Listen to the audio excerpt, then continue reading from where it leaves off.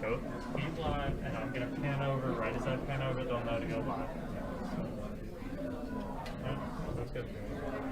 Good. Bye. I'll stand in the middle. Oh, I Forgot about it. I need it now. Right now.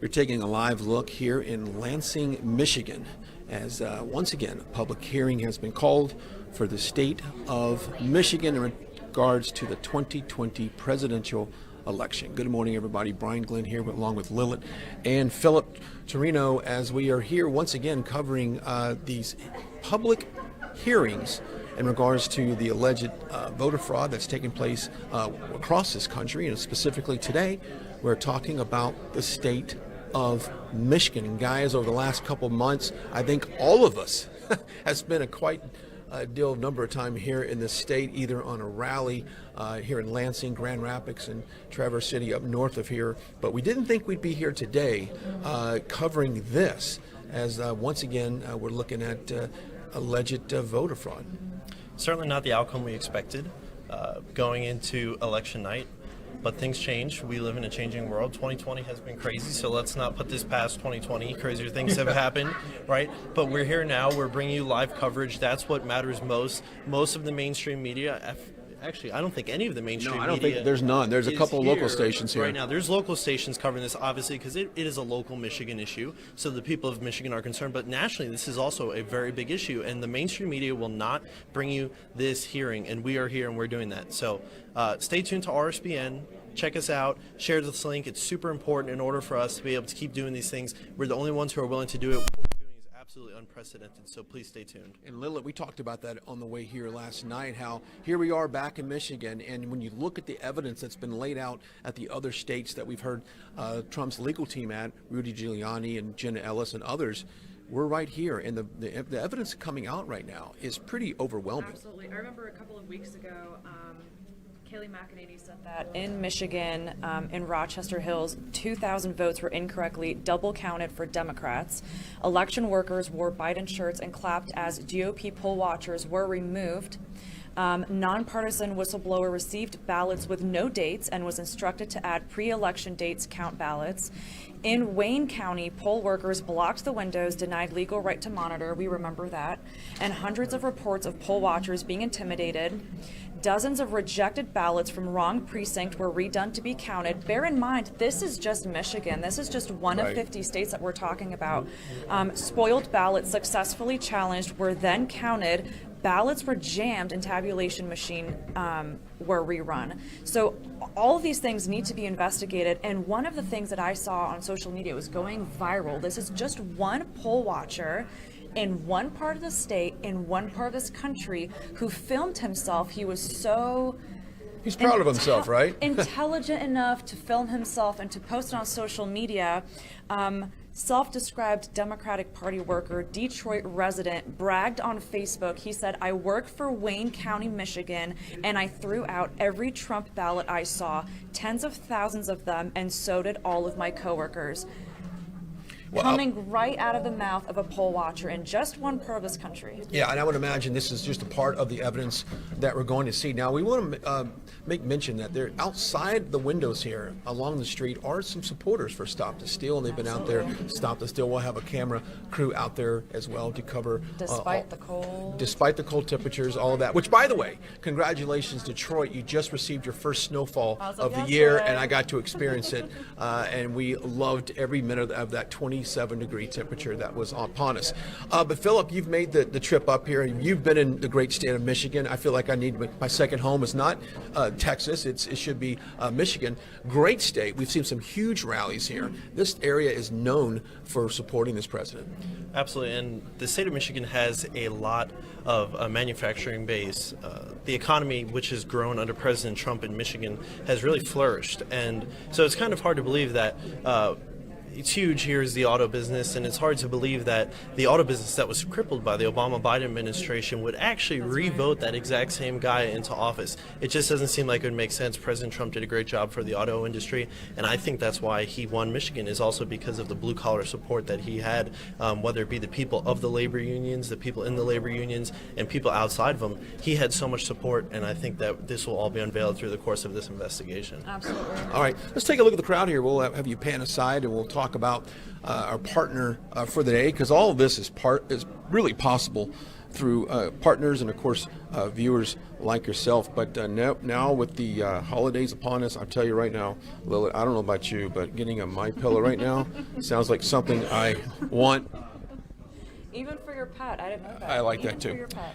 Well, to get a restful night's sleep is crucial to waking up on the right side of the bed, and with the Christmas right around the corner, now is the perfect time to check out our favorite Patriot-owned companies. Visit MyPillow.com and stock up on gifts for yourself and all your loved ones. Now, MyPillow guarantees ultimate relaxation with a wide variety of items to choose from, ranging from the plush towels, those dog beds you talked about, mattress topper, the Giza Dream Sheets, and more. Check out the complete inventory right there at mypillow.com. And one of the biggest savings going on right now, normally these go for $69.98, but with the promo code RSBN, that's RSBN, they're only $29.98 each. Of course, that's with that promo code. You got to put it in there. It's $29.98 each, and a portion of that goes straight to supporting this network. So don't forget, use RSBN at checkout and get up to 66% off your entire order. Once again,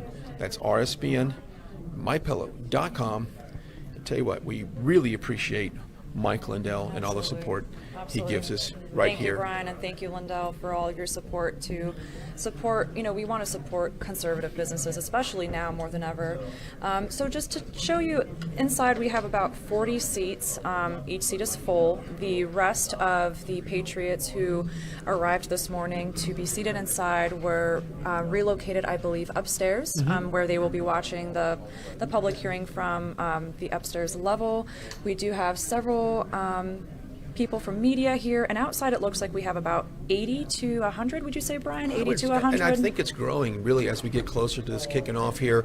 It's scheduled at 10:15 local time, but yeah, to your point, I think it is growing, and the awareness comes out. And of course, we had those Senate hearings yesterday that went, 7-8 hours long, and it grew not only in the viewers on our channel, but it also grew outside of the area as well. And one more thing to note, Brian, this is also breaking news for Michigan specifically, and we want to tell you not only why are we here physically covering these public hearings, but why Michigan specifically.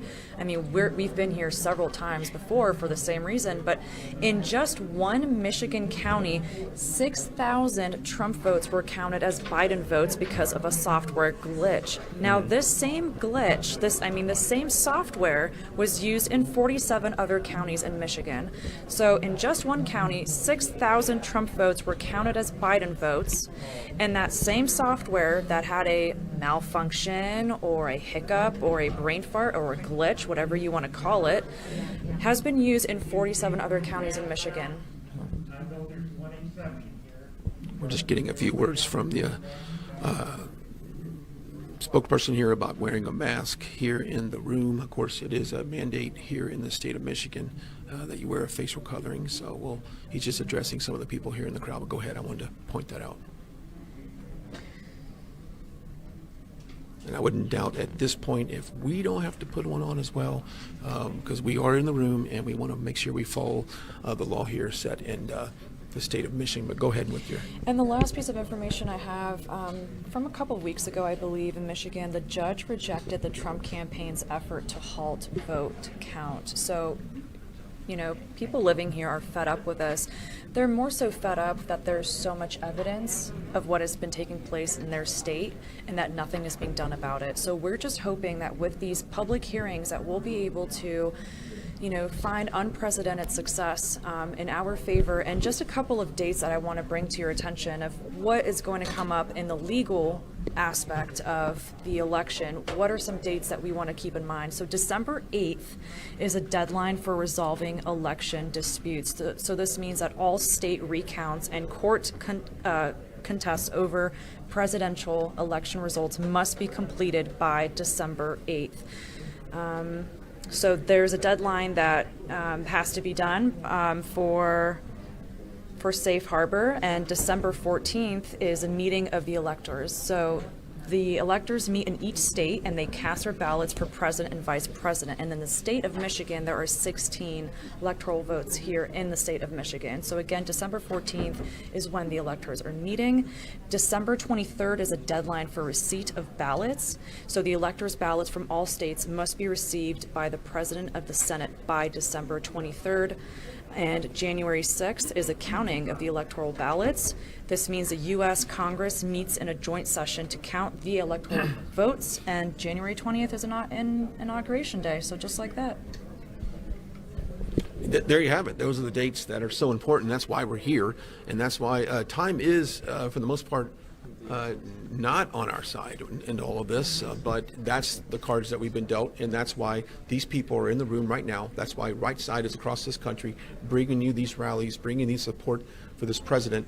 And this is a very crucial time in our country because, as we all know, the balance of the direction that this country goes is right here. This is a very crucial decision. And then what's even going on in Georgia? It is they got Senate races there. You've actually got a handful of House races that are still undecided across the country. I think there's 20-something House races across the country that's undecided. So, you know, we're in a time right now, despite what you might see on social media and the mainstream media, the election is not over.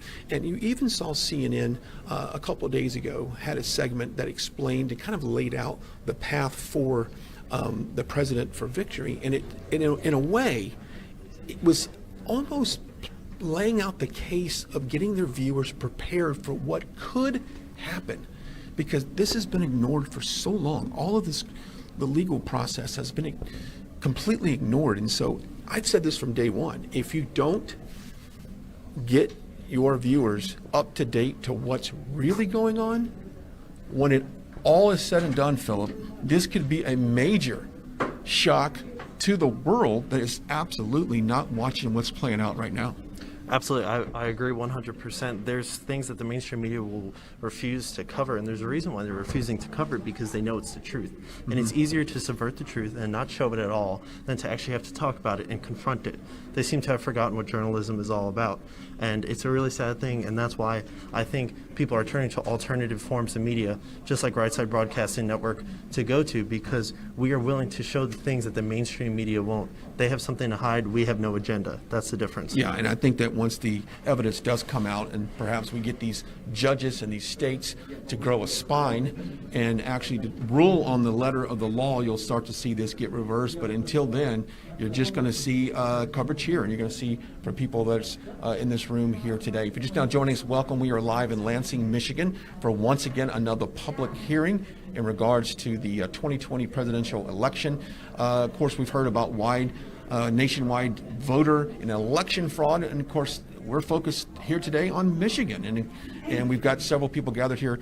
It looks like this is set to get started off about 10:15. We're about there.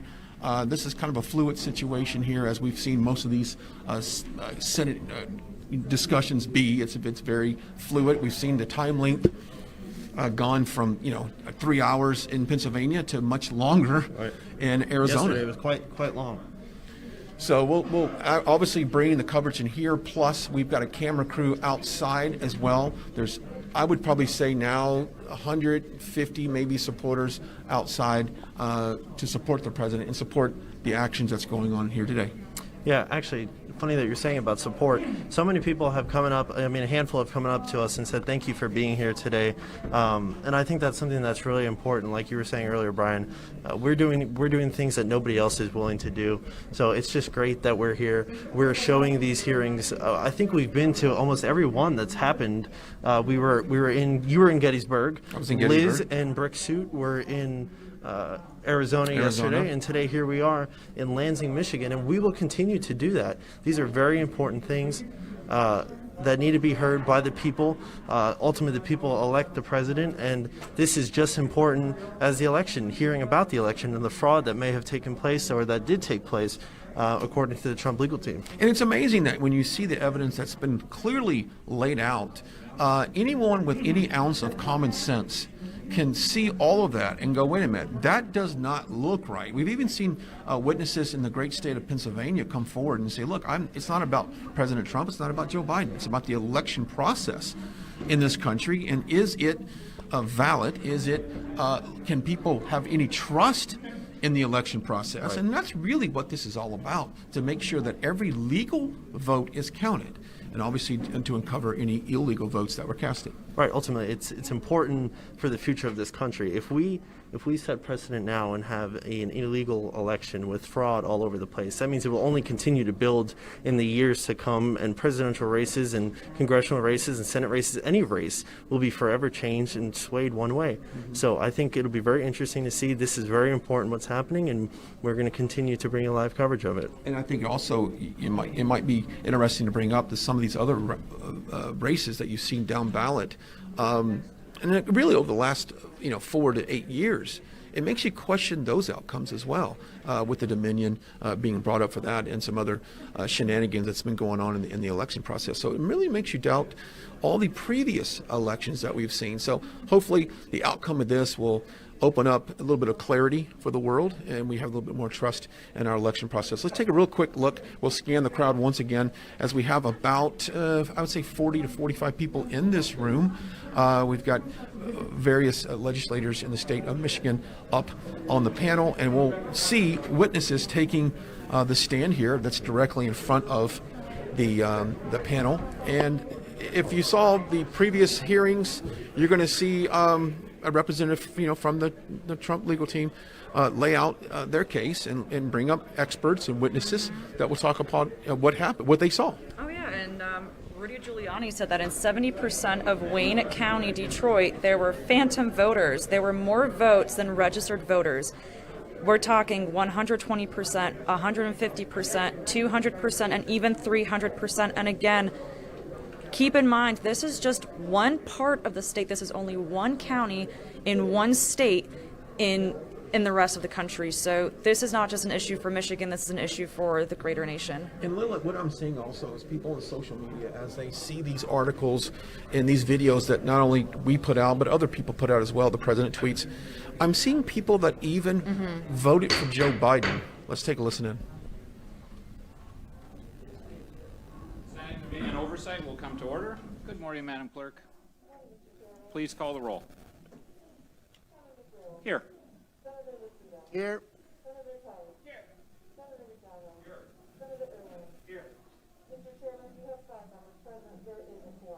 Thank you very much, Madam Clerk. Will members and guests please join me in reciting the Pledge of Allegiance? I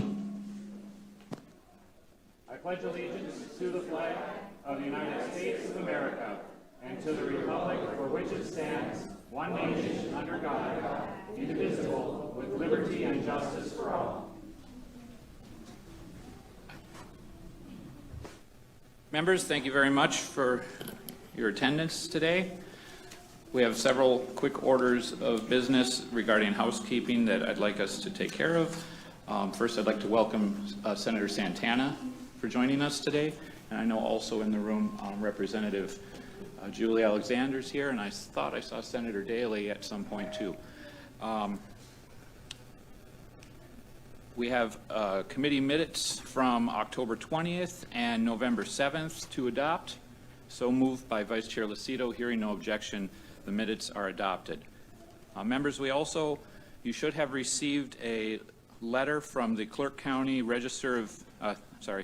the Kent County Register of Deeds and Clerk, Lisa Lyons, who testified with us before. She sent a letter to us that amends a portion of her testimony, as well as answers a question that was posed to her by Representative LaFave during our last hearing. And so I'd like to make sure that that's part of the record, and I'd certainly encourage you to read it. I thought it was very helpful in providing some additional clarifications.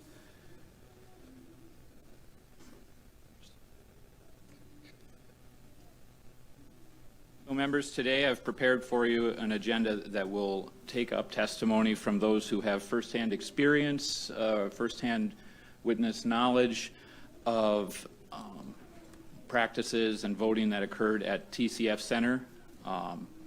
Due to the number of individuals who are interested in testifying, I've made it clear, or attempted to make it as clear as possible, that there'll be a time limit of 3 minutes, but that anybody who does not get a chance to testify today or who runs out of time is welcome to submit the remainder of their testimony in writing. Due to concerns about coronavirus, of course, the audience seating is limited. We have overflow rooms accommodated, and my staff and I will be trying to facilitate those who've turned in cards who are up next but aren't yet in the room. I certainly encourage people to submit the testimony in writing if they run out of time. But in order to get as many people through as possible, we have to use the time limit. And just to help maybe expedite a little bit of additional time, I've also made one additional invite today, and that was to former Senator Patrick Colbeck, who I had intended to invite for next week's hearing, but had some scheduling issues, and it was more practical for him to come today, and he graciously agreed to do that. And so Patrick will be receiving a bit more significant amount of time due to that. And so next week, the intention is to also have some invited folks to testify, people who've turned in affidavits and other things who have extensive experience and knowledge to share with us in some groups. So we have a rather busy agenda as we continue to look into the situations that surrounded the most recent election.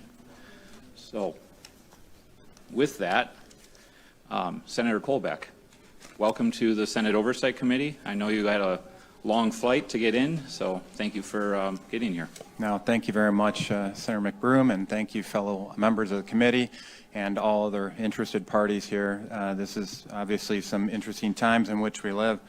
I appreciate the opportunity to address this body. I know there's a lot of discussion around what happened in the 2020 election. Hope to provide a lot of information around that today. And keep in mind, what I'm going to be talking about today is just the tip of the iceberg due to time constraints, but a lot of people are here to provide testimony. And even right now, I see signs that say, show us the evidence. Please understand there is plenty of evidence. The toughest part on this whole thing is sorting it out and triaging it and identify what is most pertinent to the discussions of the day. And today I'm going to focus in on one particular body of evidence. The rest of the folks can chime in on the rest of them. And as you pointed out, I was present at the Detroit AV Counting Board. I was there as a poll challenger, certified through the Election Integrity Fund, which is an organization I helped start quite a while ago in anticipation for concerns around this upcoming election. And in addition to that, which is pertinent to my testimony today, I'm also a certified Microsoft Small Business Specialist. I work in cabling design for the International Space Station. I worked on with the Department of Defense as a contractor on advanced simulation systems for the military, wargaming systems, so pretty comfortable in the software area. There's been a huge narrative around this whole election that says, number one, it started off saying that there is no voter fraud. Then the narrative changed in the media to there is no widespread voter fraud. Then it changed into there is no widespread voter fraud that could impact the results of the election. Well, what I hope to provide you today is just a snippet of information that indicates no, it was rampant. It doesn't have to be rampant to be significant. If we had voter fraud in just one out of our 83 counties, if that county is Wayne County, you got an issue, because over 800,000 votes were cast in that county, and that's much more than the margin of difference we're talking about in the election for the president. So, key questions. Now, obviously, I've been in the position where you guys are at right now, so my first thing is I'm trying to figure out what question I should be asking when I'm hearing all this testimony. So, if I were in your shoes, I'd be asking, first and foremost, what's the chain of custody for the election artifacts that we're talking about? Has it been broken? Number two, is there evidence of election fraud? Number three, was there evidence that election statutes were violated? And you can have election fraud and not violate a statute if we don't have that hole covered in statute right now. Was there evidence of any third party or external manipulation of our election data? And how do you respond, and this is very important, and we'll talk about this at the end, how do you respond if the answer to any of these questions is yes? All right, so key concept, chain of custody. And I simplify this to just 4 key links in that chain of custody. Qualified voter files, number 1. Number 2 is the poll books. Number 3 is the ballots themselves. And number 4, which is where I'm going to focus my testimony today, is on the vote tally itself. How do you communicate the tabulated results upstream to all points, up to the county, out to the media, et cetera? How does that information get packaged and shipped out? And we're going to talk about what we've saw as far as concerns here. A lot of people are testifying here today are going to talk about a lot of things that happen specific to the poll books and specific to the ballots. The QVF is not something that happened on the ground here, but that's something that should be of concern as well. But let's focus in on the vote tabulation. So there's all kinds of anomalies that were identified that after the fact in the election when we actually looked at the vote tally results. And I'm not going to go into any of the details on any of this stuff in the interest of time, but as a person who was on the ground at the Detroit AV Counting Board, it's tough for me to go off and see a big picture item. If I can't actually trace the vote tallies coming out of the tabulator, I can't see where there are specific anomalies that are happening. This is something that happens after the fact. I will attest to some things that corroborate nefarious purposes towards the end of what we did when you look at this data in context of what we did observe. First thing I want to point out is one of the things that when you're looking at data that was transmitted during the election, there was something very interesting that happened. And they were transmitting, we have evidence that from the Dominion voting system, there is a transmittal of fractional vote data. Now, you guys have done a lot of votes inside the Senate, as I did when I was serving my 2 terms. I don't recall any of those vote tallies up on the board having a decimal point. Do you guys? So that indicates right off the top that something's rotten in Denmark. So I'm going to start off just one quick example. I'm not going to belabor this. I call it the little switch, where we all acknowledge that there are some issues with votes. If it wasn't for an alert, regular old citizen by the name of Bill Bailey identifying that this doesn't make sense that Antrim County went for Joe Biden and it led to a recount, we never would have understood or found that vote flip of 6,000 votes. And what are some possible technical explanations for that? Well, we know what the official explanations were. They said that it was initially a software glitch, and then it was changed to a clerical error.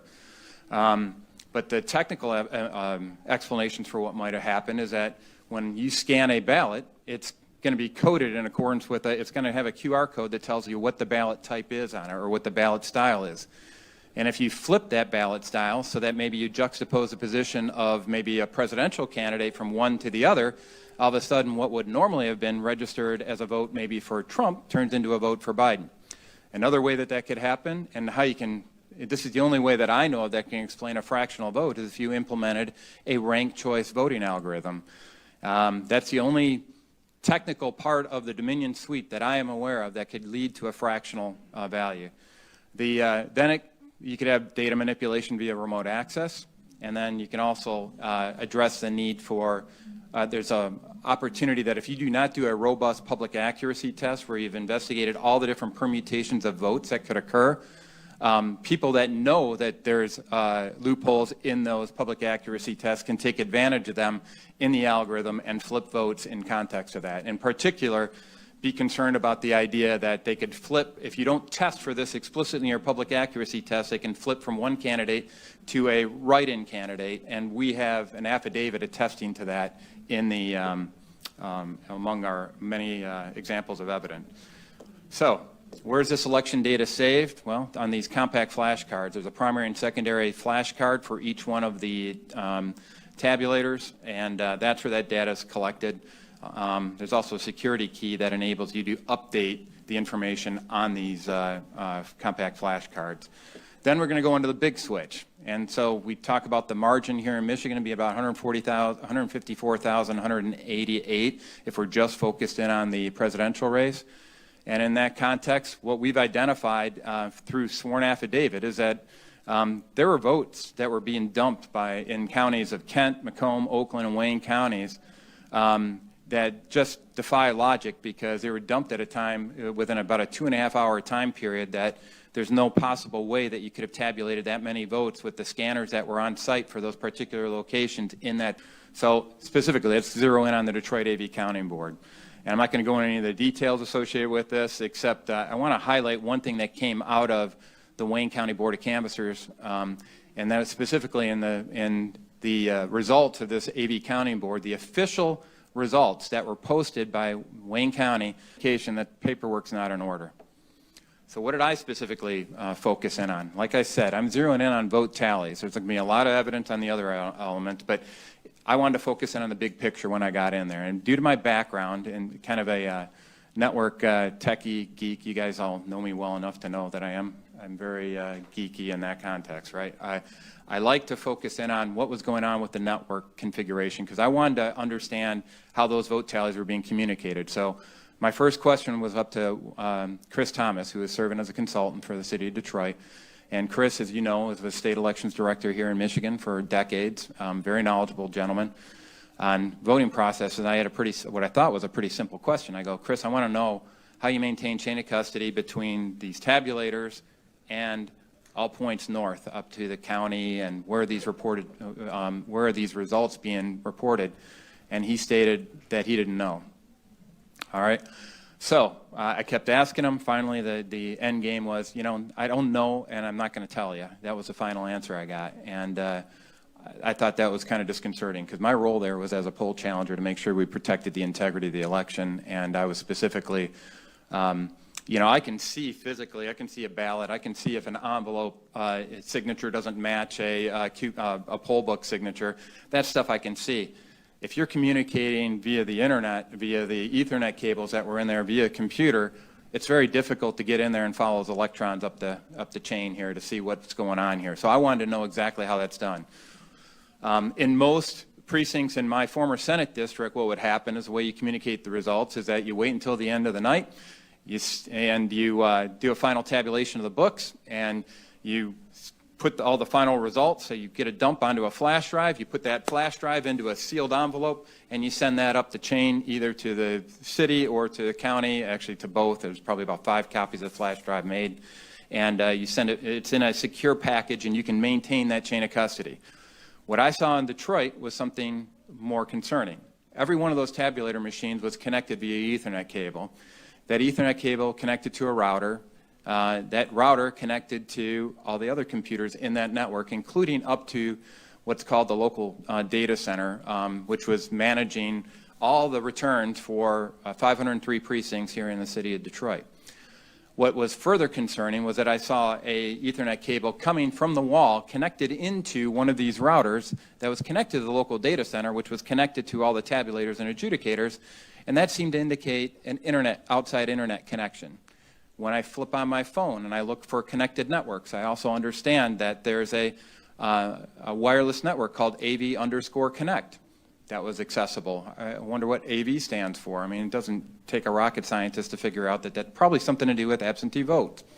So, bottom line, I was a little concerned with the physical configuration. So the stuff I could observe, here's the network topology that I put together the night that I got back after serving on the at the AV Counting Board, and what it showed to me explicitly was a connection to the internet. Furthermore, I asked all the election officials that were there, Daniel Baxter, I asked former state representative David Nathan, I said, are these connected to the internet? And they all denied internet connectivity. Yet when I went around to all the monitors on it, and you guys probably have Windows laptops with you right now, you go down to the bottom right-hand corner and look at that little, there's a little icon there talking about your network connectivity. When you roll your mouse over there, it'll pop up in Word saying connected to internet. All right, so why is that a big deal? Let's go through. First, I want to demonstrate these guys were indeed connected to a local area network, and that local area network includes a connection to the local data center. Chris Thomas has already, through other statements, validated that local data center was connected to the internet. And for anybody who's not familiar with IT, if one computer on a network is connected to the internet, all the computers are connected to the internet. Now, the folks at Dominion will say that there's an air gap because they have a firewall in between there, and they use encryption for all the communications. I'm telling you, there's folks from that attend these DEF CON conferences every single year that can hack into a system like that in a matter of seconds. So, no, there's no such thing as an air gap. And you think something like elections determine who the leader of the free world is going to be for the next 4 years might tempt somebody to go off and play games with that? And we've got evidence that that indeed happened. So further evidence of, even the contract with the state of Michigan defines that these are designed, this equipment's designed to connect to the Ethernet and also in some cases, specifically to via cell-based modems, to the internet. The Dominion Tech Support Manual says these are designed to connect via Ethernet cables. So, so why does it matter? Here's why it matters. How many of you guys had a chance to read Sidney Powell's lawsuit in the state of Michigan? It's about 75 pages. Good. Hopefully you went through that in detail. Because in there, it highlights some things that should be a concern to every single senator, every single representative, no matter what party you're a member of. And I'm telling you, all the data that I've collected here, I want to make sure it's clear that everybody understands. I've been working with Bernie Sanders supporters. I've been working with registered Democrats. I've been working with libertarians, independents, and Republicans of all stripes. The stuff that we're talking about here should not be just a concern for Republicans. This should be a concern for everybody who calls themselves an American. So in this context, I want to highlight the detailed evidence on this. Go read the affidavits that are put into that Sidney Powell lawsuit. I'm not going to go through in detail here. Bottom line is, if it's connected to the internet, you open the door to nefarious actors outside of this country. And that should be a concern to everybody. Furthermore, we discovered that the National Institute of Standards and Technology left a proverbial key under the mat, essentially provided a map for anybody. By the way, first, before I get into that, we found admin passwords for the Dominion voting system, and the testimony attests to that, available up on the dark web. People could get access to it.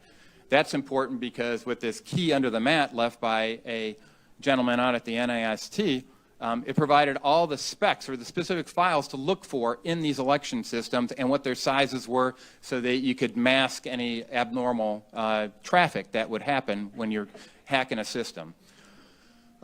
So is there any corroboration to what could happen with somebody accessing this via the internet and what we observed out at the polls? Yes. We've got affidavits talking about computer or network anomalies that happened at these, including one error message that says, warning, this computer is being hacked. So, guys, this is really happened. It happened at the poll books for that. There's adjudicator, or I think it was the adjudicator stations that had the computers down for about a half an hour inside of Detroit due to a network-related issue. Furthermore,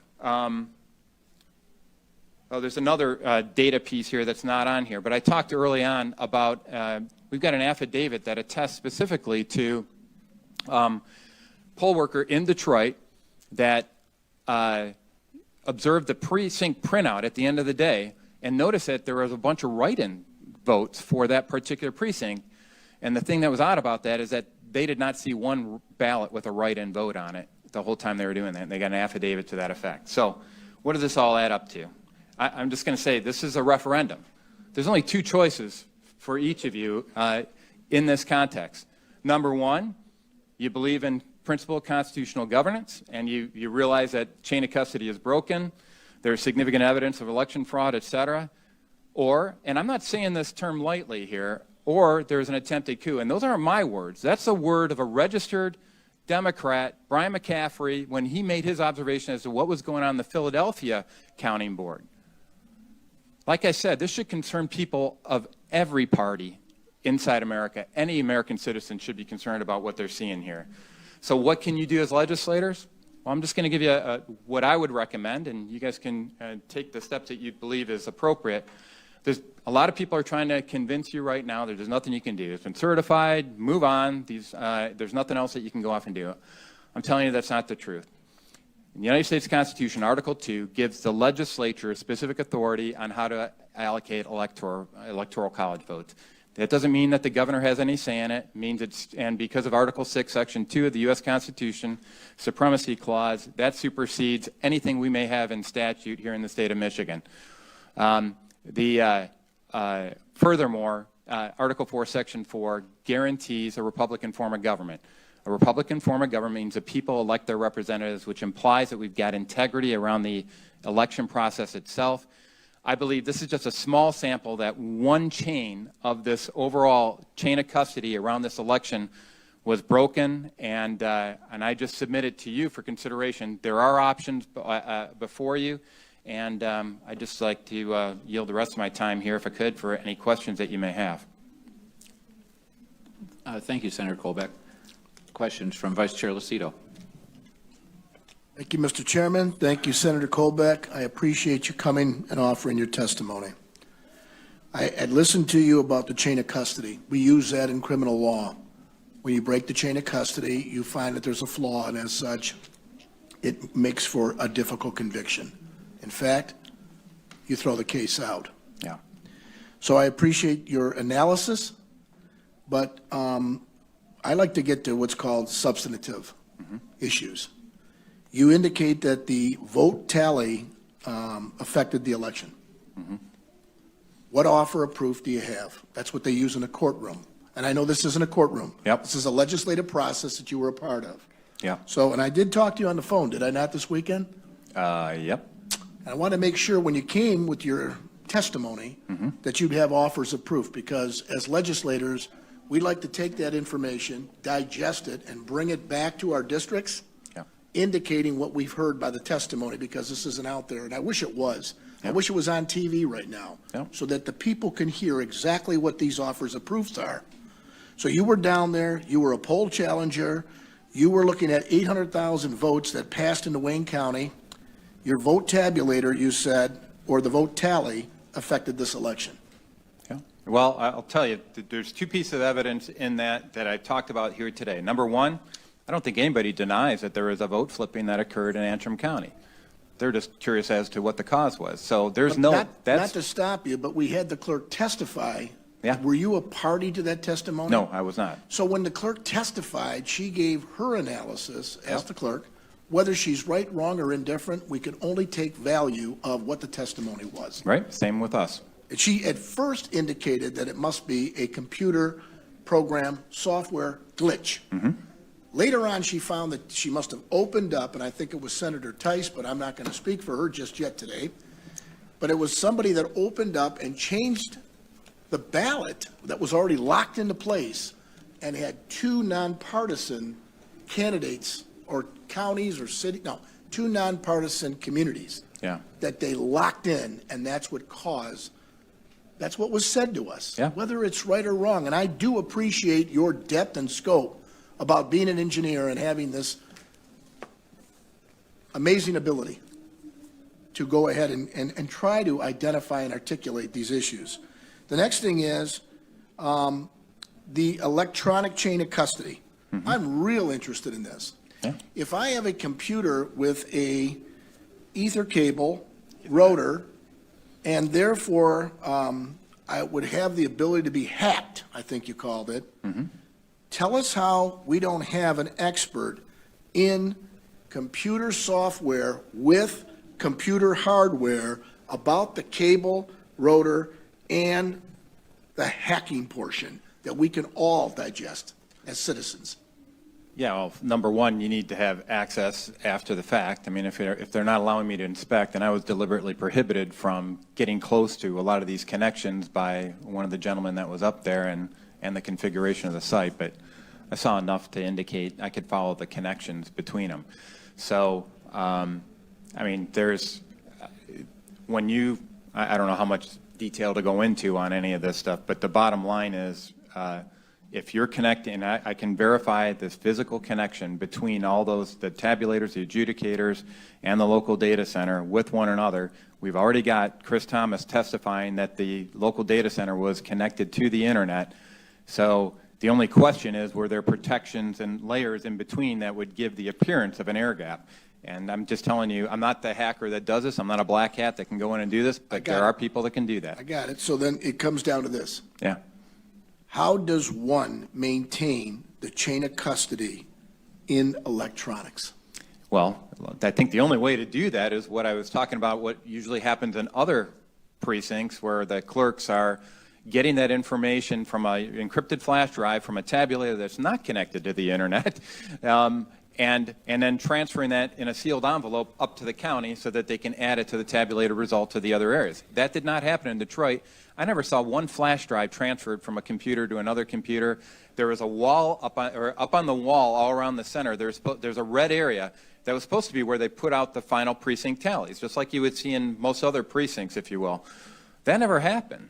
They had all the zero printouts from all the tabulators, which is good, so they had them printed up for the beginning of the counting day, but they never had the final tally printed up there at all. So I would be very curious, and this is an area that I think, frankly, the burden of proof is on the Secretary of State and the Board of Canvassers, which is, how do you verify that you maintain the chain of custody? Because I'd be very interested in their answer on that. The data transmission, and Mr. Chairman, going to Senator Colbeck's point, we are all elected. We all put a vote up on the board, and I've never seen a fraction, so thank you for sharing that, because we don't have fraction votes. We have one vote for our district. Yeah, I was joking that sometimes you don't feel like your vote means as much as some other people's votes, but it's kind of, The data transmission, though, of the fractional vote, has anybody ever questioned the software company and asked them, is that a possibility? To the best of my knowledge, no, but it's undeniable that that's something that they use it for. I guess if I was to ask, I think they're using this software in 29 states. Is that correct? It depends on where you look. I've seen anywhere from 28 to 30. Yeah. Okay. So we're right in the ballpark, just maybe a wrong base. But at the end of the day, has anybody asked the software company, including maybe the Attorney General of this state, could you explain how this fraction tallied, how it was possible that a fraction could even be thought about? To the best of my knowledge, no, but I do know that the state of Texas refused to procure Dominion voting systems because of security vulnerabilities. Thank you very much for your testimony, and it's great to see you, Pat. Right, Thank you, thanks. Mr. Chairman. Thank you, Vice Chair Lucido. Senator Tice. Thank you very much. Thank you all for being here, and thank you, Senator Colbeck, for all your work. I know you've been almost nonstop on this, so thank you. First off, can we get your presentation? He's got it. Great. And then secondarily, we were speaking about Antrim County, and this is something that I've focused on quite a bit. So the issues that happened for her happened once she finalized the election and then realized there were candidates that needed to get added onto it. So she locked it, and then she unlocked it, changed it, and relocked it again. All over the state, there were courts that ordered things on ballots after that deadline. And so I'm wondering, has anybody that you're aware of done the analysis in those communities to figure out whether or not those are accurate representations of what we would expect out of those communities? I don't believe it's been done, and this is why it's so concerning. If it was literally, if it wasn't for Bill Bailey saying something's wrong here, there never would have been a recount. We never would have identified this software glitch / clerical error / whatever you want to call it. So no, I anticipate that this is across the spectrum. And when you look at what actually changed in there, to testimony we were looking at earlier, this is affecting down ballot. I mean, I know we're all focused in on presidential race here, but man, I'm concerned all across the state for down ballot issues too. To your point, it was way down ballot that she was making the changes. Yeah. It was at a township, no, it was at a village School board, level, yeah. and then millage level. So you were at the lowest partisan, and then below that is what where the changes were being amended, and it affected all the way up to the top of the ballot. So I find that disconcerting, and I'm wondering if anybody's done the analysis on the other counties where changes were made last minute. And gets into a whole topic of reform down the road, but I'll tell you one of the biggest challenges to this whole thing, why there's delay in some of this information coming out, is we've literally had an army of volunteers trying to get the precinct by precinct results just for the presidential election. Then we're working our way down to U.S. Senate, to congressional races.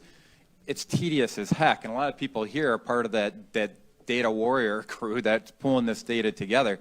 But there's no reason we shouldn't have precinct by precinct roll-ups at the state level available for data mining analysis like you're suggesting.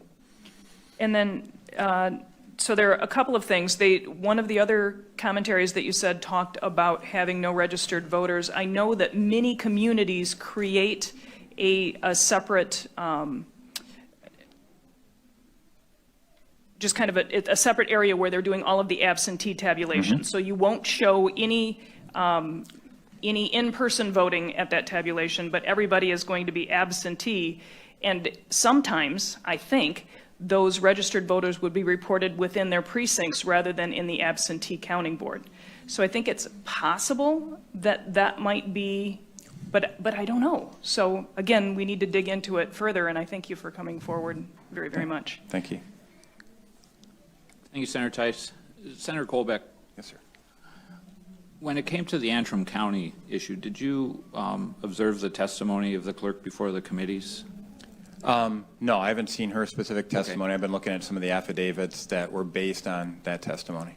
So, you know, I asked this question at that time regarding how such an anomaly may have been observed in a precinct, a county, where the weirdness of the result would not be as readily observable as it was obvious in Antrim County.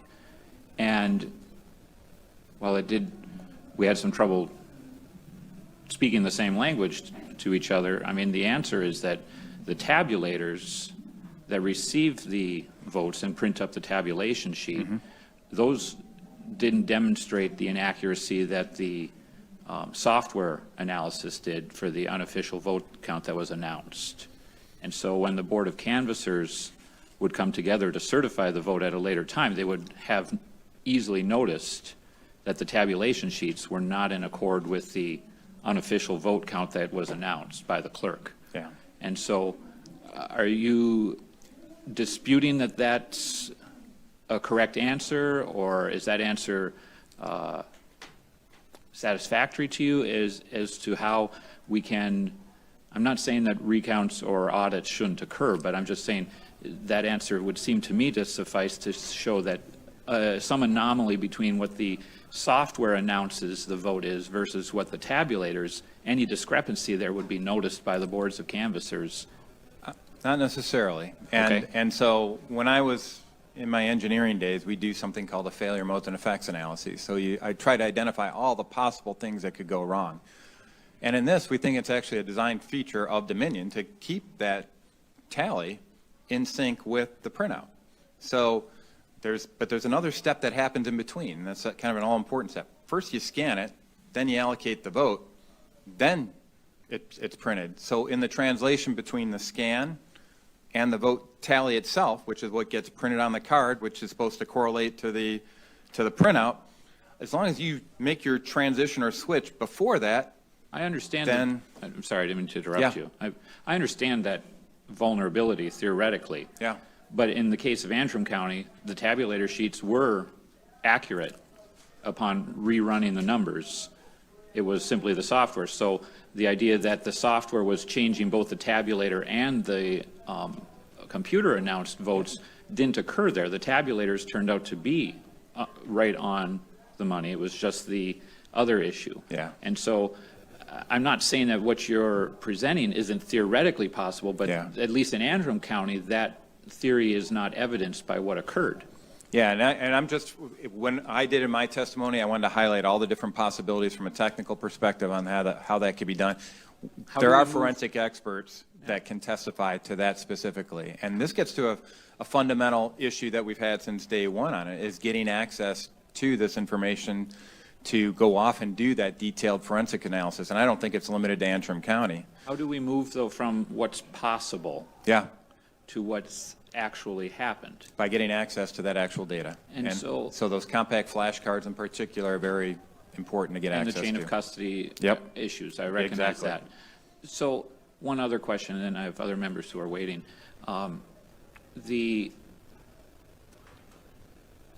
These possibilities, these possible vulnerabilities that you detailed seem to me to be undercut in Michigan, and I don't know other states, but at least undercut in Michigan by the fact that we maintain the paper ballots. And so the opportunity to recount and the fact that every election cycle there are random audits done that have continued to validate that the software has been accurate would seem to undercut this possibility it's happening or being something somebody would attempt to do in Michigan. It gets into a very complex discussion because now it's conceivable you can go back in and prepare whatever ballot tally you want in physical ballot form to match the numbers that you want to have in the physical in the final vote tally.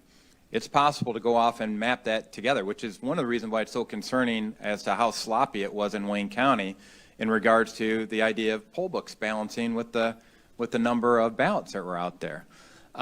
So I just want to highlight that I've focused in on vote tallies as part of the key issue on it, but where you're going starts taking us upstream as well into the ballots themselves, because you're looking and saying, hey, these are what the ballots said, there's no discrepancy associated with it.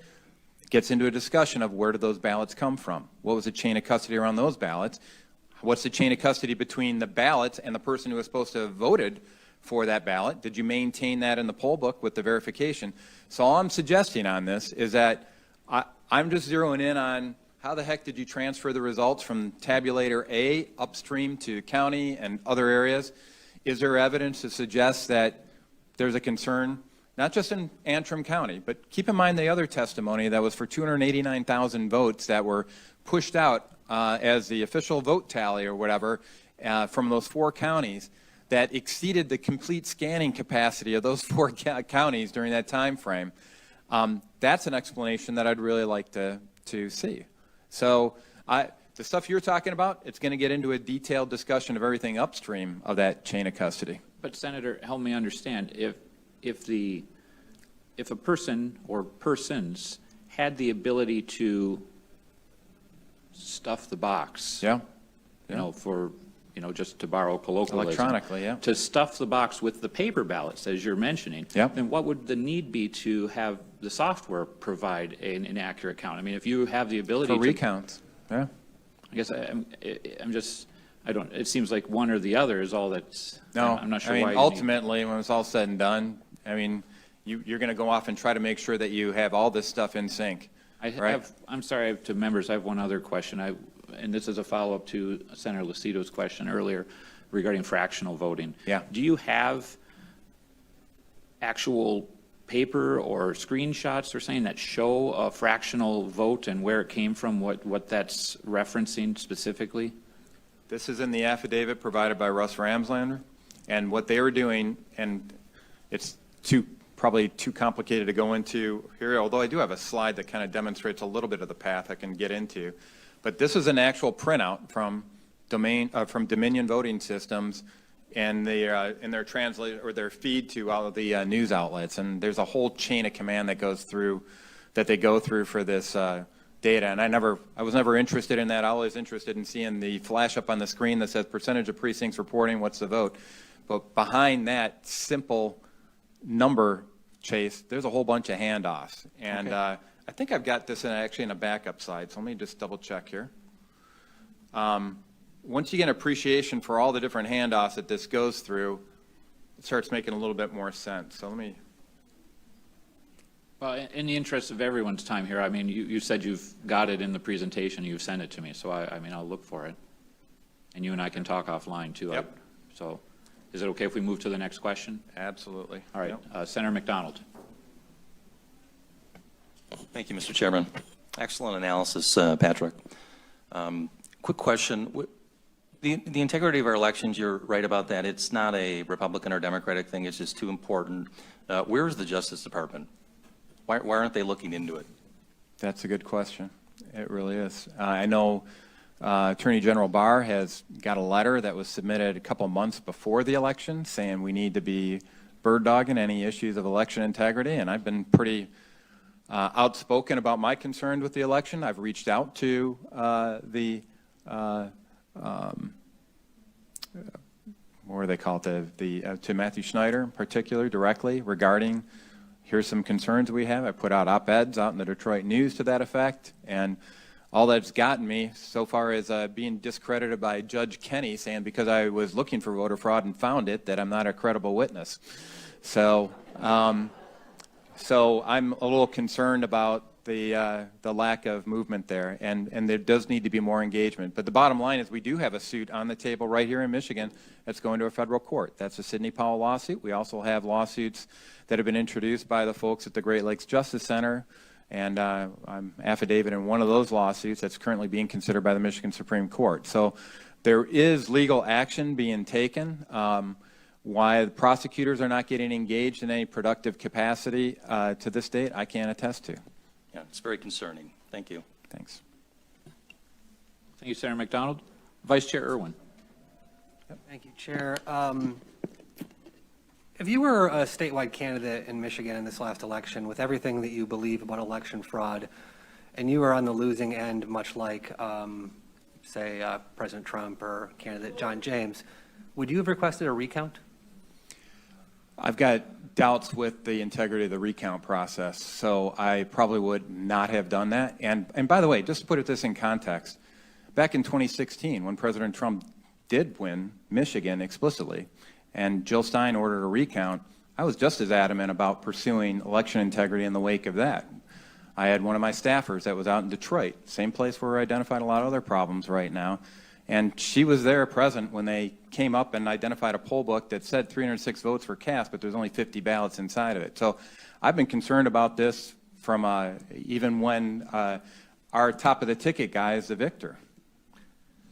So you would not seek a recount, even though you believe there is fraud. You would seek remedy through the courts to just throw out votes and tally what was left? Is that your approach? What I believe should be done, which was not done by the State Board of Canvassers and Wayne County Board of Canvassers, is a detailed forensic audit, because that's what a canvass is. It's an internal audit, essentially, is what it comes down to. And I wanted them to perform, and I still would like a performance of a detailed forensic audit. And as we identified, I mean, we talk about Antrim County. This isn't just a Wayne County issue.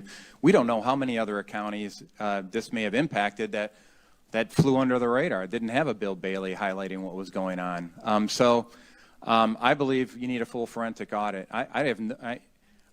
The key question is they haven't demonstrated chain of custody on any of the key election data. So, yeah, I'm concerned. You can't just go off and fix it with a recount of the ballot. That's downstream. If you've already got this whole chain of custody broken at the qualified voter file level and at the poll book level, what good's a recount going to do?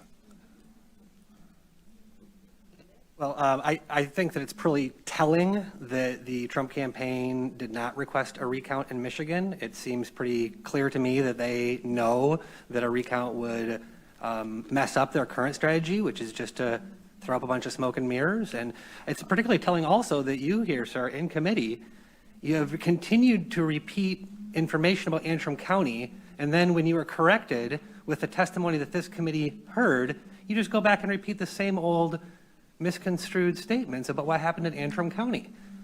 So forgive me if it's difficult after reading these lawsuits and listening to your testimony to understand even what you're talking about.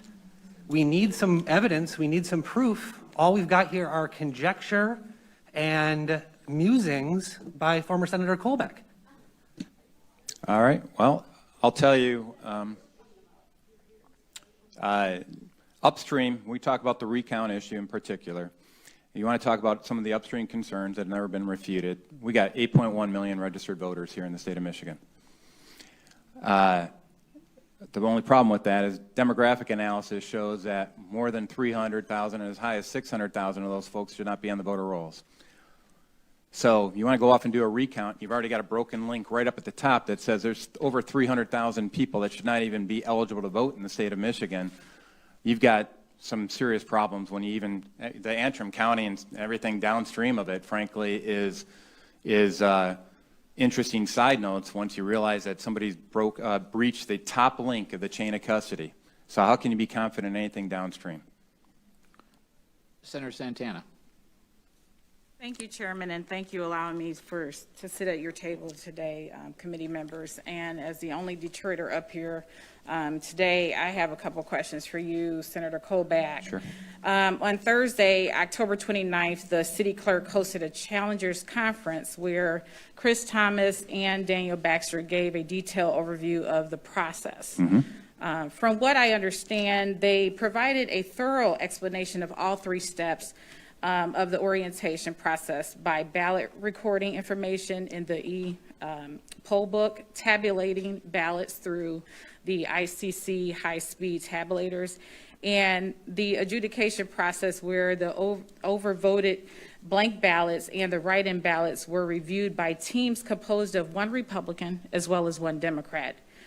Did anyone attend the conference? To the best of my knowledge, we've been asking for when that would actually occur, and there's a gentleman here, he might be here, Phil O'Halloran. Phil, are you here? Phil can talk to that because we're specifically making repeated requests for information related to events like that, and I'll let Phil fill in the blanks associated with that, but I was very concerned. I can tell you, if I was notified about that meeting, I would have been there. Well, it seems like, these things would have been addressed at that meeting, and that meeting was open to everyone. So it seems that, maybe your committee should have had some more communication with the city, but the city also provided that information as well. Yeah, like I said, we'll let Phil testify, but believe me, there were attempts to do that, and I can tell you COVID was used as an excuse to push off meetings, to push off attendance at different things. There's a whole sequence of emails that I was working with folks to try to identify specifically when things like that would happen. We're concerned about the use of a Reliant scanning system to verify ballot signatures, for example. So the Reliant system, when you want to go off, and the clerk's office will validate that the voter signature on the ballot envelope matches the one that we have in the qualified voter file. And if it doesn't, then they're not a qualified voter, right? So you can't go off and count their ballot. We wanted to know what was going on with that Reliant system. How was it being calibrated? Because if you calibrate that at a very permissive level, if you will, you're not going to filter out any bad signatures. And we also know that Reliant voting system is based on 8-point signature technology that was over 2 decades old. So it's not the latest and greatest you'll see with banking systems that are used today. So believe me, we're trying to get access to that type of information for quite a while before the election. Mayor Chair, I'm glad you brought that up because I actually ran into a constituent at Marshall's as I was shopping, and her mother had an issue with the signature, and so her ballot, she got that information back to her home. So she had, because the signatures did not match up. Yeah. And the clerk's office did resubmit to her a new, that one obviously was spoiled, but they did submit to her a new ballot for her to be able to fill out. So the integrity that the clerk is providing, in my opinion, is very concise, and it is a integral system. So they did look at that signature to see that it was not matching up with her mother's signature. So I don't think that your argument is valid. Wow. And if you don't have factual information to prove that, then it seems like this is speculative in nature. Okay. Thank you, Senator Santana. Senator Colbeck, I really appreciate all the time you put into the presentation and for your efforts at voter integrity and stuff. And so appreciate you being here today and submitting this to me, as well as some other information that I'll be making available to the group on process flow for Election Day. Any other members have a question? No? Yes? Sorry, it's not a question, just a point of clarification. The interim county clerk said that they pulled their numbers off the tapes. They didn't do an actual physical recount of the ballots. Thank you, Senator. Appreciate that correction. Yeah. Okay. Thank you, Senator Colbeck. Thank you very much, committee members. Appreciate it. Okay. So now to those who have come here to testify, I have received your cards. If you are not familiar with the process and you want to testify, please find a a yellow card such as these and fill that out and turn that into one of the staff who's here today. I will be running a timer, and you'll hear an alarm go off when your 3 minutes are up. I will also give you a 1 minute or a 30-second warning. And so I just want to get through as many folks as we can. And if you don't have the time today, as I've mentioned before, we welcome your conclusions and such in writing. It's great if you can submit the whole testimony in writing. If you don't have firsthand knowledge, if you weren't there, we still will accept written testimony, but I ask that you not take the time away from those who do have firsthand knowledge at the microphone today, and I'll rule you out of order and ask that you vacate the space for someone else if that turns out to be the case. Vice Chair Lucido?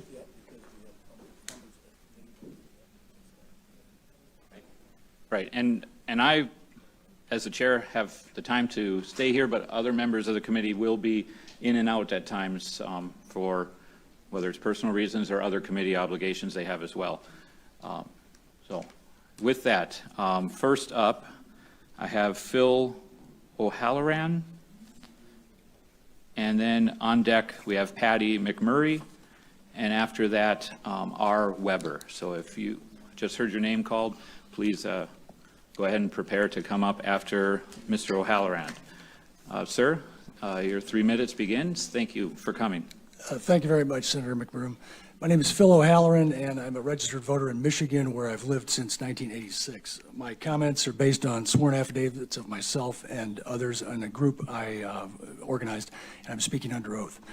I've been a GOP challenger on many occasions dating back to the mid-1990s. I was at the TCF Center on the general election 2018 and also the August 2020 primary. I saw that ballot security was a serious problem, and chain of custody of the ballots arriving at the TCF Center was virtually non-existent. So in October, I organized a group of volunteers to observe ballot movements from the Department of Elections on West Grand Boulevard to the TCF Center. The following are some of the things our group discovered. While ballots are generally transported by two people, on more than one occasion there was just a single transporter. At the departure point, which was the Department of Elections, the loading of the vehicles was rarely, if ever, supervised by election officials. We saw no transfer paperwork, no people with clipboards logging the departure and arrival times, no logging of the type or number of ballots on departure, or any logging of the type or number of ballots on arrival at the TCF Center. In the Challenger Conference the week before, which someone had earlier mentioned, Director of Elections George Jesus admitted that they do not transport ballots with a chain of custody. Also, I should point out that Challenger Conference was, the only reason I knew about it was I had met with George Jesus before and he invited me. Other people, other activists for the GOP did not know anything about it that I knew of. One man was even photographed carrying 100 blank ballots under his arm in the alley behind the Department of Elections. The ballots were in no container whatsoever, which is required by law. The man said he had been doing this all week long. The ballot transporters are mostly temporary employees hired for the election, and when I asked election officials if the transporters underwent background checks, we were told at the conference that the workers underwent a human resources process, but they would not confirm that any background checks occurred. And these are transporters who often carry thousands of ballots. The transporters frequently arrived at the TCF in an assortment of cars and vans, many with out-of-state plates, and they did not appear to be rentals. On the afternoon of November 4th, I observed a Penske truck that was parked outside the Department of Elections that appeared to be guarded by two men in a city of Detroit pickup parked behind it. They told me that the truck was empty, but when we returned about 4 hours later after dark around 9:30, the two men were still behind behind the Penske truck. Later at around 10 p.m., after being barred entry to the TCF Center, I returned and saw the truck leaving the DOE and followed it to the TCF Center, where it disappeared inside the rear service entrance. I then encountered a SWAT team blocking my entrance to the county board, and informed the sergeant that if the truck I described was delivering ballots to be counted this late after the close of polls, 26 hours later, that it would be a crime. He said he would not search the truck that night, but would report the incident to DPD. I do not know the result of that investigation or if one took place. I conclude that the lack of a chain of custody and the transport of thousands of absent voter ballots over several days is a serious threat to election integrity and it makes it impossible to guarantee the results of the election. Thank you very much, sir. Any questions? No, thank you. Oh, yes, Vice Chair Lucido? Yeah. The only question I have is, can we get a copy of, the full copy of your testimony? in written form? Thank you. And Mr. Chairman, Yes, Vice Chair Lucido. did we get, Mr. O'Halloran, the name, address, and phone number of that transporter who you indicated he's been there doing this all week long? Do you have that name, address, and phone number so we can contact him? It was more than one, it was many, many people. The We one have that all you, that information, the yes. one that's in your testimony, you said the one that you stopped, the name of the individual is what I'm looking for. Is it incorporated in your testimony that you've written out for us? Not right here. We have that available, though. Yes. Okay. So I can't contact him, is that what you're saying? You can't, well, you're talking about the person who was carrying the ballots or the person who saw them? The carrying man ballots? that you said all week long he's been carrying ballots like that. Yeah, the name at the time was given to the lawyer that we contacted. As soon as this occurred, we contacted a lawyer. What lawyer was that? I'm sorry, Mr. Chairman, for digging deep, Please. but these are individuals that are testifying under affidavit that I need to know the name of the lawyer. Yeah, I believe that it was Michael, or it was Mr. Sean Flynn. John Flynn?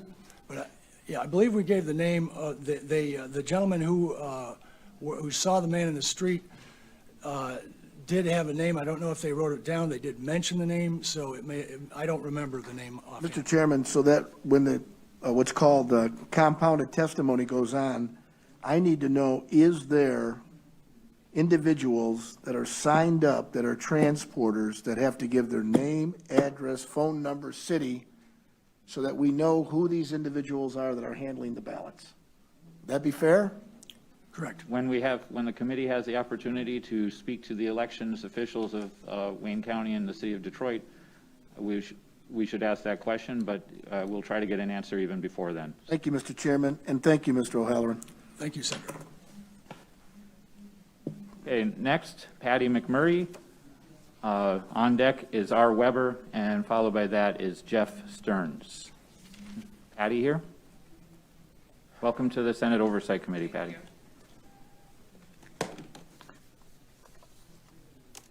You have 3 minutes. Okay, I wanted to start by showing you, this is a book. I actually printed these affidavits last night. These are affidavits from Republican poll watchers or poll challengers that witnessed incredible events at the TCF Center. Mostly they're all from the TCF Center. So I want to thank you for having me. I've been a poll challenger for 9 years. So I wasn't new to poll challenging when I worked at the TCF Center. I originally applied to be a worker as an election inspector for the Wayne County elections. And the night before I was supposed to work there, I was told, I received an email saying basically that I was an alternate, that I would end up in an overflow room. So I opted to be a poll challenger. When I got there, I began working on the duplicate ballot process, where one poll worker would hold the ballot that they needed to duplicate, and the other would have a blank ballot, and they would duplicate it. And then there was a witness that would stand behind them. And I knew the procedure at every table because, like I said, I had been trained to be an election worker, so I knew what was going on. We were never told that the person that was inspecting the ballot, their job was to stand in front of the Republican poll challenger, but consistently, that's what we saw. Whenever we would try to watch the process, the person that was inspecting the ballot would stand in front of us, and if we tried to move to the side, one of the agitators that were at the TCF Center, and there were lots of agitators that were there working on behalf, in my opinion, of the Democrat Party. They would challenge us and tell us to stand back, that we were too close, that we were going to kill people with COVID. So that's what we encountered, and we were not allowed to get up close to the ballots. It just was prohibited, wasn't allowed. At one point, when the military ballots came in, we were told to take a break, that it was a good time to take a break. I'd been there for 6 hours. I worked for a total of 13 hours that day, and the only time I sat down because Republican poll workers had to go upstairs to another room to get lunch or to sit on a chair. Democrats and the agitators all had a corner where food was brought into them. They were served food. They didn't have to leave. When it was time to go to lunch, we had to leave because we didn't have food provided. We had to go to another room. When we got back, the doors were locked. I was able to get back into the room, but I witnessed pizza boxes being placed over the windows so that the poll challengers couldn't see in. And those were being placed over the windows by election workers and by the agitators that were down there. Jocelyn Benson was on the radio with Frank Beckman, where she talked about the poll challengers outside that were locked out, and she told him that the police had to cover the windows. There were no police that were even anywhere near where the windows were being covered because the windows were being broken by the poll challengers. I don't know why she felt it necessary to completely make up a story about what happened. She wasn't there. She didn't see it.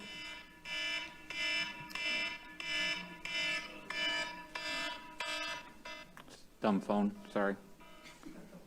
I real briefly just wanted to mention about the military ballots. When it was time to count the military ballots. I need you to wrap up. Pardon? I'll give you 15 more seconds Okay. to wrap up. Not one of the military ballots was a registered voter.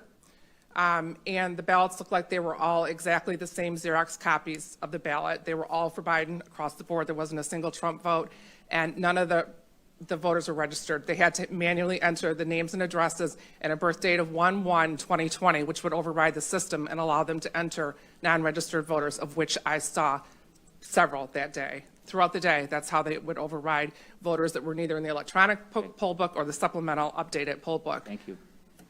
Any members have a question? Were those being cast then as provisional ballots, or were they actually No. being tabulated? No, and when we would try to challenge them, they would tell us no. Thank you very much.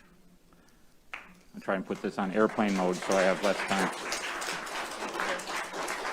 Next, we have R. Weber, followed by Jeff Stearns, and then I believe it's Colin Sitch or Glitch, I'm not sure, somebody from Rochester Hills from the Integrity Fund. So that's the third one up. Right now it's R. Weber.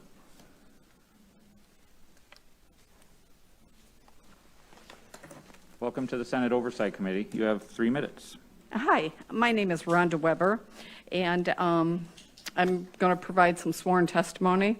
I was asked to provide surveillance at the Department of Elections on West Grand Boulevard, the day of election day. And approximately 4:45, I noticed a man working in front of the elections area with an open bin, accepting ballots as people would drop them off. Then I noticed a black SUV parked on West Grand Boulevard, and a woman with blonde hair was taking a Tupperware and dropping these off into the man's unsecured area or kind of box. And she did this 3 times. And so what I did was I took a picture of that, and I have photos of that, so if you'd like to see them. And the photos are kind of, I mean, they're very busy, West Grand Boulevard, but I have circled what you should be looking at. Then, on the day after elections, I was providing observation in the back of Department of Elections, where there's a big garage door, and I was then kind of relieved of my post by an off-duty police officer. And all of a sudden, he contacted me and said, "We have a gentleman who has ballots in his hand, placed them in the back of the car, and he's driving off." And I was right at the alley, right on 2nd at West Grand Boulevard. So I followed him. I have photos of that also.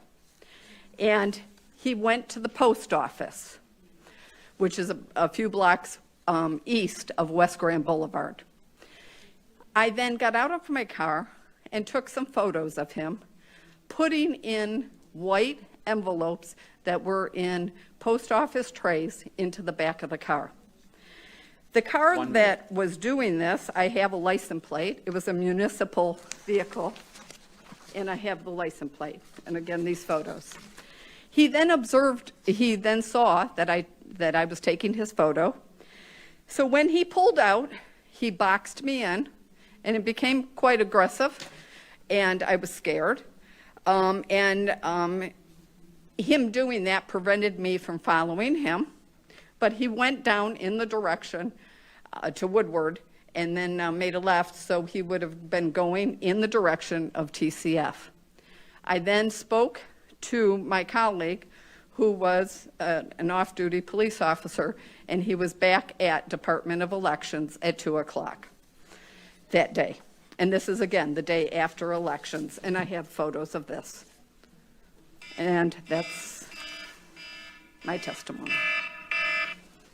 Thank you very much. Any questions?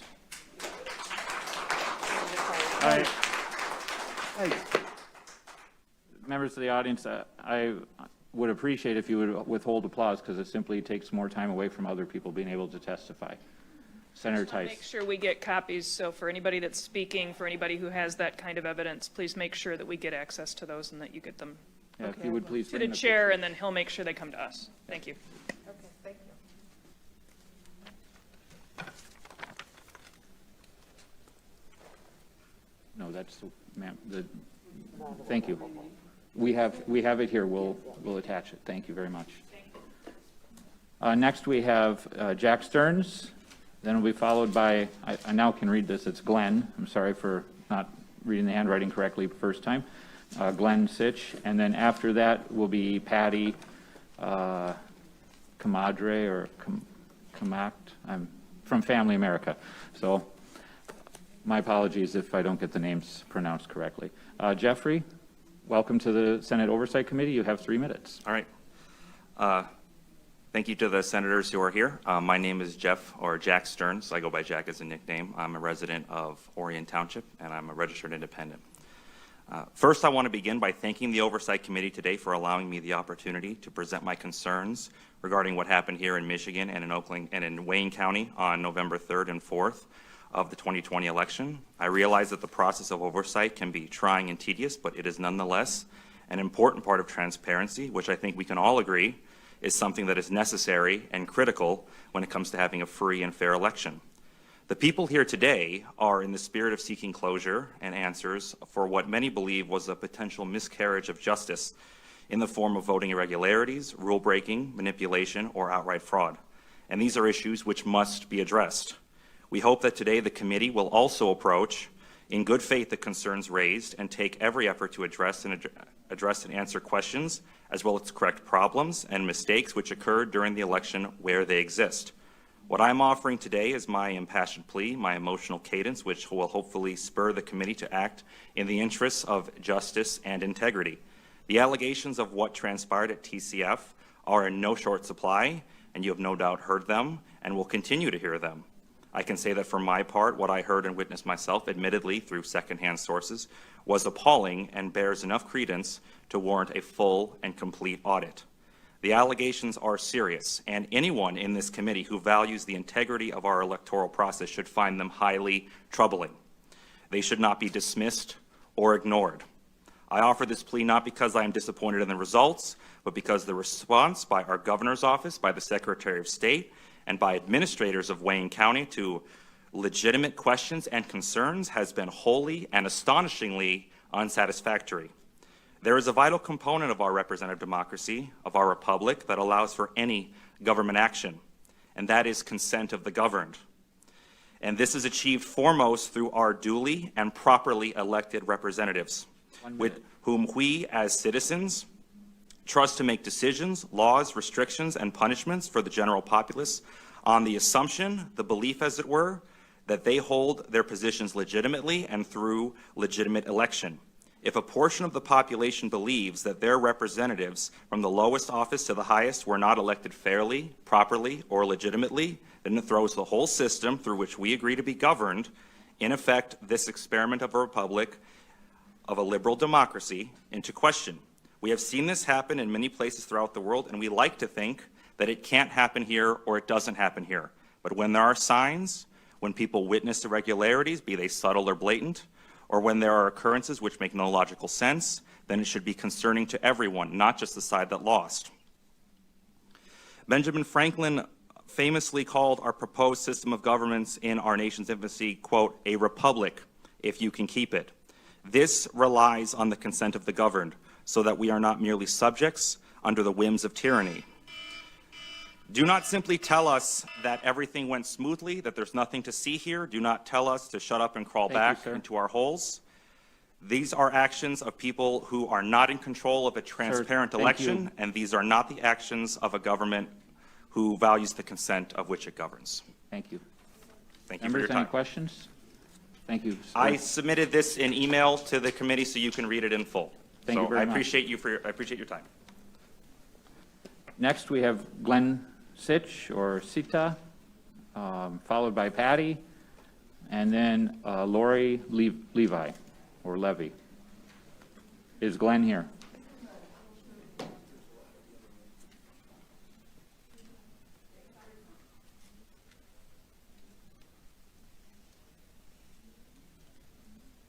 Welcome to the Senate Oversight Committee.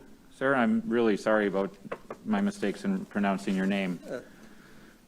It's SciTech. SciTech? Yes. Thank you. You have 3 minutes. Thank you. I worked over 40 hours over the course of 3 days down at Wayne County AV Board review. Excuse me, I'm out of breath. I just ran down the hallway to know I was next. Anyways, some of the things I want to point out is some improprieties and some obvious deficiencies. First of all, on the day of voting, became aware that we didn't have enough GOP people available for doing simple things like duplication of ballots. Excuse me again. The point I want to make is that I approached Daniel Baxter, who was the chairman for this AV Center, and asked him directly, about the number of GOP people that were there waiting for a duplication of a ballot, and none showed up. So at that point, I asked him how many GOP workers there were. He says, "Oh, we have about 10 or 12." He says, "Well, are they on the tabulators?" He says, "Oh no, we don't need them over there." I says, "They're on the adjudication tables." And 10 to 12 people didn't even man all the stations that were there, which, again, indicated to me that there was not an adequate number of Republicans opposing to validate the proper dual party evaluation of all these adjudicator tables, the regular ballot counting stations. So let me move on to, excuse me. Yeah. The other thing I noticed that at the end of the day on around 6:30, there were 5,000 ballots that needed to be duplicated sitting on a table. If you perceive the workforce, most of the tables had retired. They were on break, and they were none of them were doing anything, and a few of or maybe a quarter of the tables are finishing up precinct countings. When I went upstairs to take a break, right around 7 o'clock, they were dismissing the extra workers that they had for their staff, telling them they were no longer needed. And I came back down, and still none of those ballots had been challenged or were being duplicated. What it indicated to me was a misuse of their workforce. They had 5,000 ballots that needed to be duplicated, but they weren't bothering to process any of them while they had the people available. So, and then I ended up being there, excuse me, on Wednesday to follow up, and I actually was watching a tabulator machine. Anyway, it's important to know that I ended up in assault and battery with a worker there. I'm very sorry about why this alarm is so hard to shut off. But Right. that's the conclusion of your 3 minutes. Did you submit your testimony in writing? I did on the assault and battery charge. Would you please, we'll make sure to take note of that and attach it to your testimony. Thank you. I'll see if I have a copy. Any questions, members? Thank you very much for your time, sir. Thank you. Next, we have Patty Kamakte from Family America, followed by Lori Levy, followed by Chris Shornack. Is Patty here? That's fine. I'll wait.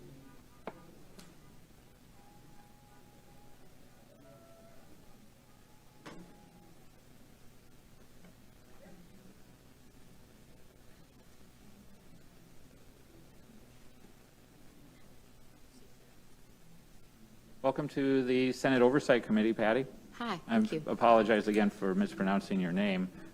You have 3 minutes. Oh, excuse me. Take your time. Well, I'll reset it. not sure exactly how I was selected to come before the committee because I was not at TCF that morning. Oh, well, if you're not, I'm sorry. Yeah, I'm My not an mistake. actual witness. I just read the I have cards. lots of opinion or things to say, but I wasn't an eyewitness. Okay. So I'd give my time to someone who was there. Thank you very much. Okay, thank you. That brings us then to Lori Levy, or Levi. Levi. She'll be followed by Chris Shornack, and after that is Kelly Esper. Good afternoon to the committee. My name is Lori Levi from Canton, Michigan. I am a registered voter, and I was at the TCF Center as a poll challenger. As you're going to hear multiple duplicate testimonies here, what I'm going to focus on is the thing that was most disturbing to me. I was under the impression that as a poll challenger, our primary responsibility is to make sure before a vote is cast that that ballot is either in the registered poll book, the computer book, or in the paper poll book, of which anytime as a challenger I tried to look at the ballot and then try to verify it, I would get 2 or 3 of the poll workers literally screaming at me to get back 6 feet. However, we did not know that that had been overturned the night before, which would have been helpful. But at no time were we able actually to physically see the ballot and then see it in the poll electronic book. The person opening the ballot would probably be sitting where Senator Theis is, and the electronic screen that we were supposed to be watching is basically to where the committee clerk is. Now, I don't know if you guys got binocular vision, but I don't. So I cannot look at a ballot over here, run down to this screen and be able to see it and verify that it is the same. I did address that with them multiple times, and they told me, sorry, I should have planned better. Plan better as to how? Needing binoculars? I mean, we as a poll challenger are supposed to verify the name, address on the ballot to the electronic poll book. And if it is not there, then it is supposed to be in a paper poll book, of which there was a significantly large poll worker. Anytime that I said that is not in the book, when she would scan it, it would not come up on the screen, then she would basically hover over this paper book, sometimes checking something, and other times we could see that they did not check it. And then they proceeded to manually enter these into the electronic poll book, where then they would come up on the screen. Many of these papers were not absentee ballot, the yellow envelope, the standard ballot. Some of them were on printed paper, some of them were in white envelopes. Some of them had multiple papers attached to them, so then they would manually enter them into the electronic book. And I wrote down as many as I could see as quickly as they were entering them, of which you have before you. Now this, in disclosure, due to my travel schedule, I did not see I was supposed to submit this in writing, so what you have before you is the same testimony that I submitted to Robert Steele. You can submit at a later time. I mean, if you don't have it now, you can write it But up. basically, it is the same thing that I submitted, and I printed you a copy. So yesterday, my husband and I attempted to verify these addresses.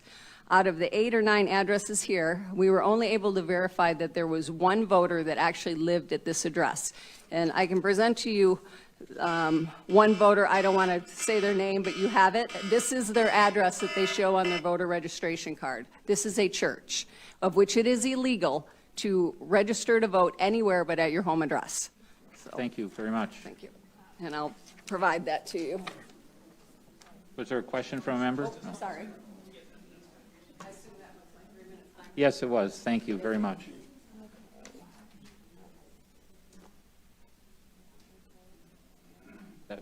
That's her written testimony from before, but she might have sent us an amendment, she said, so.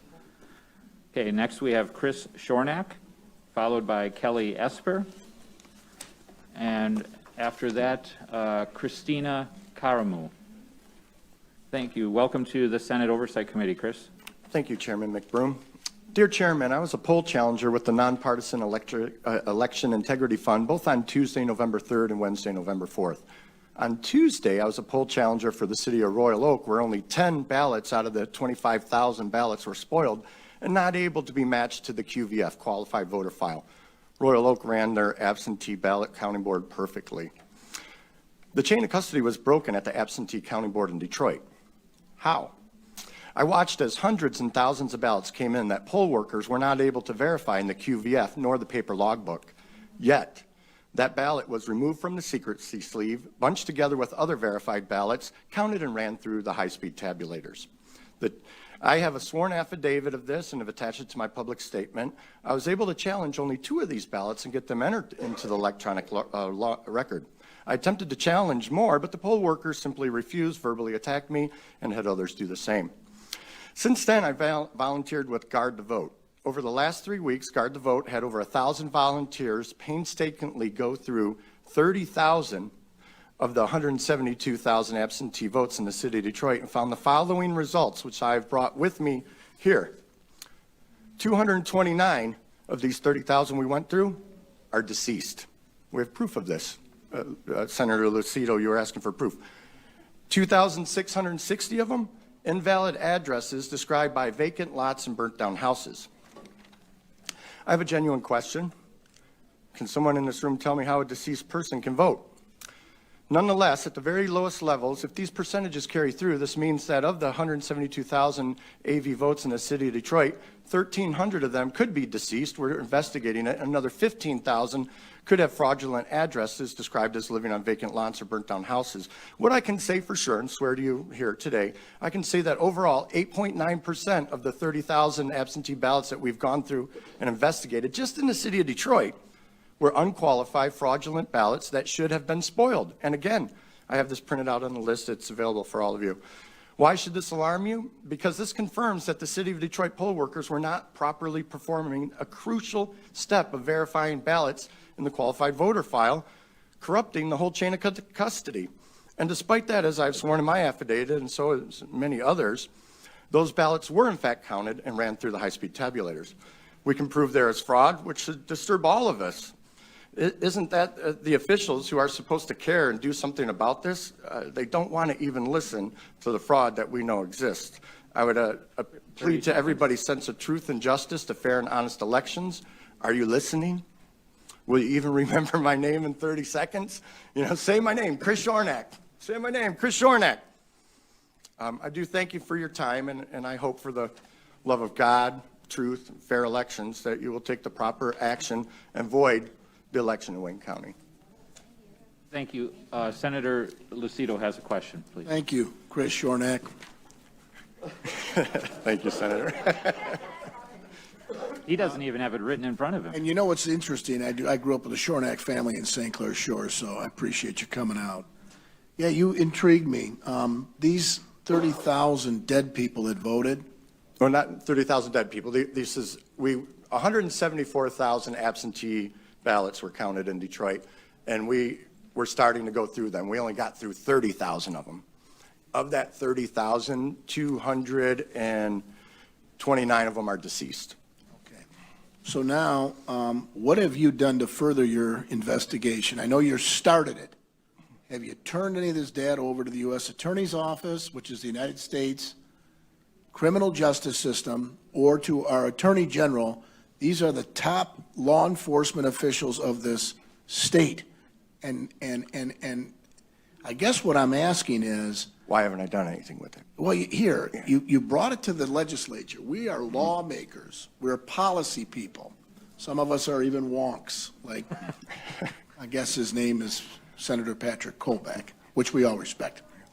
At the end of the day, I would love to see some of these things turned over with a CC to the Oversight Committee, because what we've learned is that I know the chairman and the other members of this committee are working real hard to start to look at policy and fashion legislation that will ban, bar, and vitiate all of these concerns. It's very tough to do, but at the end of the day, this needs to go to the Attorney General's office. If there is people that have died and are voting in an election, that needs to be brought to her attention, as well as the United States Department of Justice that ensures voting, as well as the respect of our Constitution. Yeah, I can assure you that's going to be done. I stand here representing over 1,000 volunteers, and they got my word. And you know, I'm a husband, I'm a father, I'm volunteering like everybody else behind me. And this is new to me. I'm a hack, but I do know that we're going to follow this up, and we're going to get it to those exact same people. And We appreciate that, and I got to tell you, the concerns that everybody sitting in here, outside, in the other overflow rooms have are genuine, legitimate, but more importantly, they need to be brought to our attention as policymakers, not court of law. This is not a judge sitting here. He's a committee chairman, respected in his communities as we are all in ours. We're elected officials, but we don't wear robes and we don't make decisions on what is going on here.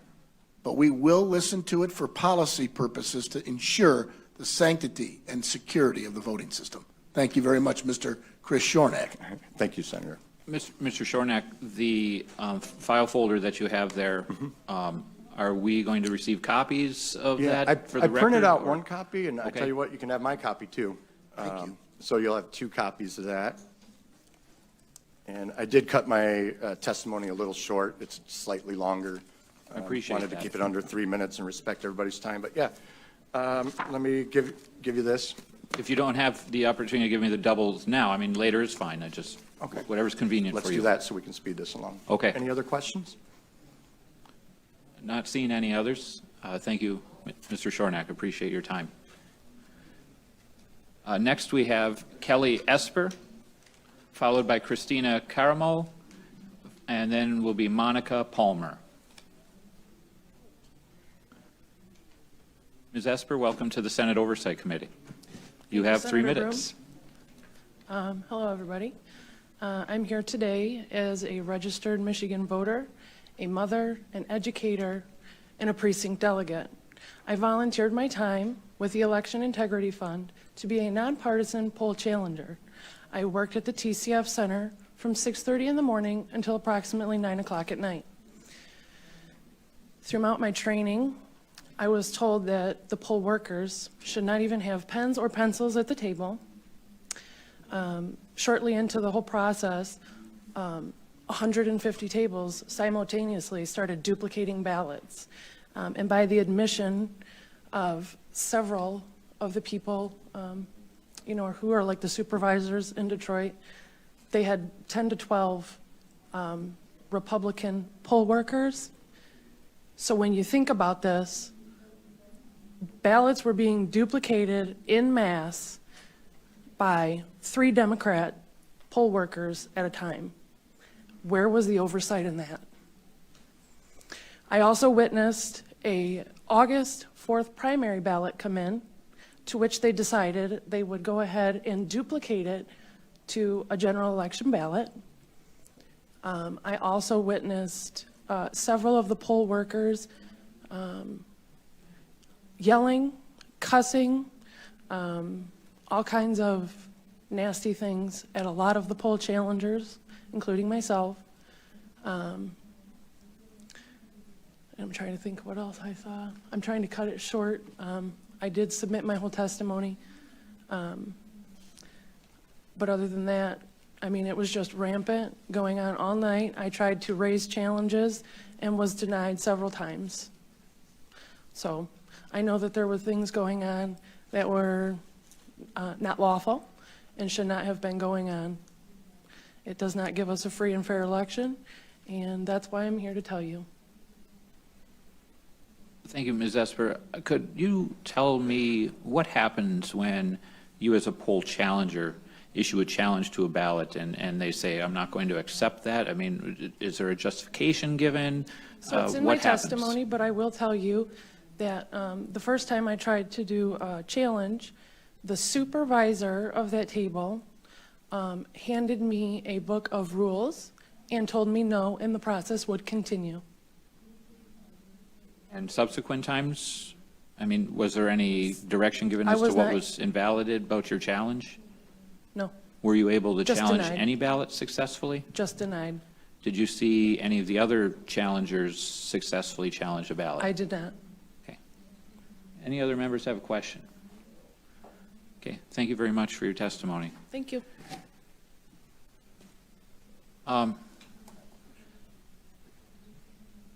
We'll go to ease at the call of the chair.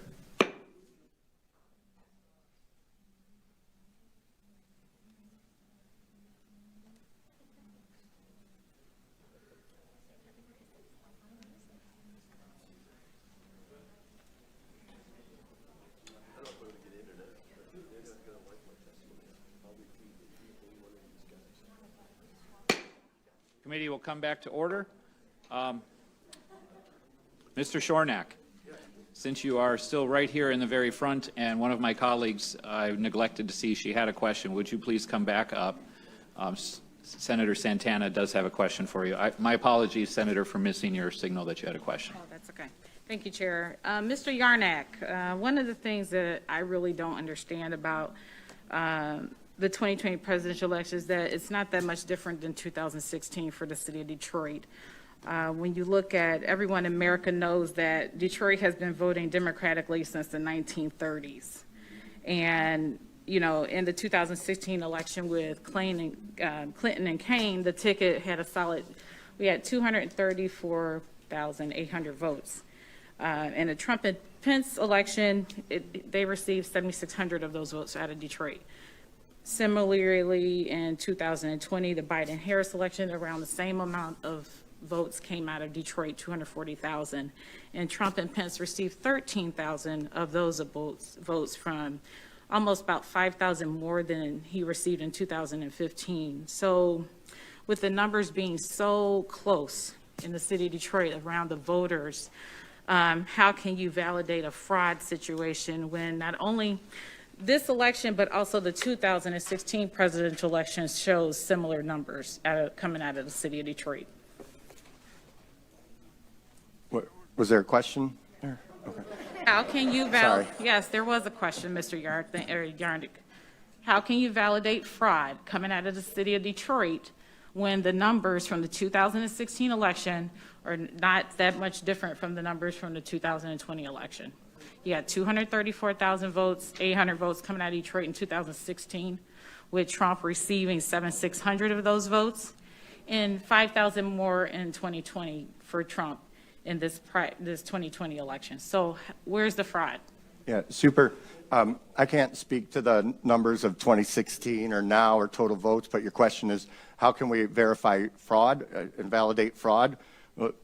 Over 229 deceased people voting, that's fraud. That's not my definition of fraud. That's just the generally accepted definition of fraud. And 2,660 vacant addresses of burnt down lots, and these people voted, the dead people voted, that's fraud. That's how I validate the fraud and my personal experience on November 4th, being there, watching ballots come in that aren't in the qualified voter file. They're not on the written log, and yet they're still counting those. And you'll hear from other people say, hey, all we want to do, it's so easy to challenge a ballot. You just go like this. You type in the computer that one of the poll watchers challenged it. It takes 3 seconds. It doesn't slow the process down, and they pretty much refuse to do that. I struggled to get to, and I said to our attorney, Tim Griffin, I said, Tim, they won't let us challenge anything. He goes, Chris, you got to get at least something in the poll book that you challenged it. And I said, I'll push it until I get arrested. Well, lo and behold, I didn't get arrested. They didn't put cuffs on me, but I was pulled out of there for about 20 minutes by 3 police officers. It was rough. It was a really hostile environment, and I know you guys aren't judges or legislators. I just want to be transparent in answering your question. What we all witnessed there on Election Day and the day after matches the research of the 30,000 records we just went through very clearly. And did you also attend the training on how things were going to operate at the TFC Center? Yep, I didn't bring my training with me, but yeah, I had hours of training, almost like a day and a half, because I helped train other people too. Thank you, Senator Santana. Thank you, sir, for coming back. Members of the audience, please remember. Senator Tice.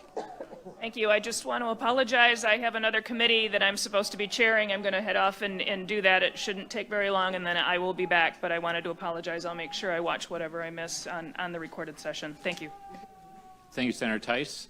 Next, we have Christina Caramo, followed by Monica Palmer, followed by Karen Cordes. Ms. Caramo? I'm sorry if I'm not pronouncing that correctly. It's Caramo. Caramo, thank It's you. quite all right. Welcome to the Senate Oversight Committee. You have 3 minutes. All right, thank you for having me. So I was a poll challenger at the TCF Center on Monday, November 2nd, 3rd, and 4th. On November 4th, early in the morning, I was standing at the adjudication table, and a ballot came across the screen. The ballot had a straight party ticket vote for both the Democrat and the Republican. It was a filled-in circle, which is an intentional mark. It's not a dash, it's not a dot. When the ballot came across the screen, there was no other marks. None of the judges and none of the other ballot proposals had been voted on. The poll worker then said, I think I'm going to give it to the Democrats. That's absolutely absurd. That is illegal. The vote should have been tossed out. At that moment, I said, absolutely not. I'm going to challenge this. So I go get her supervisor. And then her supervisor defers to her and says, well, what do you think? And I'm like, well, what do you think? It doesn't matter what you think. It's the law. Our feelings, our emotions, our thoughts are totally irrelevant. You follow the law. And that ballot is to be tossed out. But she wanted to give it to the Democrats. So then I go get the gentleman who was overseeing the entire absentee ballot counting process while Daniel Baxter was gone. So this gentleman's name I do not know. I go get him. He's overseeing the entire process while Daniel Baxter is gone. I ask him. He says to the girl, what do you think? It was disgusting. I was enraged. And I simply asked a question. I said, well, why not give it to the Republicans instead of the Democrats? The gentleman began screaming at me, began yelling at me, began telling me that I had no right to talk to her, and he told her to push the ballot through. And prior to that, that same poll worker, a ballot came across the adjudication screen where this voter had voted for Joe Biden and the Green Party presidential candidate, and she gave the vote to Joe Biden. I also saw the ballots show up in the middle of the night. Also, I inquired about the tabulation numbers from the tabulation machine between shift changes. I was denied that information. We saw a lot of irregular things. This is not an anomaly. Just because all of us have different accounts of what we saw, that doesn't make them invalid. And to expect Secretary Benson to actually do something about it is foolhardy. To accept Dan and Essel to do anything about it would be foolhardy. So we're appealing to you guys to do something about it. Because if our elections aren't fair, then we have no republic left. It's a banana republic. We have nothing. And we don't trust the election process. Why do you think a lot of people don't vote? Because they feel it's a big fraud. So our claims are being dismissed. I mean, Secretary Benson dismissed us before she did any investigation. So clearly she can't be trusted to do her job. It's not our job to conduct an investigation. There are paid officials who are to do that. And we're imploring you guys to please step up and listen to us and investigate our claims. Check us out. Don't just take our word. Investigate what we had to say, because we have nothing left. Thank you. Thank you very much. Any members have a question? Vice Chair Lucido, please. Thank you. Extremely insightful. All these accounts that you've indicated, and it's been pretty clear. I mean, it doesn't seem like you're on the edge. You're sitting right here in front of us. Has any of these accounts gone to the attorneys that are representing the candidate or candidates? I did submit an affidavit. They are pursuing lawsuits, but we also need our Attorney General to investigate it, because ultimately it's her job to enforce the law. I agree. And if she doesn't do her job, we can't just accept that as, oh, I'm just not going to do it. You guys are lying. Thank you. Appreciate it. Thank you, Senator Lucido. I don't have any other questions. Thank you so much. Did you submit written testimony? Okay. No, I did not. No, I can, though. Please do. All right. Thank you. Thank you. Next, we have Monica Palmer, followed by Karen Cortes, and then after that will be Brian Pennebaker. Ms. Palmer? Yes? Yes. Welcome to the Senate Oversight Committee. You have 3 minutes. Thank you, Chairman McBroom. Members of the committee, I appreciate the opportunity to speak to you. My name is Monica Palmer. I am the chair of the Wayne County Board of Canvassers. After the primary election, we had 76% of the Detroit absentee precincts unrecountable because they were unbalanced and unexplained. At that time, the Board of Canvassers issued a bipartisan resolution asking for an investigation of the election, and we asked the Secretary of State to assist in conducting the November election, understanding that there would be an increase in the absentee ballots that were cast. When we went through the primary election, I was asked as a canvasser, what happened? How did we end up with so many precincts out of balance? Was it fraud? Was it human error? And at that point, I didn't know because I had never witnessed the process in person. In the general election at 9 p.m. election evening, I went down to TCF Center to observe. I was credentialed as a Republican challenger, but I did not challenge. I was there just to hopefully see some improvements while I was there. One item that I would like to point out to you, the ballot containers that the ballots are stored in, those are supposed to be certified by the Board of Canvassers. They have expiration dates on them, labels. As I was walking through the TCF Center, I located 5 ballot containers that had red labels on them that said do not use. Those were rejected by the Board of Canvassers because they were not secure. The last order that the City of Detroit placed for their ballot containers, the welds were not properly sealed on the back, and you can actually slip paper in and out of the back of those ballot boxes. Those absentee counting boards that used the red label uncertified ballot containers, those will not be recountable. 1 minute. 1 minute. Yep. The other thing that I would like to note, I did see an improvement with shift change for election inspectors. I think that was helpful instead of having people work the entire time and be very tired. As you're looking at policy moving forward, I would like to point out that Tuesday evening from 9 p.m. to 5 a.m. the next morning, the majority of the election inspectors who are working at the tables processing the ballots were idle for at least, I would say they were working about 2 hours of their entire shift. If you're looking at improving the process moving forward, the adjudication process is what is the bottleneck, and it's taking the most time. I would look at more funding and more equipment for the adjudication process as a solution for policy changes. I do have additional information regarding poll books and how that impacts the canvass and balancing out of the precincts, but I don't think we have time for that this afternoon. If you have additional questions, I'd be happy to answer them. Yep, Ms. Palmer, thank you for that, and I would like to be able to reach out to you later and ask not just some of those questions, but to understand better some of the canvassing processes and how they work too. So I appreciate you taking the time to be here. Vice Chair Lucido has a question. Thank you very much, Mr. Chairman, and thank you, Ms. Palmer. I echo the same sentiments. I think that you're knowledgeable and, more importantly, necessary to create and to shape policy. And it would make more sense. Did you take any photographs of these boxes, these ballot boxes with the red tags? I did take a photo of one, yes. Mr. Chairman, now did you offer this as part of your testimony, some of these photographs that we can have on file? And are you planning on submitting those to the Attorney General of this state and the U.S. Attorney? I will include that with my email to all of you. Through the chair, I don't have a problem with the clerk or whatever receives it. Do you know whether or not those ballot boxes were being used? Yes, they were. They were on the floor at TCF Center. Was that included in your affidavit? It was not. I did not submit an affidavit as to the events at TCF Center. I was there observing, and I did not want to impact the canvas with what I saw. But you are a necessary party now, Yes. based on your testimony. Yes. Thank you. Thank you, Mr. Chairman. Thank you, Vice Chair Lucido. Seeing no other questions, thank you for your time today. Thank you.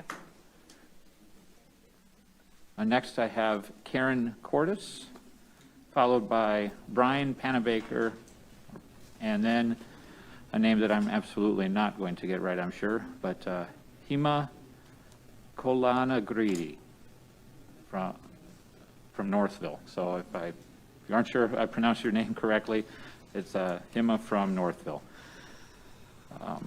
Okay. Right now we have Ms. Cordes. Right. Welcome to the Senate Oversight Committee. You have 3 minutes. Thank you. First of all, I'd like to thank you for the opportunity to speak today. My name is Karen O'Brien Cordes, and I'm a registered voter from Novi, Michigan. On a sidebar, I'd like to say that I was so thrilled to work at TCF this year. I'm born and raised in Detroit. My father was a firefighter for the city of Detroit for 35 years, and I love the city. There's 5 points that I think are of interest that I'd like to present today. The first is I applied to be a poll worker weeks or months before the election and was told that they were full. So then I decided that I wanted to be a poll challenger because I wanted to work at TCF. The first thing in the morning before the work started on November 3rd, Mr. Baxter was speaking to the entire community at TCF, and I found it interesting when he asked for a show of hands of how many Republican poll workers there were. From my quick peruse of the view of the room, I saw no hands go up. And I commented to one of the workers that I was with, wow, that's a surprise. I don't see any Republican hands go up. So I thought that was kind of interesting. I then walked over to the tabulator machines and I watched one of the groups of 2 that were putting the votes in the ballots through the tabulator machine. As the ballots came up, they were rubber banded together in groups of 50 for a total group of 200 that were put through the machines. I counted the ballots, and the ballots that went through the tabulator machine were 196. So I commented to the workers, I said, well, that's kind of interesting because on the laptop, it showed 204 ballots that were counted. But on the tabulator, only 196 went through. So I asked the workers about that, and they said they didn't know why that happened, that they had to put some of them through twice, but they didn't know why, and that I would have to speak to a supervisor. I went back, that was on November 3rd. On November 4th, some of us were summoned to come back that they needed more workers, more challengers. So we went back on November 4th. On the afternoon of November 4th, I believe it was about 4:30 or 5 o'clock when the military ballots came in. And I was working with one particular table when I was witnessing the military ballots, and I found it highly unusual that every military ballot that was logged into the system had a birth date of January 1st, 1900. You have 1 minute. And nobody could tell me why the birth dates were 1900. When I went to challenge those votes, the supervisor at the table told me, and I quote, "We're not doing that." So I pressured her. I said, I want this challenge. I want it noted in the laptop and in the poll book. And she said, we're not doing that. And I said, well, I'm not leaving the table until it gets logged in one of them. So she wrote down in the poll book, Karen Cordes is challenging this vote, and she said, because I told her, is challenging every subsequent ballot hereafter. Okay. Any questions? So, sorry. So when you say they had a date of birth, was it always January 1st? Every one of them. Huh? Every one of them. January 1st, 1900. Okay. No explanation's been provided thus far? None. All right. Vice Chair Lucido. Ma'am, how many, how many did you count like that? At the particular table I was at, on the screen, I saw about a dozen. You counted those yourself? Yes. And in my affidavit, I believe I wrote down the ballot or the voter numbers, registration numbers. Did they have different names on the ballot? Or? Yes. And these ballots came in, they were all in envelopes, military ballots. They had been logically mailed back. And I found it interesting because they were all in pretty stationary envelopes. And I thought, oh, well, maybe our military gets gifts from their families or friends of stationery, because every one of them was in really cool looking stationery. But they were different? Yes. Thank you. So when you mentioned that you see ballots, and you see signatures, names, date of birth, you're not actually seeing those on the ballot, right? You're seeing those on an envelope. The date of birth were on the laptop, on the screen. Okay. So at the tables, they had a laptop set up over here, and in the corner, there was a larger screen that we could view what was actually on the laptop screen. But I just want to be clear, I mean, those pieces of evidence are not actually on the ballot Correct. itself. Okay. Any other questions from members? All right. Thank you so much for your time today.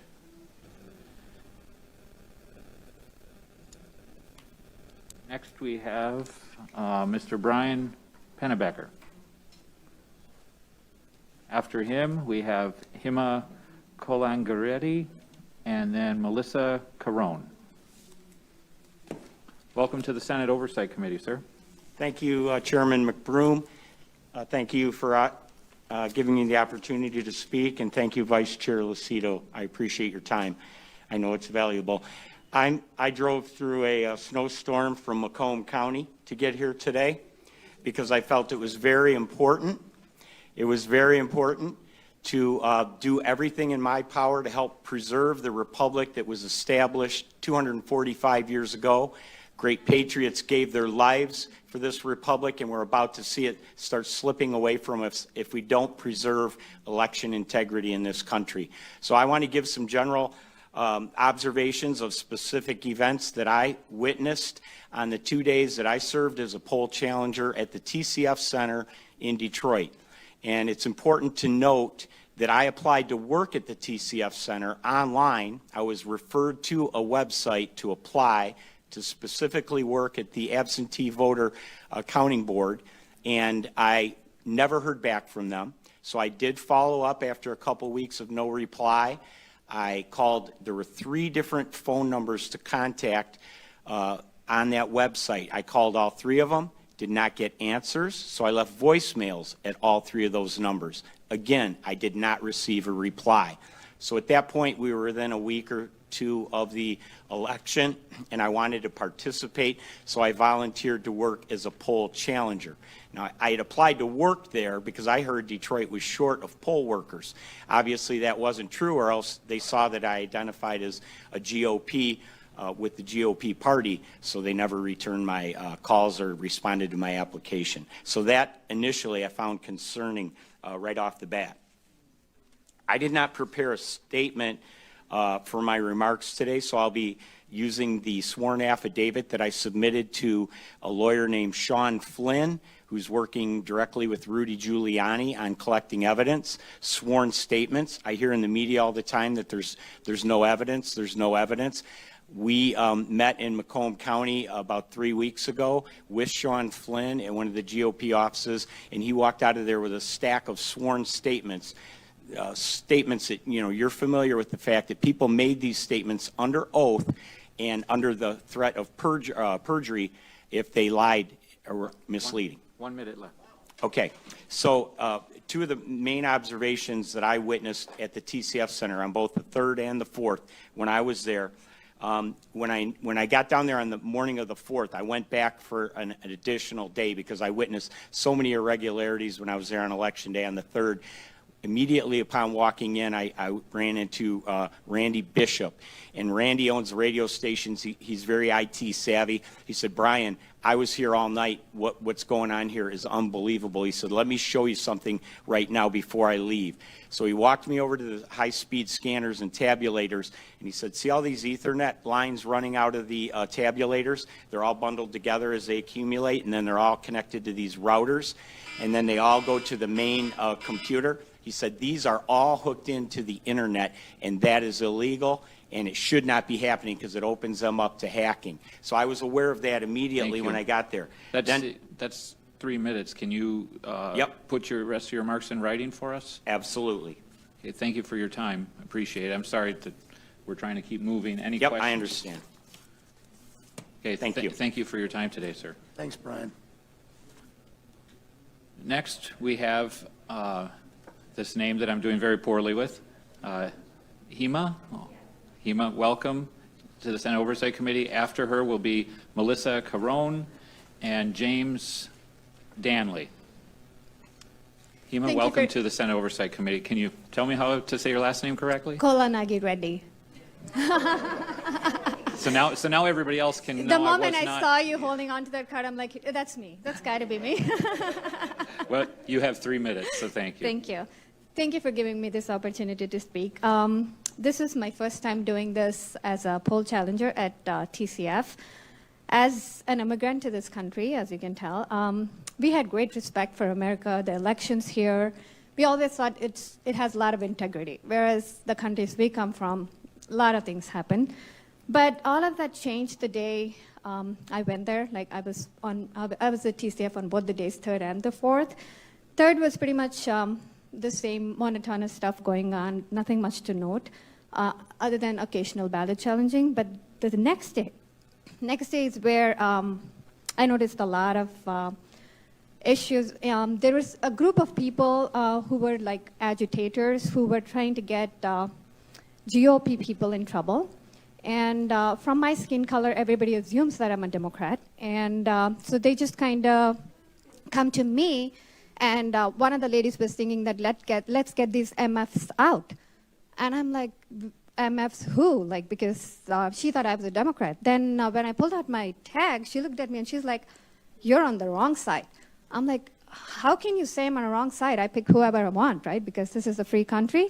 But then I noticed that they were going and getting all the white male Republicans out by, just kind of sheer intimidation, just saying, oh, you're mask slaved, you're going to get people killed, like you heard from so many other people.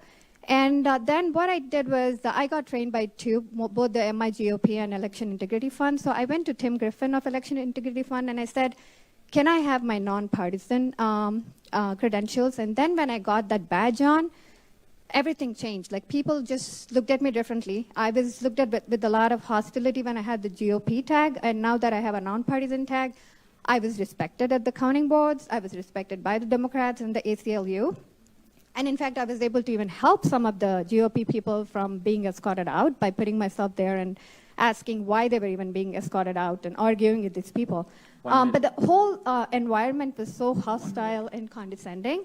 And a lot of people have talked about the ballots that were not in the poll book or the system. And I was at a table which had a full stack of this file which said not in EPB/S, which is poll book or system. They were scanning and manually entering them, and the signatures on those sleeves were exactly alike, like a bar graph. And then they were sequential ballot numbers. They started from 2232, and sequence was something that threw me off. I'm like, how does that happen? And most of those people were from the Goddard Street, and they were being entered manually. So those were the observations that I had. I had all the details, the last names and everything. I gave the affidavit to the Election Integrity Fund. The thing that bothered me was that when every time a GOP challenger was being escorted out, all the poll workers, Democrats, and everybody else were cheering. And that was very disappointing because these people were just doing their job. They were not attacking. They were not there with guns. They were just volunteering their time, and they were treated with utmost disrespect. Thank you for your time, your testimony. Could you briefly go back to just a few seconds ago? You mentioned how you saw some ballots that were sequential, and then you described them somehow, and I missed the phrase that you used. Where they came from, I think you mentioned? Yeah, it was from Goddard Street in Wayne County. Goddard Street, okay. Yeah, and they all had sequential ballot numbers, and they were being manually fed into the system. Okay, thank you. Any other members have a question? Okay, thank you so much for your time. Thank you. Next, we have Melissa Carone, followed by James Danley, followed by Bobby Tenorio. Ms. Carone, welcome to the Senate Oversight Committee. Hi, you have thank 3 you. minutes. Thank you. My name is Melissa Carone. I am a resident of Wayne County. I have a background in IT and cybersecurity. I was contracted by PDS staffing to work with Dominion Voting Systems, assisting with IT at the TCF Center. I started work at 6 a.m. on November 3rd, and I worked until 5 a.m. on November 4th. I returned to work at 10 a.m. November 4th and worked until 2 p.m. November 4th. I was initially supposed to return back to work around 4, but I was told via text through one of the other Dominion workers named Samuel that I wasn't needed, that they were almost finished counting. I wasn't going to mention this, being that it has been mentioned numerous times. I'm going to. I was initially supposed to be working.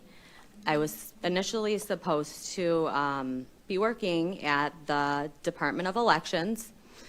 That was an order from Dominion Voting Systems. They told me that I would be parking in a parking lot and I would be shuttled in through a shuttle. I called my mother and I told my mother about this, and my mom said, no, absolutely not, you're not doing that. I also had a concern about that because I do have two small young children at home and I needed access to my vehicle. What I witnessed at the TCF Center was complete fraud. The whole 27 hours I was there, there was batches of ballots being ran through the tabulating machines numerous times, being counted 8 to 10 times. I watched this with my own eyes. I was there to assist with IT. These people on night shift, I had 4 people on night shift that I've known. One of them I've known for over 20 years. He approached me and said he had absolutely zero training whatsoever, contradicting 100% what Daniel Baxter claims, that they had so much training. He said they had zero. I watched. These people had no idea what they were doing. Okay. Also, the adjudication process, I witnessed numerous people walking up, claiming they were both Democrats, saying they were sitting together, judging ballots all night together, all day together. I witnessed it all. I was on the main stage with all of the city officials. Daniel Baxter was in on the whole thing, and I am under the impression 100% that at least 90% of those workers were all in on this. There was not a single ballot the whole night, the whole 27 hours I was there, that I saw that was for Donald Trump. Not one, not a single ballot. That is scary. There is no reason for that. Also, I'm gonna say that there was something going on at that Department of Elections, and it's clearly something that's very illegal that occurred there, and I am grateful to God that I did not go there. Thank you. So, Vice Chair Lucido has a question. Sure.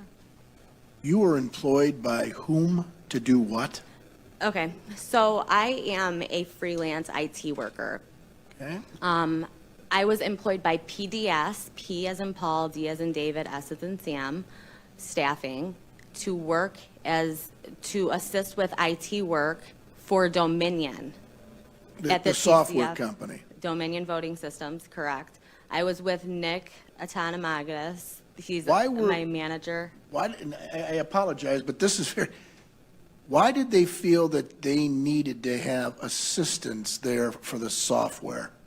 So a couple people have asked me the same question. I cannot answer that. These people were very secretive, and I will say that these people were very, very secretive and just really pushy.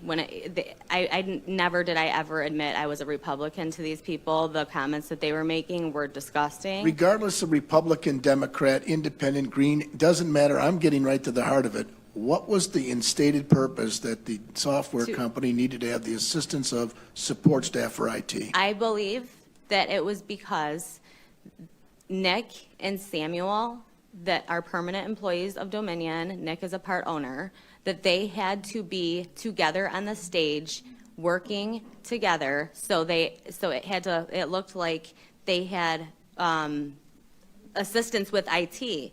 Now, I was also not allowed to wear a badge or tell anybody who I was working with. That's fine. So your opinion that it was them that needed to be there, you don't know anything that was contractual, you don't know if there was anything that was going glitchy, which means that there was... Oh, I know of a lot of stuff that... But my question is, factually, which Yeah. means today, as you sit here, is there anything you can tell us Yes.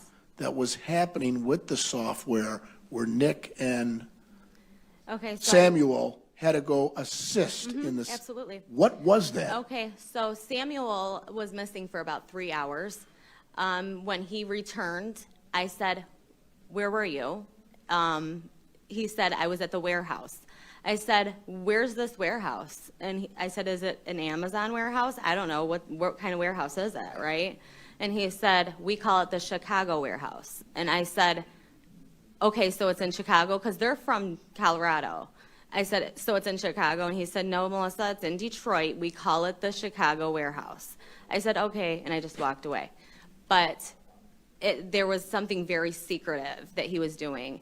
There was also they said a big data loss right before they sent Samuel to this warehouse. What time was that? That was when Samuel went to the warehouse, that was approximately, it was in the afternoon. I believe it was around 2 or 3. Is that on the 3rd or the 4th? The 3rd. Thank you. I'm okay. You have written testimony for the chair?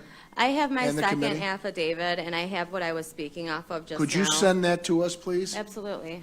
Include your phone number if you could, in case we Absolutely. have questions. Thank you. Thank you, Mr. Vice Chair. Before you go, please. Sure. I have a question. Mm-hmm. When you testify about ballots being counted multiple times, Mm-hmm. what are you basing that analysis that they were counted multiple times? Okay, so, I'm sorry, so the tabulating machines, when a ballot jams, it puts up an error. It'll say discard or recount.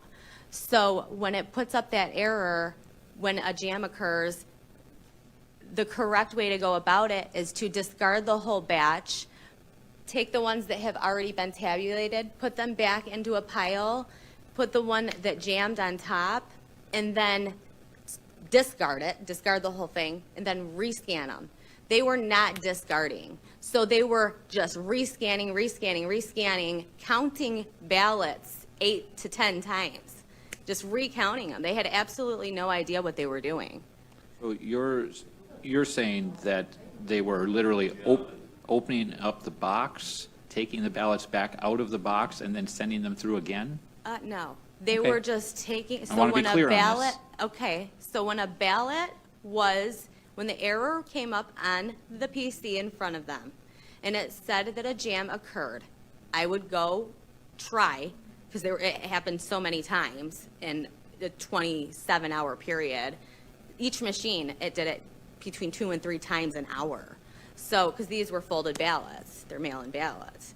So when it occurred, and then it threw up the error, discard, rescan, as I just stated, you are supposed to take the problem ballot that got jammed, put it on top of the whole pile, discard it, because that's why the option is there. If you do not discard it, it is recounting it.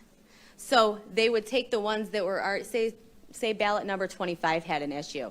You had already went through 24 ballots. So you're going to put them back all in a pile, and you're just going to rescan it. So it's counting those 24 again, instead of discarding those 24 and restarting. Oh, but that's what I was trying to ask. So they're literally taking, Did I answer correctly? You're saying that they're taking ballots that already went through the machine, taking them and scanning them a second time. That's absolutely what I said, yes. So help me understand, because I haven't worked in AV counting center. I've been to my precinct, and when our ballots go into the tabulator, there's no access to them after they're accepted. They go into a sealed box. Oh, There's no no, access these to ones, them. no, I've heard that too from other states, that they do drop directly into a steel box. No, the steel boxes were behind them, which I could say a lot about that too, but I won't. But they were using those for barriers for the poll watchers so they couldn't get close, the steel boxes. But no, they were 100% in the counter's hands.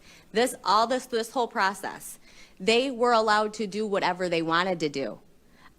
Nick and Samuel that worked for Dominion, they were on the stage. They had a contract employee, me, and another one that was from Texas. I have his name right here. Miles Smiley, 90-year-old man there to assist with IT work. He did not have any kind of background in IT and worked in and lived in Tennessee. So this man was just walking around aimlessly. You know, I was really the only one running around like crazy helping these people. Thank you for that clarification. I'm not aware that it. No, and they were responsible. The machines I've been exposed to don't work that same way, so I was just checking in on that. Senator Tice. So I'm trying to figure out the whole line of everything here. So you were trained to work with the equipment and the tabulators themselves? Correct. And they were going to send you to the Department of Elections? Initially, that is So where did I they was have scheduled. Tabulators at the Department of Elections? That's the main question here, huh? Because I was trained on the tabulation and adjudication process, and how many people just came up before me stating that they saw people walking in and out of that Department of Elections with ballots. As I stated, I was not supposed to even talk about this today, And but then I'm going as to. they're scanning, they have a pile of them, they're putting them through a scanner, and the pile, once it's gone through the scanner, is still fully accessible to the person Absolutely. who's doing the count. Absolutely. Okay, thank you. They could scan them 50 times if they wanted to. Any other members have a question? Senator Lucido? Yeah, Senator, this is interesting. You were trained to oversee tabulators. Is that what you told us? I was trained to assist with IT In tabulators? and the adjudication process, correct, sir? Who trained you to use Dominion. your technique on the tabulators as it relates to the IT? Dominion. Dominion did. Was it their representatives that came to the TCF Center? It was the owner of Dominion, Nick Economagnis, that came to the TCF Center, which is extremely insane because he's like the top of the top with Dominion, which is he's missing. When He's did gone. you meet with them at the TCF Center to get your training?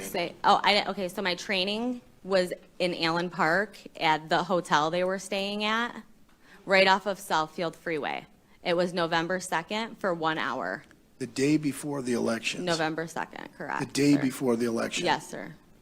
1 hour training. Was it done by video or was it done with a tabulator? It was done with a tabulating machine and an adjudication machine in a room, in a conference room, and all we did was walk around it and nothing.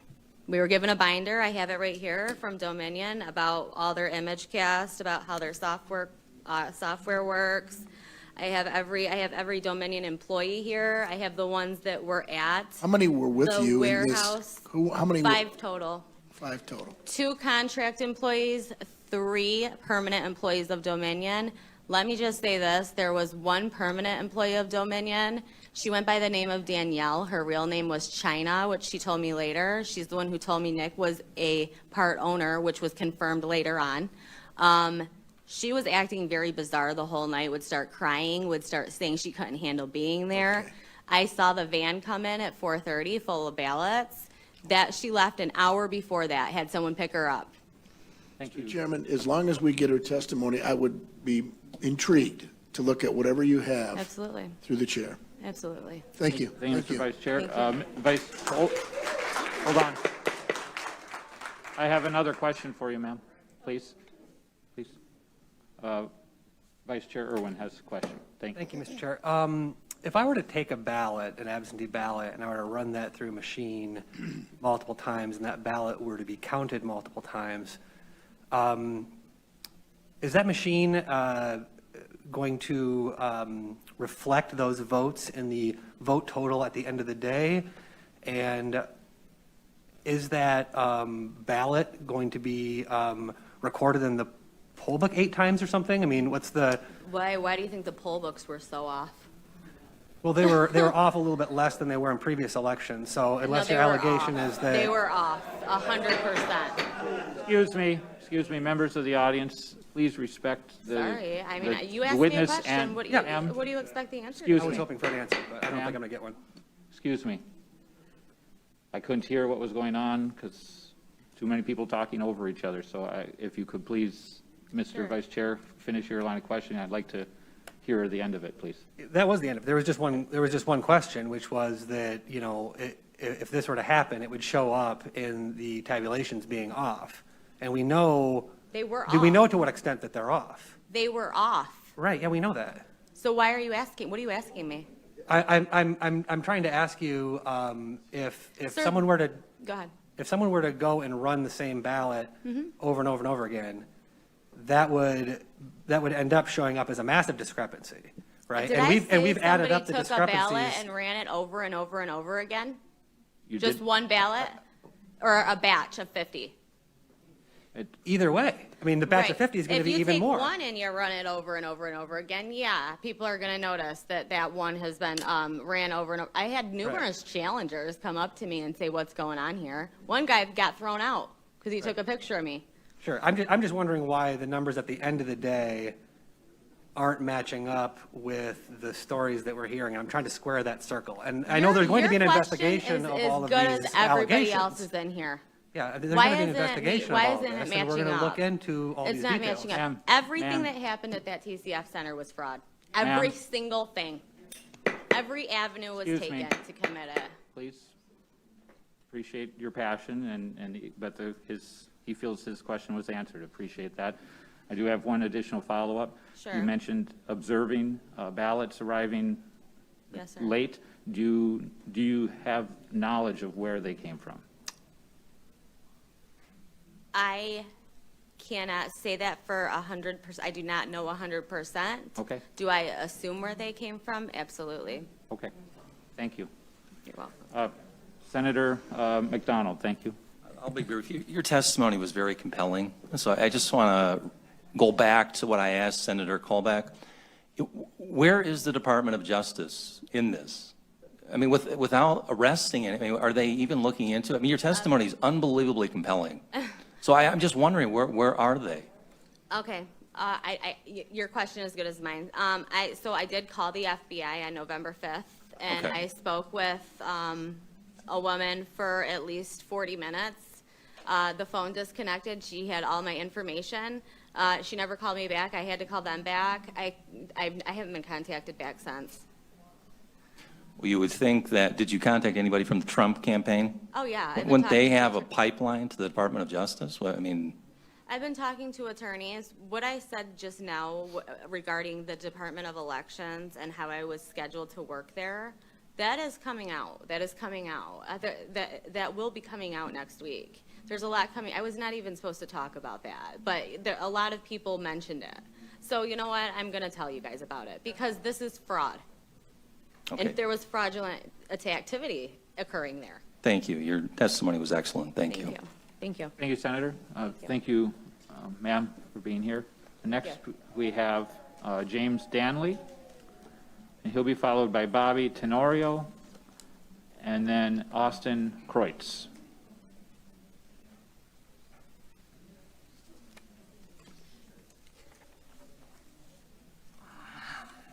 Welcome, Mr. Danley. Thank you, committee members. You have 3 minutes. Appreciate the time.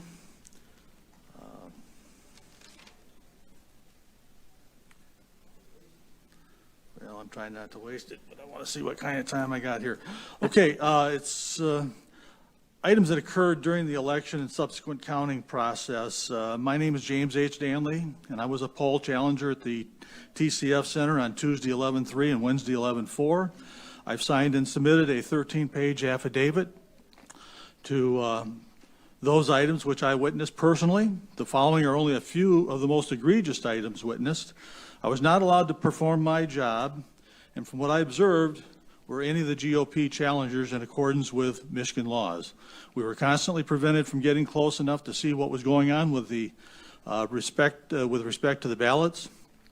Procedures were not being properly followed. When we brought these to the attention of the supervisors, our concerns were dismissed and ignored. We observed ballots being backdated from 11/4 to 11/2, and data being entered into the computers for these mail-in ballots. Poll workers were entering ballot information from new mail-in ballots, including dates of birth of 1/1/1900, into the electronic poll books and processing those ballots for tabulation.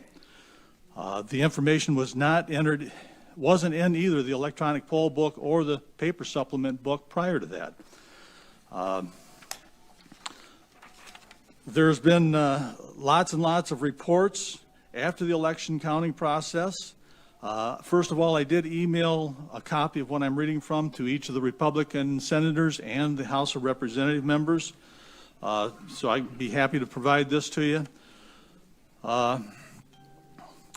Dead people were voting. I sent a website to that effect, and the list that they had up to that date was 17,327 randomly checked Michigan voters that were registered for voting and were above the age of 80. Every name on this list has voted in the 2020 election. Check for yourself, and has also been found in one or more of the obituaries online. This is the most important election in my lifetime, and I think the most important election in the history of our republic. Every legislator, whether seated in the House or the Senate, whether Democrat or Republican, took an oath to defend the U.S. and state constitutions of the U.S. and Michigan against enemies both foreign and domestic. Time is of the essence, and now is the time to fulfill that oath. Despite what the media is telling everyone, there are mountains of evidence that voter fraud occurred on a massive scale, the likes of which we've never witnessed in the country. 30 seconds. For those politicians that say we have to tighten up the election process relative to mail-in ballots for future elections, you admit that there are problems, and you propose to fix those problems sometime in the future. I and millions of Americans say no. You must fulfill your oath and do your duty to the citizens of the state and country now. You can't turn a blind eye to the mountains of evidence proving the fraud, and the citizens of this state expect the state legislators to act swiftly to correct the fraudulent activity that took place in this election. Because time is of the essence, this cannot wait for the completion of the lawsuits currently underway. Thank you, sir. I did submit this to each of you. I would appreciate it if you would go through it thoroughly, read the articles that I've attached to it. Thank you, sir. And we appreciate it. Thank you. Any questions? No. The committee will go at ease for 5 minutes.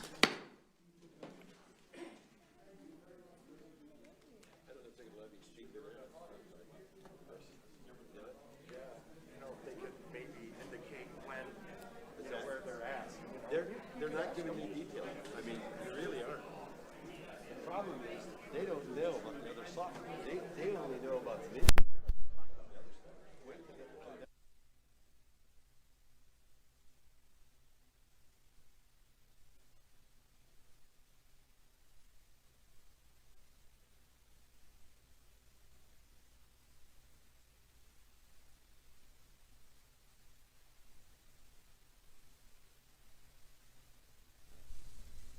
That was about almost just over 2 hours, I guess, of initial testimony.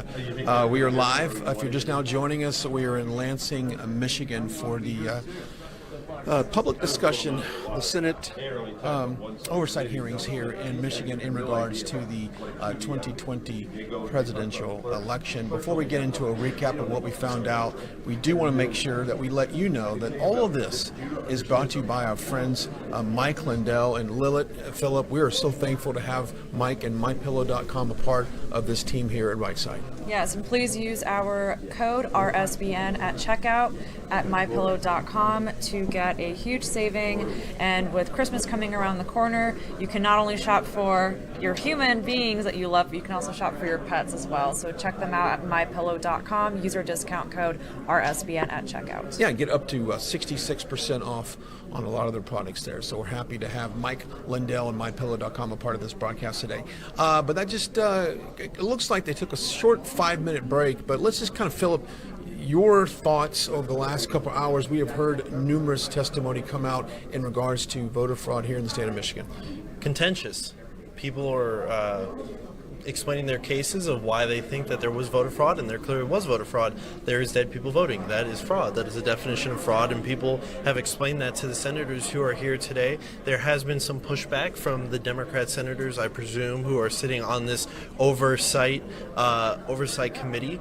But the people are still here. They're bringing their case forward. They said they've been in contact with federal law enforcement, whether it be the FBI. They've also been in contact with the DOJ. I'm sure you've heard all that through watching the people here today. But it's contentious. People are really fed up, and that just you can see it based upon the people who are outside. They realize that this election, there was major fraud in this election, and it'll start to unfold over the course of time. Right now, we just have to wait, and we have to go through the process, though. It almost seems defiant, Lilith. You and I looked at each other several times during this, and of course some of the votes coming out of Wayne County historically have been Democrats, and one of the things I brought up here silently was, what if that's been corrupt year after year?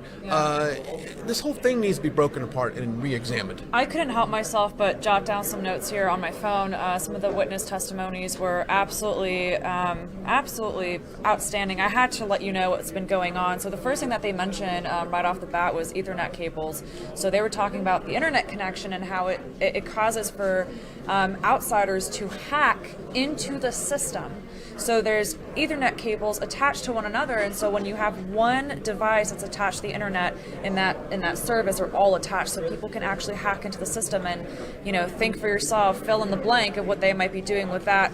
People were also able to get the admin passwords to these servers via the dark web. So anybody from another country maybe could even hack into the United States election here. And so also 8.1 million registered voters in Michigan, and in just Detroit alone, 174,000 absentee ballots, 1,300 of them were deceased. Yeah. We have heard so much, and also in terms of voter intimidation and not allowing Republican poll watchers to be allowed in these rooms. We've heard stories. And they're cheering as the GOP watchers are being removed out of these, TCF. They're just clapping them on as the GOP watchers are being removed. Yeah, this is what, and that kind of stood out to me. Yeah, I also think it's important to note for our friends who will try to censor us for sharing this information that obviously not everything here is 100% verified, but these are sworn statements under oath, punishable by perjury. And that's simply what we're doing today here, is we're presenting the information that is being presented to the Oversight Committee. So we're going to continue to do so, but there are certainly legitimate claims of fraud in this election. And we saw some of that pushback earlier by some of the people on the panel, and it comes to a point where even here in the room, people sigh a little bit, like, why are we so defiant on just trying to answer these questions that are presented to the panel, and that we've seen some discrepancies in the voter machines. We've seen, logistically, it's impossible to run some of these votes through a machine multiple times. When you notice a pushback just from the panel, you start to realize the bigger picture, The bigger picture. When you look at locally, how corrupt it is locally, and for all these people to not have their voice, 8.1 million registered voters in Michigan, to feel like they're not being heard locally. Imagine that on a grander scale. Imagine what President Trump is fighting. Absolutely, and of course, President Trump has been active in our broadcast as well. We post it, the live stream here, and of course we want you to do the same. You can tag a friend, share this live post, because I think it might get interesting on the other side of the table. I do want to mention that outside there are several supporters, so you probably see them through the windows, And guys. it's freezing out there. It's They've freezing, been out there since 9 and they a.m. have been very vocal into the window, stop the steal. And I think that perhaps they're listening to this broadcast outside, so they're getting all the information in this room. Now point out at another floor, there's an overflow room here as well. So we got about 45 to 50 people here on the floor. But if you're just now joining us, we are here in Lansing. Of course, this is a part of the Michigan public hearing. We've heard, I was in Pennsylvania, very different scene there, Philip. I was about to ask you, it was a how very was different that? scene there in Pennsylvania. It was almost in a very encouraging environment where everyone wanted to find the truth. And I'm not talking about just echoing a sentiment here. It's they wanted to find out what was going on. I gotta say, there's people in this room that don't necessarily want that to come out. Absolutely. I mean, I agree 100%. I said it earlier. There is some contention in this room from the people who are sitting on the board of this Oversight Committee, and they're giving the people pushback, and they're giving the people flack who are trying to present their evidence of voter fraud. Let's go ahead and turn the camera back. And looks like we're getting back into the second half of the events here in Lansing. There for a little 5-minute leg stretch. We'll resume testimony. Next up, we have Bobby Tenario, followed by Dr. Michael Dubiel. I'm sorry, the cards got a little shuffled here. And so it was Bobby Tenario, followed by Austin Kreutz, and then Dr. Michael Dubiel. Oh, my mistake. You're the first one who marked that, so I hadn't even been looking at that box anymore. So, Austin Kreutz, are you available? Austin Kreutz.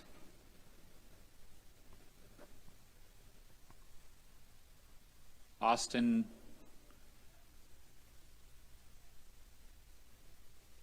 After him will be Dr. Michael Dubiel, followed by Michael Halls or Halves. Anyone seen Austin Kreutz? Is Dr. Dubiel available?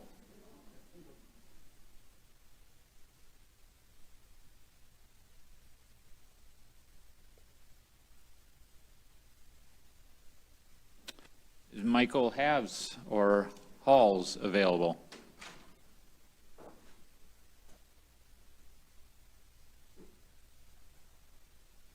It might be Haynes. Yeah, it could be. Jacqueline Zaplinti, or Zaplet? It definitely starts with a Z.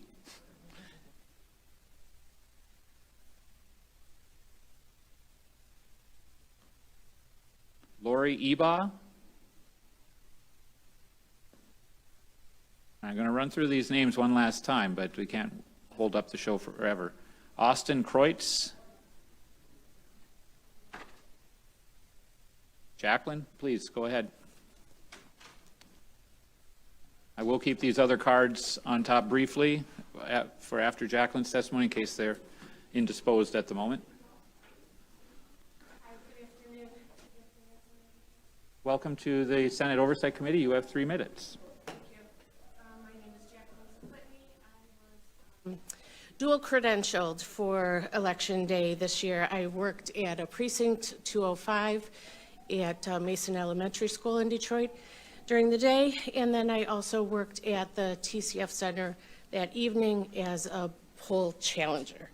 So I've submitted my written testimony, also an affidavit to you today, affidavit that I had submitted with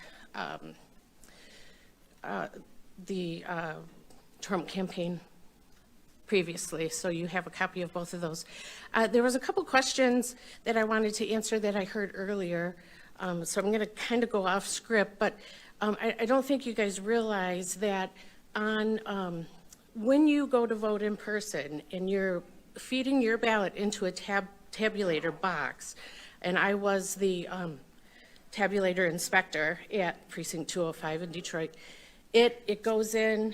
If there's an error, it comes right back out at you. You see the screen, you have an option to either correct your ballot or resubmit it as is. So then it goes into the locked box. It is never opened until the end of the day after polls close at 8 p.m. And then it is, opened up, processed, put into sealed envelopes, and so forth. So the high-speed tabulators look more like, that were at the TCF Center, look more like a printer. And so they were fed 50 ballots at a time, sometimes in stacks of up to like 200. They were each, individually rubber band at 50 at a time was the way we were taught, or that's directed to do. And they just came out the back. They were in a bin there, an open bin, so they could grab them all and refeed them. So I don't know if, you all had a clear picture of that sense of you know, they were just open and available to basically, oh, you get an error, grab it back, feed it through again. So that's where a lot of the repetition, I think, happened. Also, as far as training is concerned, I did 2 classes, each were for about an hour. I was trained as a poll worker, which then I was credentialed as a ballot box inspector in the precinct. Then I was also trained as a poll challenger, which was for about an hour also, and then credentialed as a poll challenger, which I worked at the TCF Center. So I kind of had a little bit of a advantage, I felt like, because I did both trainings. However, both trainings were pretty ridiculous. Really didn't teach you much of anything. There were, multiple copies of things that were, you were presented with and able to take home. You could reference later, but the training was really non-existent. Thank you. So- I appreciate your testimony, and I was going to actually ask if you could explain why you feel the training was not helpful Well, or adequate. as a poll worker, I trained at Wayne County Community College. There was just no substance to it. There was no, other than working through the copies of the information that were given, there was no substance. They didn't tell you anything. They didn't say what to do if there was an error. Who do you contact? You were given like minimal to no information. Who provided to this utilize- training? The Detroit or Wayne County Department of Elections. Okay. Also, you were almost threatened or taught to threaten a poll challenger. They came right out and said, you don't have to listen to them, you don't have to speak to them, they can't get near you, they cannot talk to you, you don't answer them, and if they continue to question you, then call the police. Literally, that's what the instructor told us to do. Call the police, have them removed. Thank you. Any other members have a question? Thank you very much for your time today. Thank you.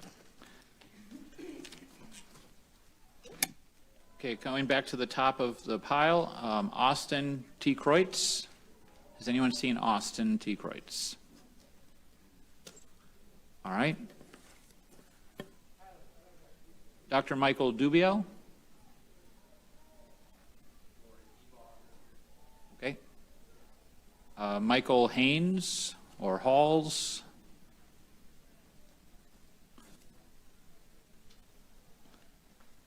Lori Eba, please come on up. And then on deck, we will have Braden Giocabazi and Andrew Miller.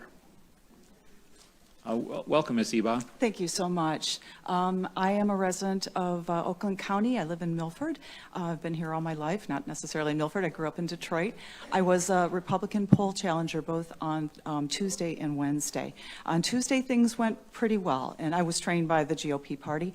Tuesday, things went very well. When I was called back in early on Wednesday morning, I came back into the room. I could not believe, number one, how many more people were there, the tension in the room, and where did all these ballots come from? When I'd left on Tuesday, most of the tables had been complete. The table I was overseeing at the time still had about 200 ballots left, but it certainly didn't look like there was going to even be enough for a night shift. I was very surprised to see the level of activity on the following morning. As you've already heard from many people who've had my positions, there was a lot of intimidation and hostility vented toward the Republican challengers.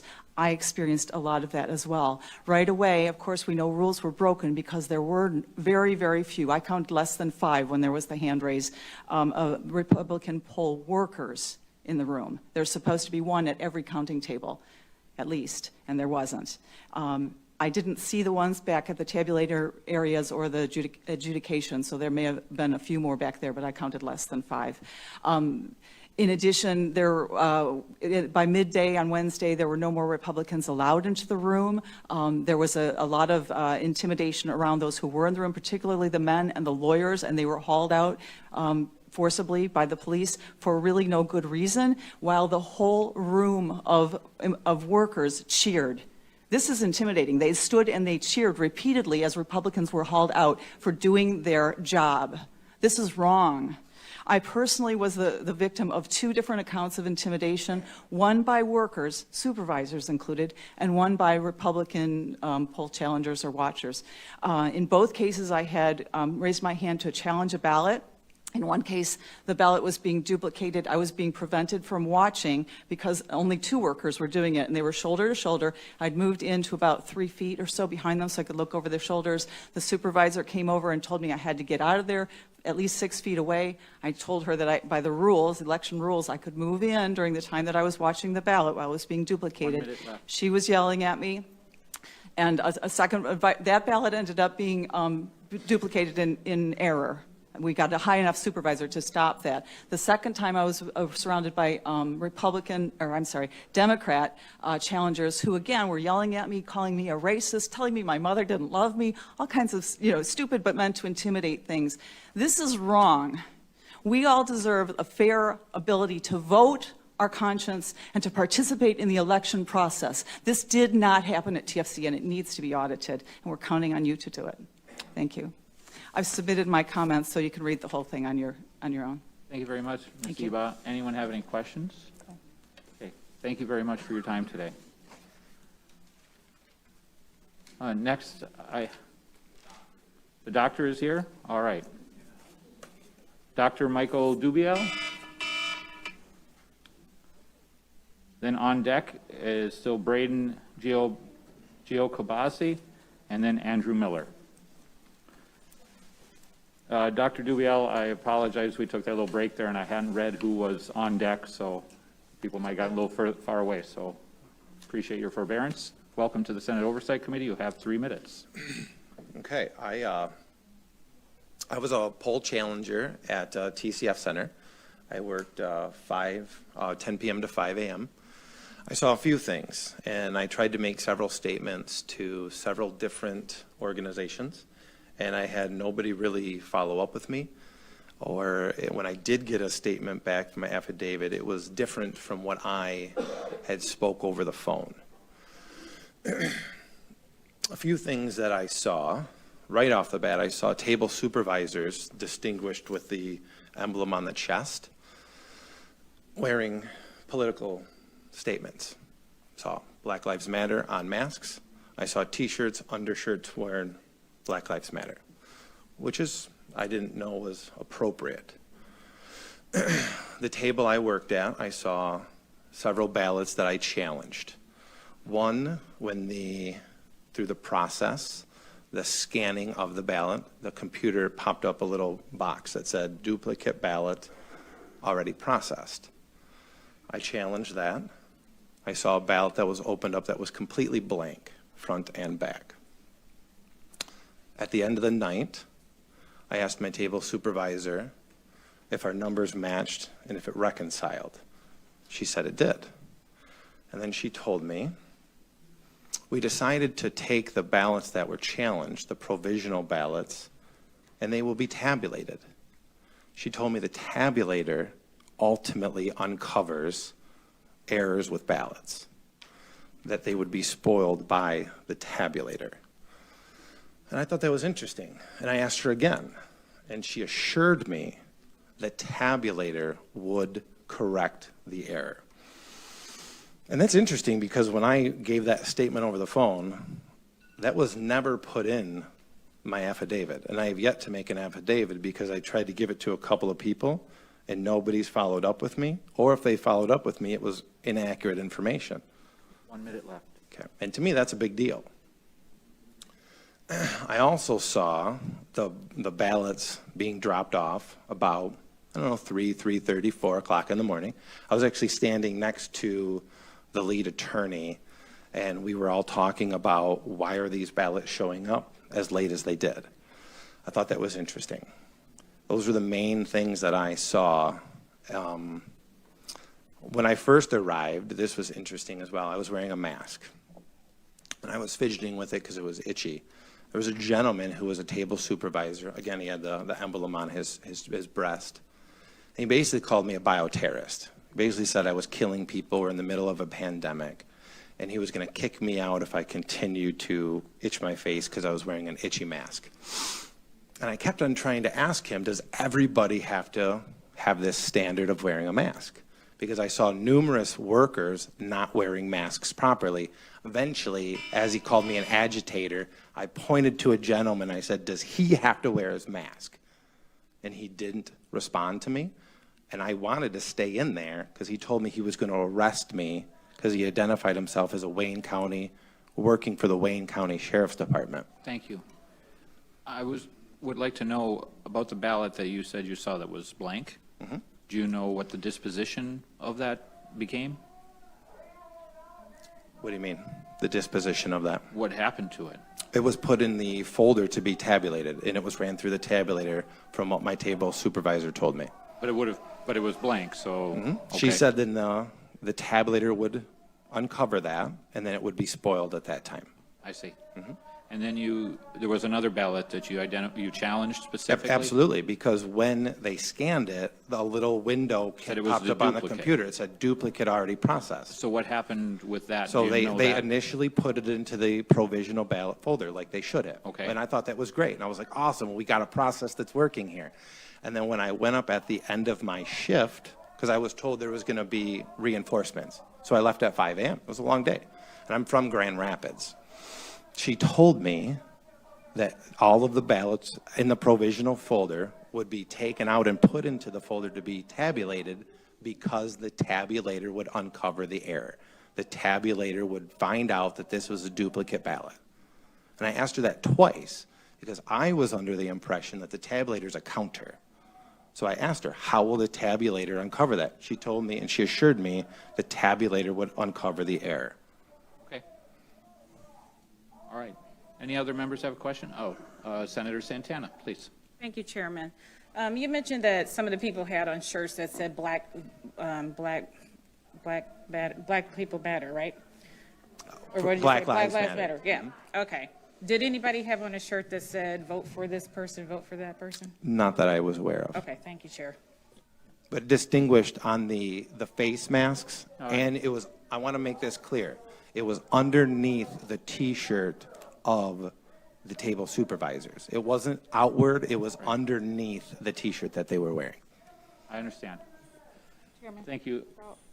With all due respect, I mean, there's a sign right here that says black votes for Trump. So, I mean, I don't believe that, I don't believe that there is a statute that prohibits the wearing of non-political candidate shirts, so it may, so now, on to Senator Tice, please. Thank you very much. So thank you for your testimony today. I have a question about, you said between 3:34, you said that there were ballots that came in late. Can you tell me what it is specifically that you saw that came in? Were you outside and you watched the truck and you watched them unload, or were you inside and watched them bring in the ballots? What was your... Well, I was inside the TCF Center, and I Okay. watched them bring ballots in on carts, boxes of ballots. So they were like open boxes where you could see the ballots in, or you Yeah, saw them? they were no different than the ones that were already there. And then what they did is they put them out, and so there was a center raised stage, and then they had tables off to the side, and they would put the ballots off where they were already picking up the ballots, how they were doing normal business, right? I was under the impression that all of those should have been segregated and separated. Well, they weren't. They were put right up there, and then the person or the people that were running the election process basically encouraged the table supervisors in the tables to come up and get work. That's how they were describing it. Come up and get work. Come up and get work. So those ballots, they were running ballots. Thank you. Senator Tice, did you have more questions? Or? Just one more. Did you have any idea how many there were, or do you have any way of knowing? Yeah, so the attorney that was there, or the counsel that was there, we were all trying to take a rough estimate, and it looked like there was maybe 60 boxes of those ballots, and in each one of those sleeves or boxes or whatever, there could have been hundreds of ballots. So we're thinking maybe several thousand, tens of thousands. I'm not sure the exact number. Because who knows how stuffed they were. Who knows? But I definitely saw those ballots come in. Absolutely. Thank you. Yeah, thank you. Do you have any idea where anybody say where all this came from? No. All right, And I left my table to go over there because I was curious about that. Okay. Senator Lucido? Yeah, it's intriguing. What time of the morning was it when you saw this come in? Or what time of the evening was it? Like you said, 3-ish, 4 in that window. In the afternoon? No. I was there from 3 or 4 in the morning? I was there at 10 p.m. to 5 a.m. They were in mail sleeves, you said? Mm-hmm. Did anybody have any earmarkings of who they were carrying these ballots? Were they carrying them? Were they on a dolly? Yeah, they were on a dolly. Yeah, they were on a dolly. Do I know who they were? Absolutely not. But there were people that were doing that. Thank you. Thank you, Senator Lucido. Senator Santana?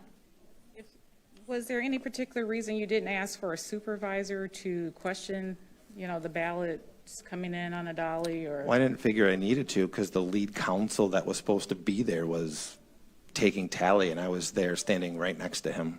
So I figured he was kind of the person that was overseeing the whole night. That's what we were told. No, we were talking directly about why are these coming in. We all thought it was interesting that these ballots were coming in so late. What was his response? We were trying to take. Sorry. What was his response, sir? We were taking count, and we were his exact response I couldn't recall, but we were definitely perplexed that these were coming in so late, as well as they were being put out to be counted.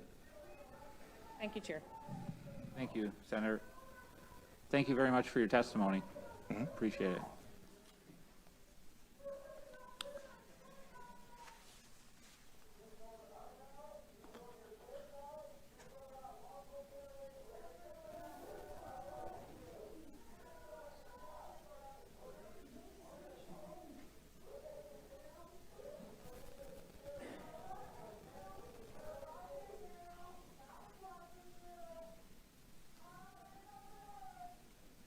I have a large stack of cards yet to go through and would very much like to provide this opportunity for those who've taken the time to be here.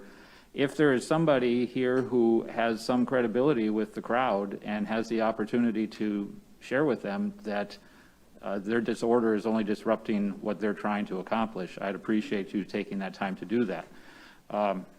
Otherwise, I'll have to be forced to adjourn the meeting if it gets so difficult to hear anymore. So. We'll continue.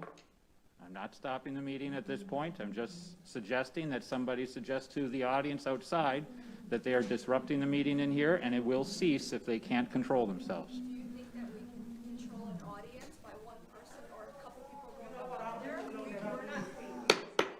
If the audience inside also needs that same assistance, we can adjourn the meeting for that reason too. I have worked hard to put this together, and I would appreciate the opportunity to continue the work and listen to the folks who've taken the time to be here. At this time, next up, we have Braden Giocabazi. After him, I have Andrew Miller, followed by Robert Cushman. Welcome to the Senate Oversight Committee, sir. You have 3 minutes. My name is Braden Giocabazi. This testimony is based on my sworn affidavit that I submitted. I am an unaffiliated Michigan voter who was trained by the GOP to be a poll challenger on Wednesday, November 4th, beginning in the late morning until around 8 p.m. because I was told that they needed help. They were understaffed. I witnessed the room erupt in thunderous applause and derogatory cheering as Republican poll workers were picked off one by one and ejected from the room repeatedly by police escort throughout the day. By the end of the day, they had picked off so many GOP poll workers that there were probably only a few dozen left to monitor all of the processing stations in the room, which I'm told was between 130 and 160. Because of this, I had to move between several tables. One was processing a stack of roughly 35 ballots with pink challenge stickers on them. Many other tables also had similar stacks on them as well. None of the ballots appeared to be in the poll database, so the poll workers were simply entering 1/1/1900 as the birth dates and entering the addresses and names that no one seemed to be verifying and which I could not see to verify. When I would politely try to check such things, as had been the case throughout the entire day, I was told that I wasn't allowed within 6 feet of the tables even to verify ballots, and told that I was trying to kill people. I watched as the tables simply passed in mismatched ballots and envelopes through the checking station. When I challenged it, and subsequent ballots that weren't in the poll book, the table supervisor laughed and said, "You can't do that." And several other operatives gave me the COVID runaround as I had gotten throughout the day, all trying to intimidate me and prevent me from doing my job, claiming that I was endangering their workers, trying to kill their people, and even holding a pen in a threatening way. Yet, when non-GOP operatives would stand near the tables and harass me, no one would give them any problem at all. At one point, a Democrat who was hanging back came up to harass me, and then a table supervisor showed up and because I was challenging a ballot. Once several table managers and non-GOP operatives have showed up to harass me, this Democrat operative simply melted back into the background with a satisfied grin on his face, knowing that he had caused me a problem. These people were like professional agitators whose job it was to sow discord among GOP workers who were trying to do their job and then get them kicked out. At some point, a GOP lawyer was brought in and confirmed that I was properly performing my duties. Instead of backing down, the table supervisor's supervisor and his supervisor and all the damn supervisors, they came up and they started arguing with the lawyer, telling him he didn't know what the law was. 1 minute. In the meantime, the ballots continued to go through, so I stepped up to the table to inspect the next ballot briefly. The manager separated me from the table, wielding COVID as a weapon one more time, and walking towards me, forcing me to step further away. He made some innuendo about playing with him that made me uncomfortable, and then he said something to the effect of, "I will kick your ass or I will kick you out of here." And I said, and I looked at him and I quizzically, and I said, "Are you threatening me?" He repeated the mantra more than once as he began to wave down a police officer. I raised my voice so that others could hear what was going on, and at this point, and I said, "Are you threatening me?" And at this point, the police officer arrived, and I did not ask any questions, and I was removed from the room without any due process. Realizing I had no recourse or rights, I grabbed my coat, and I peacefully was escorted. I'd like to say one final thing. Please wrap it up. Okay. I saw several dozen military ballots throughout the day. I only saw 3 that were for President Trump, and I was also at your hearing the other day when the clerks were testifying. And one thing that stood out to me as a glaringly obvious thing, as an engineer, I'm a technical person. I love math. I have a fair bit of programming under my belt. Those people were not IT specialists. They know nothing. I assume they appeared to know nothing about programming, and yet they said multiple times throughout that hearing that it was the most secure election in history. And I would like to say that it seems like they have no credentials to be able to say that. Thank That's you. all I'd like to say. Anyone have any questions? Senator McDonald. Yeah, it's kind of a question for the group. I've been hearing a lot of troubling stories about harassment. So sick, I don't even want to say them. You're saying people call you a murderer, they're going to kick your ass, all these things. It sounds like there's a lot of experience in this room, poll watching. Have any of you ever experienced anything to that level ever before, any other election process? So, never? Is this, it seems unprecedented, the type of stories that you're sharing, so. This was my first election. I didn't come there to agitate. I think I'm a likable guy. I came in there on Wednesday because I was told they were understaffed, so I thought this would be a good chance to just see how the process works. If I would have thought that it was going to be that much of a madhouse against the GOP people and it was so biased, I would have been there every day. I was not there with an agenda. I was there to just do my job, and they didn't like that simply because I had a GOP lanyard on, even though I'm an unaffiliated voter. They didn't know that. Sounds like from the stories you're sharing, it was a complete sideshow. Hopefully Like I that said, doesn't continue. Professional agitator. That's the word that I would use to describe these people. They would melt back into the background as soon as they knew that they had accomplished their job of getting you agitated or kicked out. Thank you. They knew what they were doing. Thank you, Senator McDonald.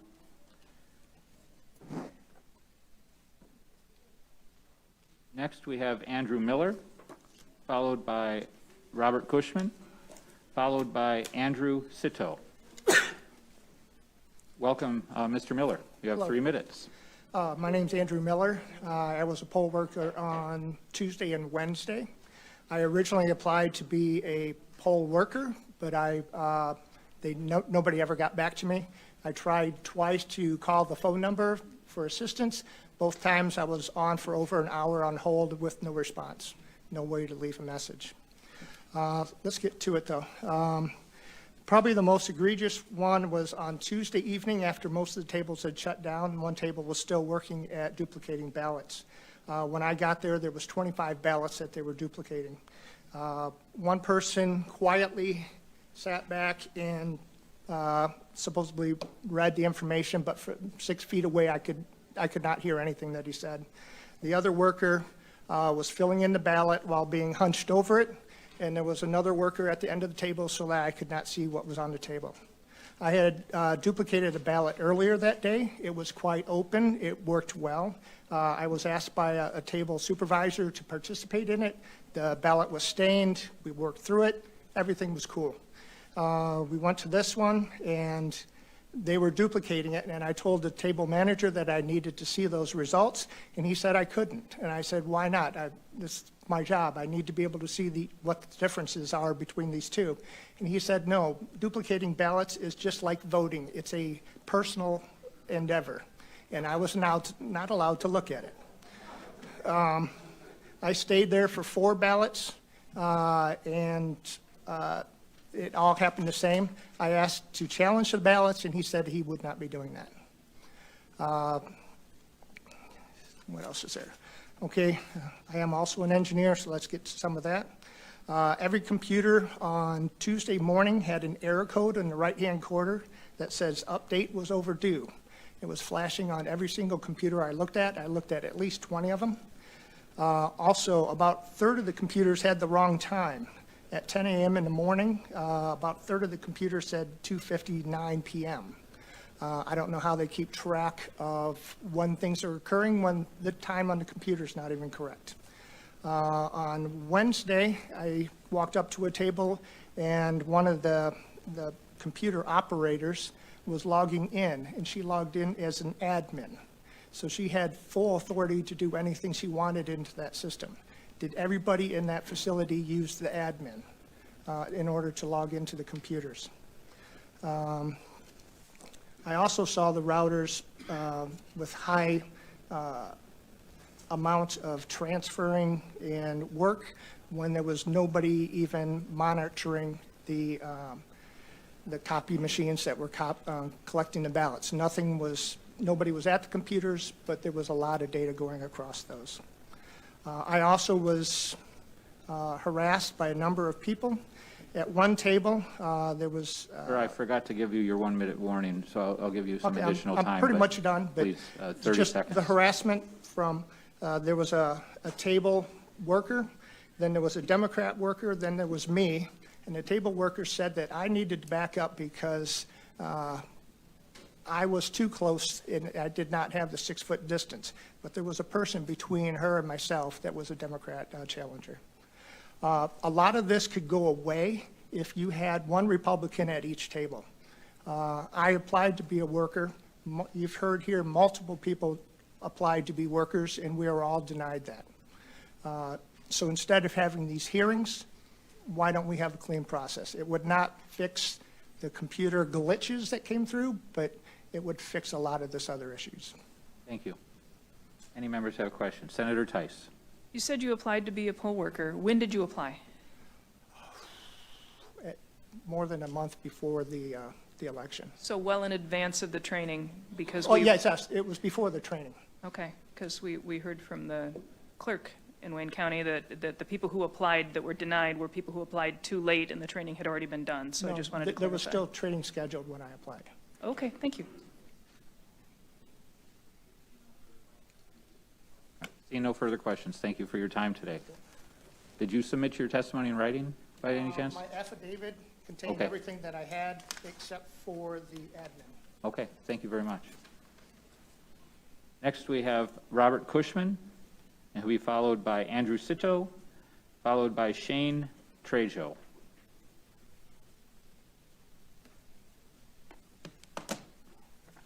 Welcome to the Senate Oversight Committee, Mr. Cushman.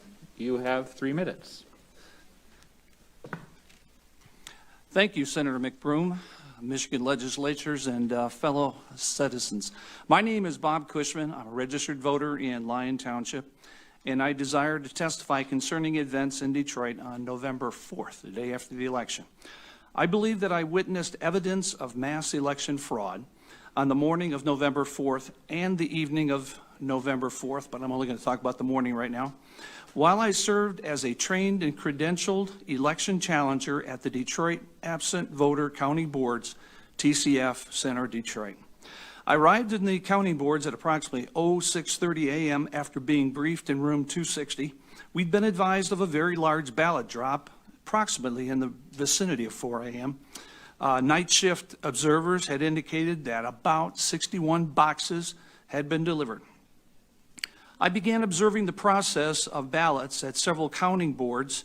I quickly noticed that none, and I mean none, of the names were being scanned from the ballots were in the electronic poll books. All of the names that were found in the supplemental sheets. We know that the poll books, the electronic poll books, were updated on Sunday, November 1st. That meant that all of these new ballots had to have been brand new registered voters on Monday, November 2nd, or Tuesday, November 3rd. I found it very hard to believe that tens of thousands of people had registered in just 2 short days. So I began writing down the names on the ballots immediately after they were scanned by the computer poll worker. As soon as I began, I was severely obstructed by 5 different persons that I could no longer continue my legal responsibility as a poll challenger. These 5 persons comprised of a poll worker, a supervisor, an uncredentialed person, a Democrat challenger, and one of the top leaders of the AVCB. The details can be found on my affidavit. Does anyone believe that 30 or 40,000 new voters were actually signed up legally in 2 days? I implore every member of this board to protect the Constitution. I implore you to give us a full forensic audit. Thank you. Thank you, Mr. Cushman. Does any member have a question? Seeing none, thank you, Mr. Cushman. Did you submit your testimony in writing as well?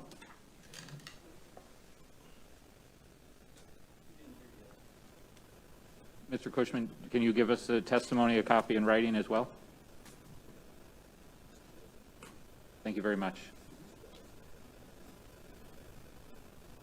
Next, I have card for Andrew Sito, followed by Shane Trejo, and then Linda Brandis. Andrew Sito. Thank you, Mr. Chairman. Welcome to the Senate Oversight Committee. You have 3 minutes. So my job was to be stationed at the TCF Center. I was in the middle of the room near the duplicate ballots. There's a table full of duplicate ballots. Throughout the whole night, I witnessed theft of duplicate ballots. My job was to follow them back to their tables of the counting boards, and where they would just take stashes of ballots, 4 or 5 ballots, take them to the table. I would stand there for 4 or 5 minutes. They wouldn't make any duplicates, never followed any duplicate procedures. They stashed them under their boxes, never put them in the bins. But couldn't do much about it, just write incident reports about it, which are documented. So, and then we had a new shipment announcement by Mr. Baxter at 4:30 a.m. on the microphone. He's saying, hey, we're going to have some ballots coming in. So these boxes of ballots were brought in by Mr. Baxter and his team at 4:30 a.m. from the rear of the room of the TCF Center. So approximately, I witnessed them bringing in boxes from the rear end of the room into the room. This is between 4:30 and 5. I estimate around 84 boxes placed on tables in the center of the room. Each box with approximately 600 ballots, totaling to approximately 50,000 ballots, equal to the 2 rounds before. Because we were there from 10 to 1, we did a round about 50,000, and then 1 to about 4, a second round about another 50,000, and then this last round, all you have to know is there's the same amount of ballots from the other 2 rounds. I'm not sure if they were all brought in from the back, because I think they were commingled and also brought in from other rooms. So I'm not sure how many ballots were brought in from the back and then from the other areas, but they're put in all. It was just about the same amount. So most volunteers left at 5 a.m. and the poll workers had a shift change between 5 and 6 a.m. I stayed. At 6 a.m., Mr. Baxter and the management got back on the microphone and yelled, "This is what democracy is supposed to look like," in front of everyone with the new shift. Right after that, the whole room cheered, and you can tell there was not a balancing in the poll workers there, even at that shift. Based off my sampling, because I was. 1 minute. Okay, sampling off of the dozen of the duplicate ballots from 6 to 2 p.m., 2 p.m. the next day, none of those were for Trump. The other 2 rounds, I only saw 1 for Trump. 3 other challengers told me they witnessed the same sampling. I challenged ballots, all refused. Challenging procedure never properly carried out. Never issued challenge ballots, no track or remedy, no record. I resorted to writing incident reports. Poll workers changed duplicate ballots to straight Democrat tickets. That's why you see in the tabulators 2 different tickets. I witnessed employees filling in bubbles for the Democrat straight ticket. And so at the tabulator, I also witnessed what the Dominion employee said with the re-rendering of the ballots. I saw that several times. At 2 p.m., I left the room for 5 minutes. Right after I left the room, they blocked it out, covered the windows up. I couldn't get back in for exceeded COVID capacity. I called the federal prosecutor. I called the FBI, made a report. I called the Secretary of State fraud tip line. I called the Detroit Department of Elections multiple times, and there was no answer. Thank you very much for your testimony. I have a quick question. When it comes to the duplicate ballots that you were in the middle of the room watching, those are blank ballots for the purpose of refilling out when necessary? Yeah. And so you were solely in charge of watching those? There's a few of us, but there's too many tables, so when people would come and grab ballots, and for example, if there was like a coffee stand or something, which I never saw that night, they all looked like clean ballots, we would follow them back, and there would be several people in line waiting to follow that person back. And so once that process was done, I would come back to the center table and wait for the next person to come in. What's your recollection, with the group of ballots that came in at 4:30 and you stayed and began observing, and you say that, there was almost every one of them or all of them were for Mr. Biden. About how many ballots would you say you observed at that point? That shift, probably my sampling is over a dozen of duplicate ballots. And also we had some issues where we were making duplicates of the duplicate ballots. And when I asked the employees why we were making duplicates of duplicates, they confirmed to me that this is a duplicate of a duplicate, but the tabulator said unknown reasons. So they were throwing away their first duplicate to replace it with a second one was what was, okay, but so you're saying you observed several dozen ballots in that time? That one shift from the 6 a.m. to 2 p.m., I sampled about a dozen duplicate ballots, yeah. Okay. All right, thank you. Vice Chair Lucido. I appreciate you coming out, and I appreciate everybody being so patient to go through this process. At the end, your testimony has been submitted to us by way of written, or is there affidavit? Yes, affidavit is submitted. Perfect. These ballots that were brought in the middle of the night, early morning, whatever you want to call it, where did you see this go to? I'm looking at these numbers here, 84 boxes, 600 each in each box, over 50,000 ballots. Where did these ballots go?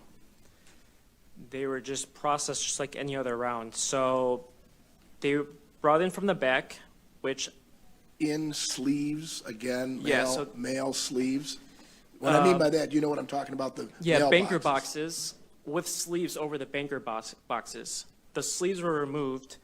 They opened up the lids, and they placed them on about 10-foot tables. Yep. There's about 7 of them, and they placed about maybe like a dozen boxes per table, 10-foot tables, banker boxes pulled, with the width, so they can place them out, and the ballots are facing towards you, and they were double stacked, filled to the top. Each bundle is about 50 ballots. So maybe like 150, 300 stacked on top, each box. Did they, after they put them on these 10-foot tables, were workers taking the ballots and then putting them into the machine? Yeah, so that's when Mr. Baxter said, this is what democracy is supposed to look like. Then they came in and took the ballots, the employees took the ballots, took them back to their processing tables, and everyone just did it at once. And most of the Republican workers were gone at that time. 50,000 roughly, right? It was the same exact amount as the 10 p.m. to 1 a.m. round and the 1 a.m. round to 4 a.m. round. Okay. Yeah. Yeah. Did you see anything else after that period of time? Did you stay on? You stayed on till in the morning hours? I stayed in until I was kicked out. I was not, they said, you know, you can leave the room for a snack. I left the room for a snack and immediately they closed it down. What time was that? Around 2 p.m. Okay. So you were there 4 o'clock in the morning all the way? Yeah, the whole shift. Yeah. Yeah, Thank you. Thank you very much. no problem. Did you or anyone you know ask where the origin of the late-night ballot delivery was? What precincts it came from? I did not ask, however, the person right next to me grabbed me by the, you know, like pulled me to the side and said, I see a truck at the loading dock coming in the back of the TCF center. And by the time I looked, Mr. Baxter and his management team were personally holding in boxes and carrying them in to the tables. Senator Tice. The other deliveries, they didn't come in this way? No, this delivery was unlike every other that I witnessed from the other 2 rounds, yeah. Thank you. Seeing no further questions, thank you very much for your testimony. No problem. Next, I have Shane Trejo, followed by Linda Brandis, followed by Bill Carzon. Welcome to the Senate Oversight Committee, sir. You Hi have there. 3 minutes. My name is Shane Trejo. I'm going to be reading a little bit from my sworn affidavit and giving additional testimony, and I'll submit all that after the fact. I'm a registered voter and a credentialed poll challenger in the state of Michigan. I was a GOP poll challenger at the TCF Center Absentee Voter Counting Board in Detroit, Michigan, on election night Tuesday from 10 p.m. to 5 a.m. I was there at approximately 3 to 3:30 a.m., and I saw the huge dump of ballots that were delivered to the counting hall. I noticed that the City of Detroit Clerk's office there was their emblem on the white van that showed up with the ballots.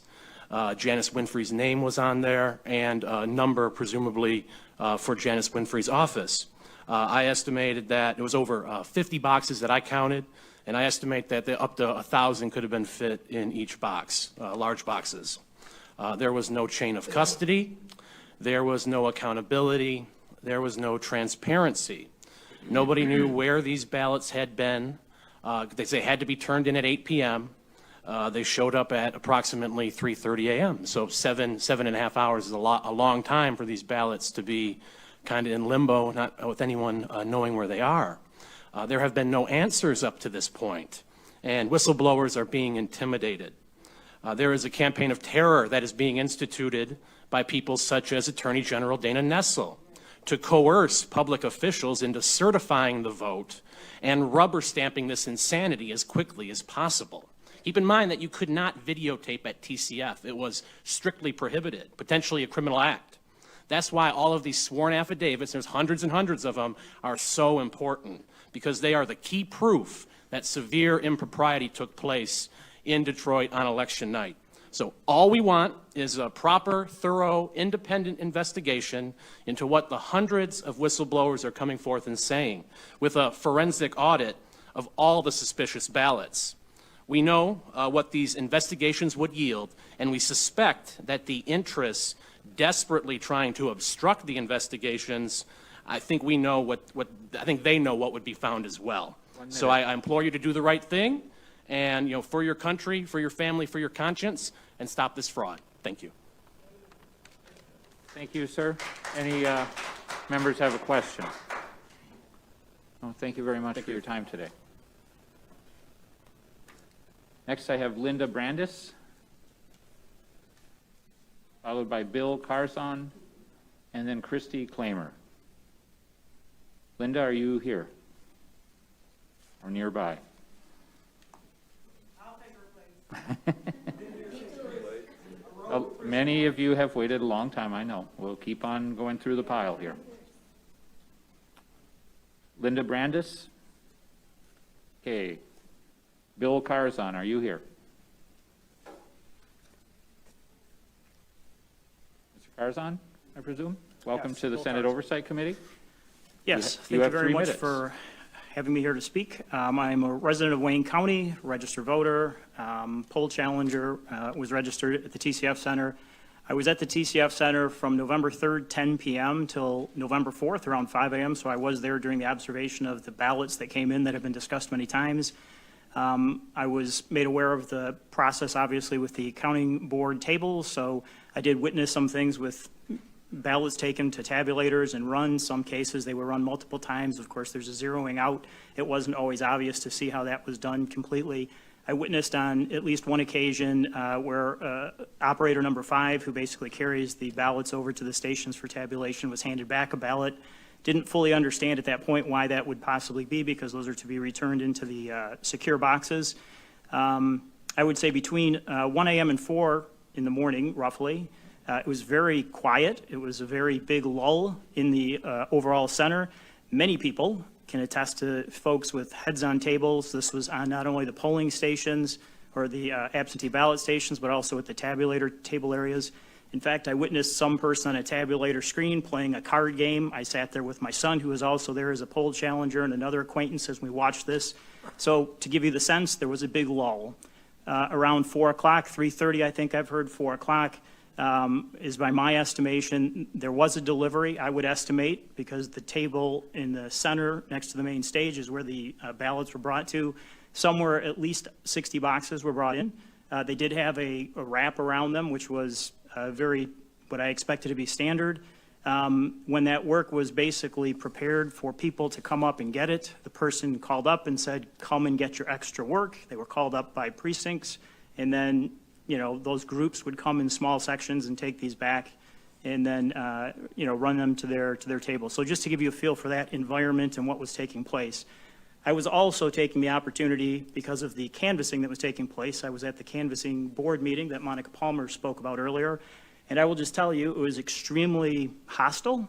It was very personal. It was very aggressive with regards to the threats that were made to her personally, her family. 1 minute left. Yep. And I would just say that really didn't have any place, and nobody shut that down. It was high intimidation. And Mr. Kinlock, or his other representative on the Democratic side, made no comments to calm this down. So when the vote was taken to not certify, of course, there was a side discussion that actually had some other further developments that everybody's aware of. I would just say nobody talked about the fact that they had so many out of precinct locations. When the meeting began, a pile of affidavits were set on the table. Mr. Kinlock said they were received by himself in that day. They really weren't used, reviewed, or anything, just submitted to minutes. So really no benefit in providing that. The meeting was delayed by 2 hours to start, a very strange delay. As Monica said, there was no executive summary. The numbers were rattled off regarding out of balance. I would just say it was a very hostile environment, and the main takeaway from my side is, I think you guys know, an out of balance precinct can't be recounted. That doesn't make any sense. If it's out of balance, it should be. Thank you for your testimony. Any questions? Senator McDonald. Thank you, sir. Sir, were you given any guidelines at all on how to do the work properly? Was there a chain of command of any type that you saw? Yeah, there were, I'm sorry, go ahead. No, that was I the thought you question. were talking about information we received. Yeah, was there a before. chain of command? Were you given any guidelines whatsoever on how to do the work effectively? There was information that was provided. Some people could watch video sessions that were provided with some information. There was some written material that was provided. So to some extent, and I heard about the on-site location activity, that was not extended as an opportunity to us, but we did get information and training and material that could be looked at to understand the process, yes. So there was a semblance of organization? With Was it regards sounds to completely disorganized. Was there even a semblance of organization at all within I the thought you were referring to my or our information to be a poll challenge. Yeah, your witnessing of the poll challenge, was there any organization, even a semblance of organization? So I personally was on table number 18 mainly, Okay. and then I walked around. That table did a fairly, I think, consistent job. There were times where, poll worker, the person operator 1 to operator 2 may not have confirmed a number and name on the ballot, the scan and the handoff and this kind of closed loop process. I did witness that at other tables also being missed. When there was a 3-hour lull with people literally with their heads on the table, there was a lot of downtime there. And this wasn't just at the tables. This was right down the tabulator station too. And then at 4 o'clock, 3:30, 4 o'clock, when that truck hit and the other work came, now I wasn't there after at 5 or so, as that's when we left, that these were counted, but I mean, there was a big lull there, so not very organized and structured. If a person can sit there and play a card game on a tabulator screen, clearly there's something missing in the organization. Well, again, it's very troubling, but thank you for that information, sir. Yep. Appreciate it. Senator Lucido. Thank you very much for being so patient. I don't want you to run so fast. I wish your gut reaction when you were there at that time of the morning and seeing these ballots coming in and not seeing any other ballots around for 2-3 hours before that, right? What was your feeling, or what was it that you made any reference to about those ballots? Well, it was my first experience to be down there and be a poll challenger. I'm more involved in this year's cycle than I had been before. So for me, it was novel. I didn't know why they would be there. I started stepping back and asking myself, why would things close at 7 and 8? And then at 4 o'clock in the morning, this proliferation of ballots would arrive. So I just had questions that just didn't seem to make sense from that perspective, but I think others maybe want to make comments as to why those were so late. Are those boxes consistent with what you've heard the testimony? You were sitting here during the testimony earlier. Was all the boxes of ballots that were delivered to the TCF, you didn't see if they came in the back door? You didn't see? I went to the back door when they came in, so I did see the truck. I did see them being unloaded. I saw a gentleman with a dolly that would bring some of them. I actually took the time to walk over to the tables in the center to watch them get stacked.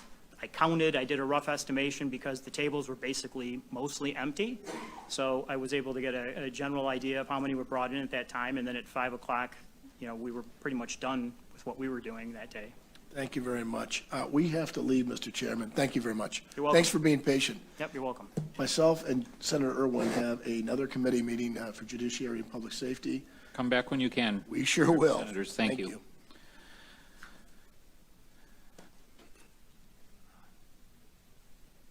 Was that just Bill Carzon that we had? Or I'm sorry, thank you.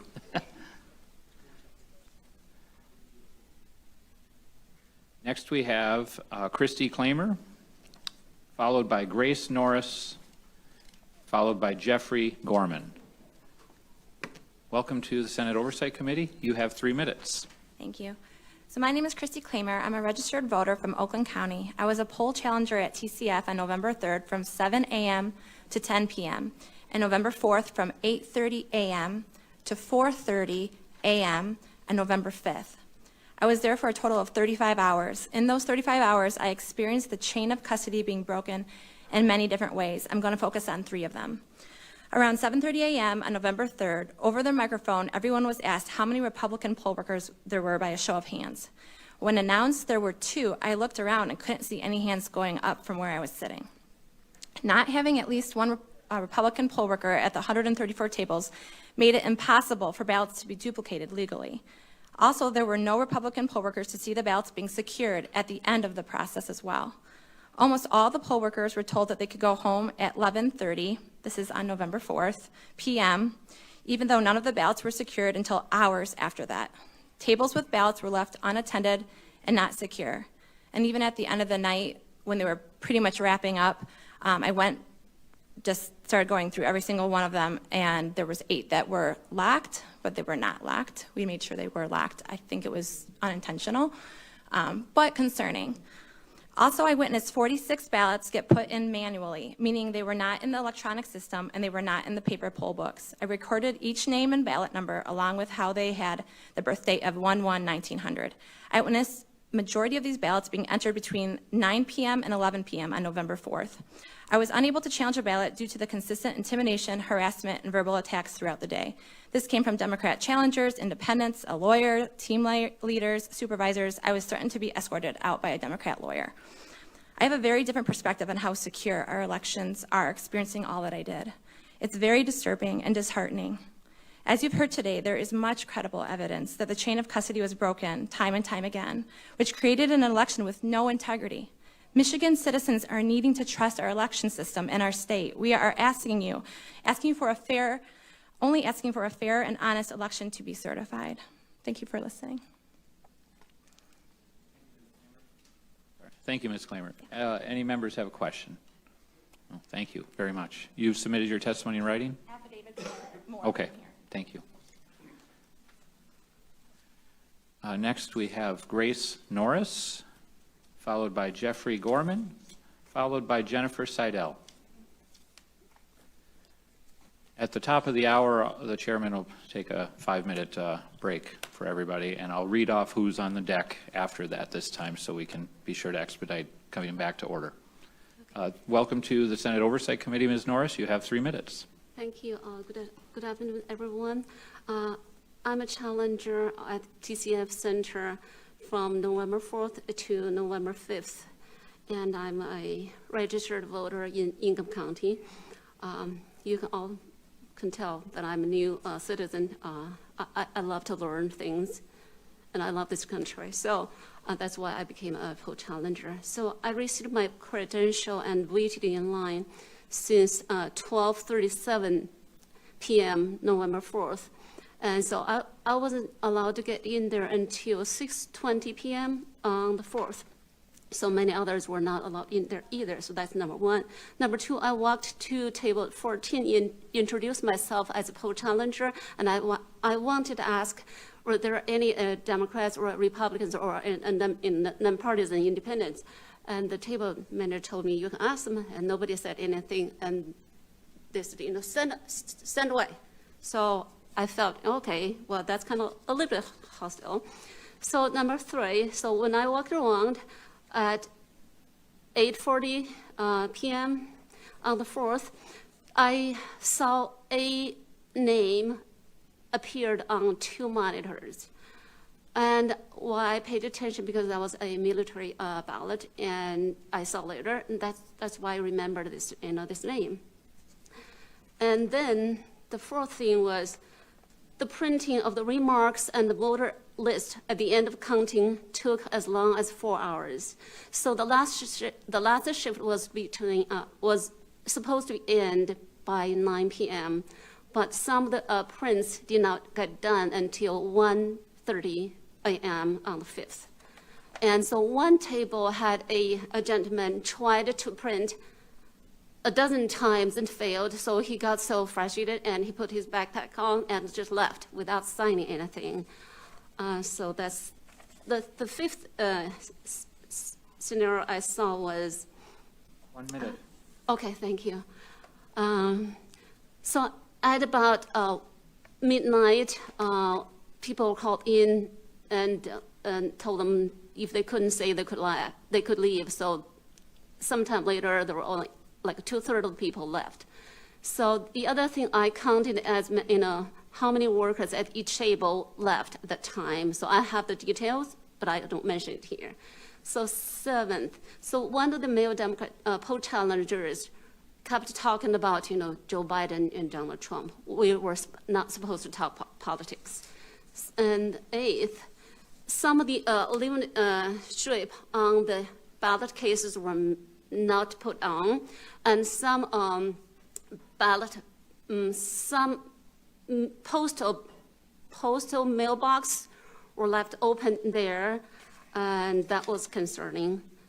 So then I tried to, the last thing was, I was writing down the SEO number, and then 2 Democrats stood, blocked my view, and a supervisor came over, grabbed my credential, and took photo and just left. So that's how I was treated.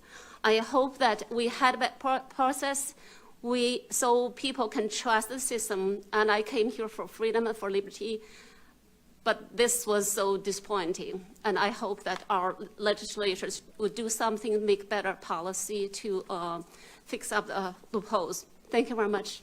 Thank you so much for your time today and your testimony. Any questions?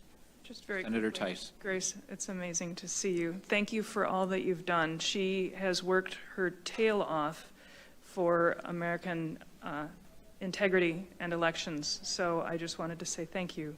I know personally your efforts, and I very much appreciate it. Thank you very much. Thank you. Thank you. I love this country. I know all of us love this country. Okay, we'll have time for one more, and then, like I said, the chair will take a break. So right now, we're looking for Jeffrey Gorman. Please come forward. And then on deck for after our break will be Jennifer Seidel, Jasmine Early, and Artisha Bomer.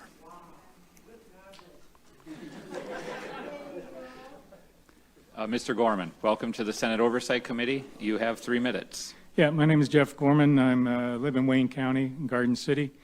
Born and raised in Michigan, spent most of my life away from here, left when I was 17, came back 9 years ago. I was a retired Navy captain, retired airline pilot, and captain as well. And so integrity is very important to me because lives depend on it. I also went to a college where we had an honor concept, so we kind of frown on lying, cheating, and stealing. Well, I volunteered to be a poll challenger on the day after the election. Welcome Alice to the belly of the beast. It was a hostile environment from the Democratic lawyer that told me I didn't know what I was talking about when I was challenging, to I was briefed on 2 things to look for. One was when they were doing duplicate ballots, there was supposed to be a Republican and a Democratic witness. When they were doing the military ballots, I asked, where's the Republican witness? And they said, it's you. And I said, no, it has to be a paid worker. She says, well, I don't know what they are. The supervisor did, I don't know what they are. Ask him. So I asked him. The poll worker said, well, I ain't going to tell you. So it was obvious. I challenged it. They only, out of the 8 to 10 that I saw, they only took the challenge for the first one. They wouldn't record the challenge for the other ones.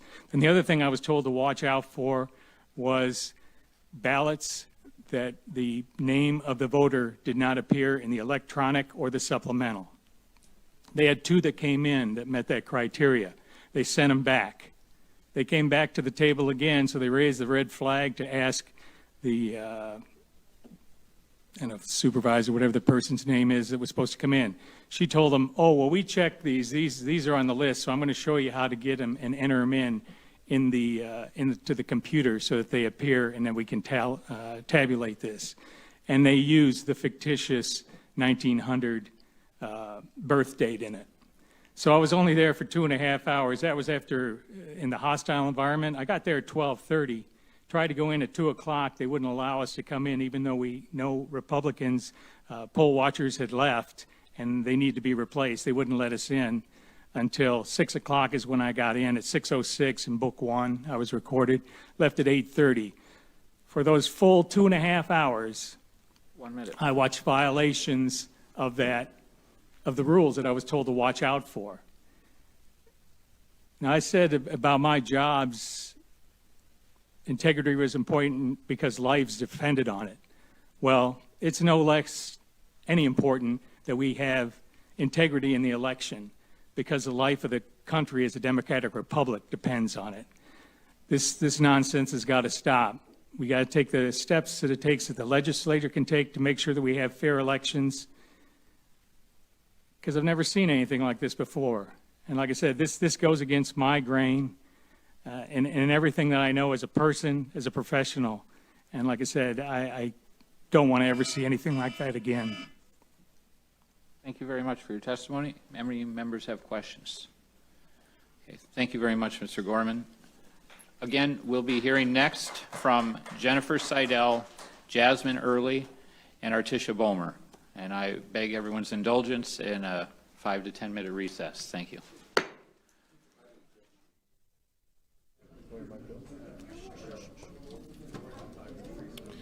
All right, that wraps up session 2 here in Lansing, Michigan.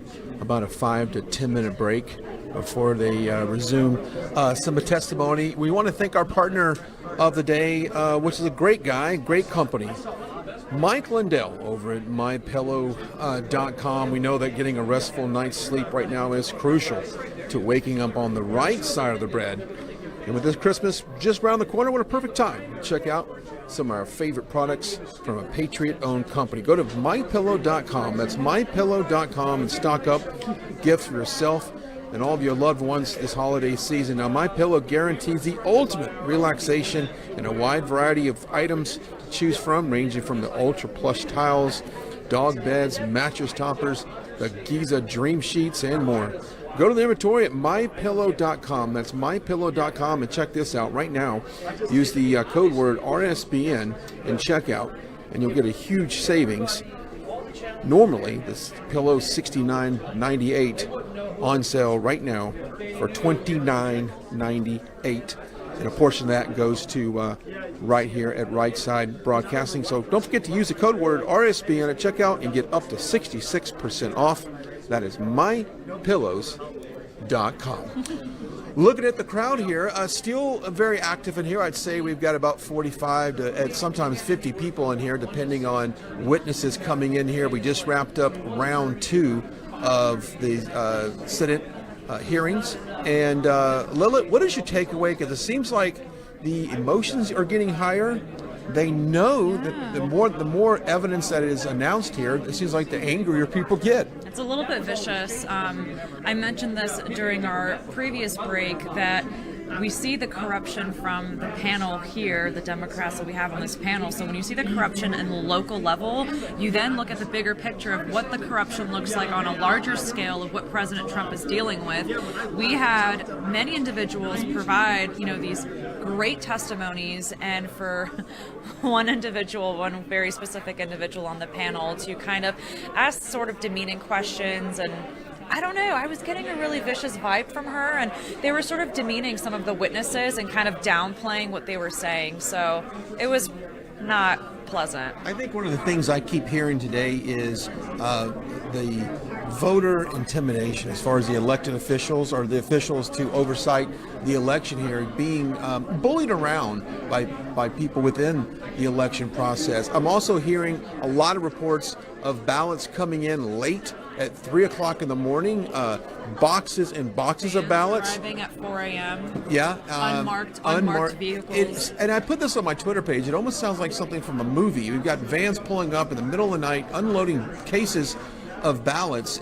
One witness said up to 1,000 bucks per case, and there's 50 cases. So if you do the math on this election, you kind of look at what's the area of this discretionary area of the amount of ballots that separates the two candidates. It might have well come in the middle of the night. This victory for Donald Trump in the state of Michigan might have come at about 3:40 in the morning, and this is just one of many, just one of many that we've heard here. Now, coming up, I will preview this. We have a very, so far she's been very charismatic in her need to testify in front of this Senate hearing here. She's up next. I think she's going to be a walking soundbite. She said, "You will not silence my black voice." Yes, and I'm looking Darn at her right. right now, and I know that she's going to bring a lot of intensity and a lot of passion to what she's seen over this election cycle. And this is far from over. And we spend our time on social media in the breaks here, and while the Senate hearings going on, we see the messages that's being put out by the mainstream media, and it is quite the opposite that we're hearing inside here. It's really amazing how much disinformation is out there. It's really different when you're in the room witnessing it. I don't know how to explain it, but it's different when you read about it online, when you see videos, but when you're actually hearing it yourself, it's a different experience. And some things that I want to mention, over 6,000 votes were taken from homes that were either vacant or burnt, okay? This is just in one state we're talking about. Military ballots, all of the birth dates said January 1st, 1900, and you were not even allowed to question that. And when you were, they threatened and intimidated you. Again, military ballots were coming in. Only just one of our witnesses counted just 12 of those ballots that were coming in with birth dates January 1st, 1900. Mm-hmm. And also get back to the Dominion voting system, the amount of wires and fraudulent, opportunities for something to happen in that regard. We've seen that, Philip. We've seen the talk on the tech side of things, how there weren't anybody on site that was trained to oversight of these machines. There wasn't anybody on site that can administer to make sure things were operating okay. It was just kind of willy-nilly. We did hear from an IT professional. She was here today.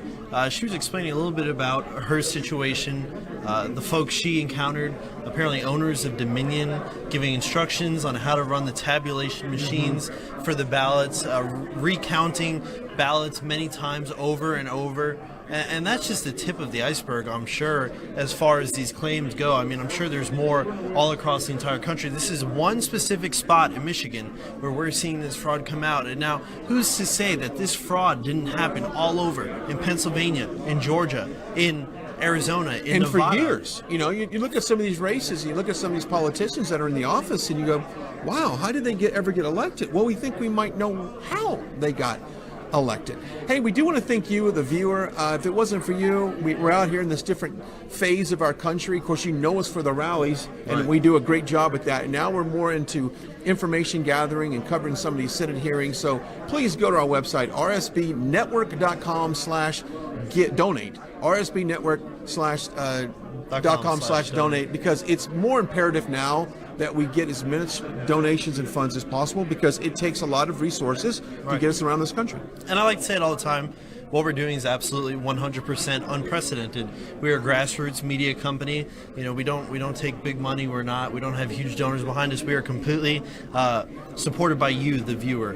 And what we've been able to accomplish by doing so is absolutely incredible, and the envy of many media companies, actually, to be honest. Yeah, and if you notice earlier, we had some demonstrators outside the window, not protesters, but supporters of what's going on here, and they were getting kind of loud with the bullhorn. They were banging on the windows at certain points. Well, what happened was the panel here made an announcement that if they did not quiet down and stop disrupting what was going on inside, they were going to basically adjourn the meeting, and that would be it for today. So we had a young lady run out there and tell them to just quiet down, that she wanted her voice to be heard. And I went outside in the hallway as she was coming in to ask her what her message was to those outside, and she said, look, I want this black woman's voice to be heard, and we're going to hear it today. She's up next in this third round of hearings here in Lansing, Michigan. And of course, we got things going on all across the country. We've got this amazing bus tour. I think we're on day 3 or 4 at this point. I forgot how many days we're on, but we'll be live on that as well, so stay tuned. I think it's the third day. Is it third day? Okay. I believe it might be in North Carolina, maybe, but we're all around the country, and we're trying to cover all of the events that leads up to these big dates. And Lilith, I want to bring you in real quick, because you had some key dates. That there's a reason why that we're here doing this right now. There are some dates coming up on your calendar that is imperative. Time is of the essence right now.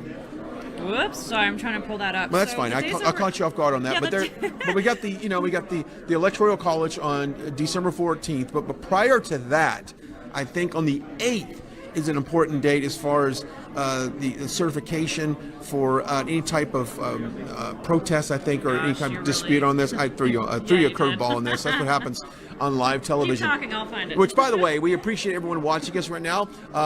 Sometimes you can get fatigued. Yesterday we had, a 7-8 hour broadcast in Arizona with those hearings. So we appreciate everyone that was tuning in for that and sharing that broadcast. And we remain steadfast in getting the truth. We came in last night through the first snow event in Detroit, which was incredible to experience that. So we're all around the country. We'll be back in D.C. Tomorrow to cover any developments that happened from the White House there. And of course, I saw some press conferences being scheduled as well across the country in relation to all of this investigation. I know you don't see the dates coming up, but that's fine. But it's the key. The bottom line is right now, folks, time is of the essence, that we hear all of this evidence now that can build up to a case, and ultimately perhaps the Supreme Court judging who's going to be the president. Time is ticking, and with these public hearings, I mean, we're giving an opportunity for the public to not only voice their testimonies, but for the public to also hear from one another. But we're just praying that this can settle in the court, legally the correct way, because at the end of the day, it's not up to anybody else but the legal system to cast an election. So. Absolutely. And of course, we've heard a lot of testimony coming out of Wayne County, around the Detroit area, and they said for decades it's been a very slim margin of a Democratic win. And one of the ladies up there said, well, why is 2020 any different than what we've seen before? And my suggestion was, well, maybe you've been corrupt for that long. Yeah, that same senator who questioned that, she said, well, why, the so-called frauds, she put it in that type of phrase. She was implying to the witness who was giving a testimony, and she said, well, how can you consider that this is a fraudulent election when we had the same amount of votes in the 2016 election? And he said, well, it's fraudulent when you have this many number of dead voters voting, when you have this number of votes that are duplicated. That's how you consider this a fraudulent election. And I think all these late mail-in votes, these ballots have just been dropped in the middle of the night. Let's think about this. And put it in perspective of watching a football game. You don't see the end of the fourth quarter come about and someone says, well, let's hang on. Let's stop playing. We're going to continue this, 5 hours later. None of this makes sense. And I put this on social media earlier. If you just absolutely dislike this president, let's just say you do not like this president, I would rather you come out and say, I do not like this president, but I acknowledge that there's discrepancies in our voting process. There's absolutely common sense on that. So we have seen Democrats say it. We've had registered Democrats give testimonies, and they're like, "Hey, look, I worked for the Bernie campaign, and doesn't matter where you lean. I've worked with independents, Bernie, all so and so, and this is not right." So we do have Democrats who are speaking out as well. And speaking of President Trump and how he continues to fight for us, the American people, he is having a rally this Saturday in Georgia. So let us know in the comments below if you're in the area, if you're planning to arrive. We're waiting for the logistics of that rally. We're just waiting for confirmation of the location, the time, and the place. So let us know in the comments if you're interested to come rally. And Brian, I'm going to be honest with you. I think the numbers for these rallies are going to be exponentially bigger. Absolutely. And of course, a Much lot larger. is at stake right now in the state of Georgia, not only in the Senate, but now ultimately in the presidential race. So I would imagine that people will turn out. And a little cold, different scenario than it was this past summer in Georgia. So it's a little cold temperatures, but nevertheless, people will show up from that. We're just a few minutes away from resuming, I guess, session 3 here in Lansing. We're going on. We started 4 hours. We're going to 4 hours and 15 minutes so far. But that is about par of what you see. There's a lot of evidence. I'd probably say we've seen maybe 30 to 35 witnesses so far, with another maybe 15 witnesses to go. People that have volunteered for the first time to Oversight to be an election official. We've got people who's been doing it a long time. We've been hearing things come out, procedures that were broken, norms that were not followed. And so all of this builds up to the case of what exactly happened here in the state of Michigan in terms of the election day. And we've said this before, whether or not you're for Joe Biden or Donald Trump, we want a fair election. And it seems like, by hearing a lot of the evidence today, and it's sworn affidavit, these people have signed sworn affidavits on this. It's just not chat on the street, right? That we are not seeing that in this country right now, especially here in the state of Michigan. I think Americans will grow to become more involved in the election process, whether it's a general election, a local election, a presidential election. I think more and more Americans will volunteer to work as a poll watcher to make sure that even locally that we're having a fair election, because, just hearing these things, you realize so much corruption can take place. It doesn't just wait for it to happen, at these larger scale elections. It all starts locally. Or when people say, well, how did Governor Newsom or how did Governor Cuomo even become governor? Who voted him in? Well, locally, he ran for city council. Y'all voted for him. He ran for, it's just like it's step up, step up, step up. Next thing you know, this corruption is just building up on top of each other. No, I've said that before. If you don't like what you're seeing in your hometown, I live in Texas. I live in Collin County, just north of Dallas. If I don't like what's going on in my community, I'm going to sign up and try to make a difference, whether or not on your school board, your city council. So I think it's everyone's duty right now. If you don't like what you see in politics, then take a stand for it. Don't complain about it. Do something about it, because the time is definitely now to do that. I want to bring in Philip here. Your observations, your predictions on we're going into session 3 here. You've heard some testimony, you've heard the emotion, you've heard the passion a lot of these people have at some point bursting out in applause for what they're hearing today. Like I said, very contentious. Both sides are very fired up. You can definitely tell that there's some activist legislators who are sitting on this oversight committee, and I just see right now they're actually taking their seats on the bench up there, making their way back in the making building. their way back in. So we'll see. I mean, And it's probably here any and it's minute now. interesting. And we've had a couple people leave, and I thought to myself, what is more important right now than talking about this election? Is it what could possibly be going on in Michigan that would trump what we're talking No about pun intended. today. No pun intended, but it's definitely been an interesting day so far. We appreciate you tuning in with this. Share this broadcast. We get lots of comments on this. I try to respond as much. If you want to follow me on Twitter, it's Brian Glenn TV, BrianGlenn TV. That's on Twitter, Instagram, YouTube, Facebook, the whole bit. And Philip, you got And you can go ahead and find me at Philip Torino, and it's Philip with one L, PHILIP. TIRINO across all platforms, Parlay, YouTube, Twitter, and Instagram. Sorry, there's so many of them. It's hard to remember There them you go. all. Yeah. But yeah, you can go ahead and find us there. But most importantly, find us on Right Side. also on Right Side. Our social media is at RSB Network. You can follow us on Parlay, follow us on Twitter, follow us on Instagram, and find us on YouTube at Right Side Broadcasting Network.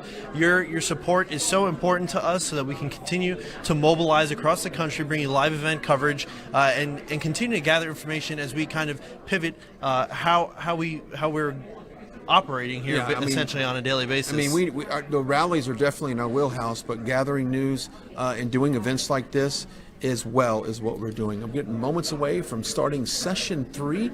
We'll see everyone's getting in place here, mask on, because it is a mandate here in Michigan, and we will resume that here shortly. All right, turn it over to these guys on the floor. Thanks for watching. We'll step back in when they take another break, or perhaps this might be the last round of testimony. Now, we'll say this. There we go. Let's continue.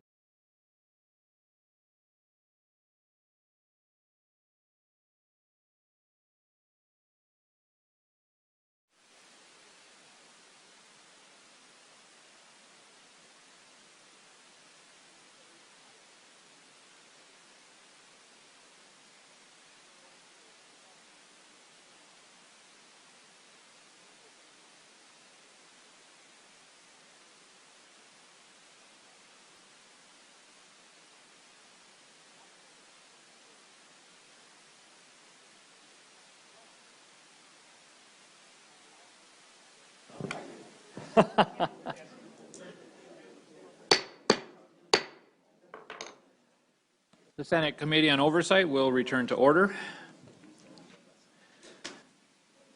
All right, next up, I have a card for Jennifer Seidel.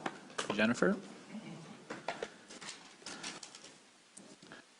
Welcome to the Senate Committee on Oversight.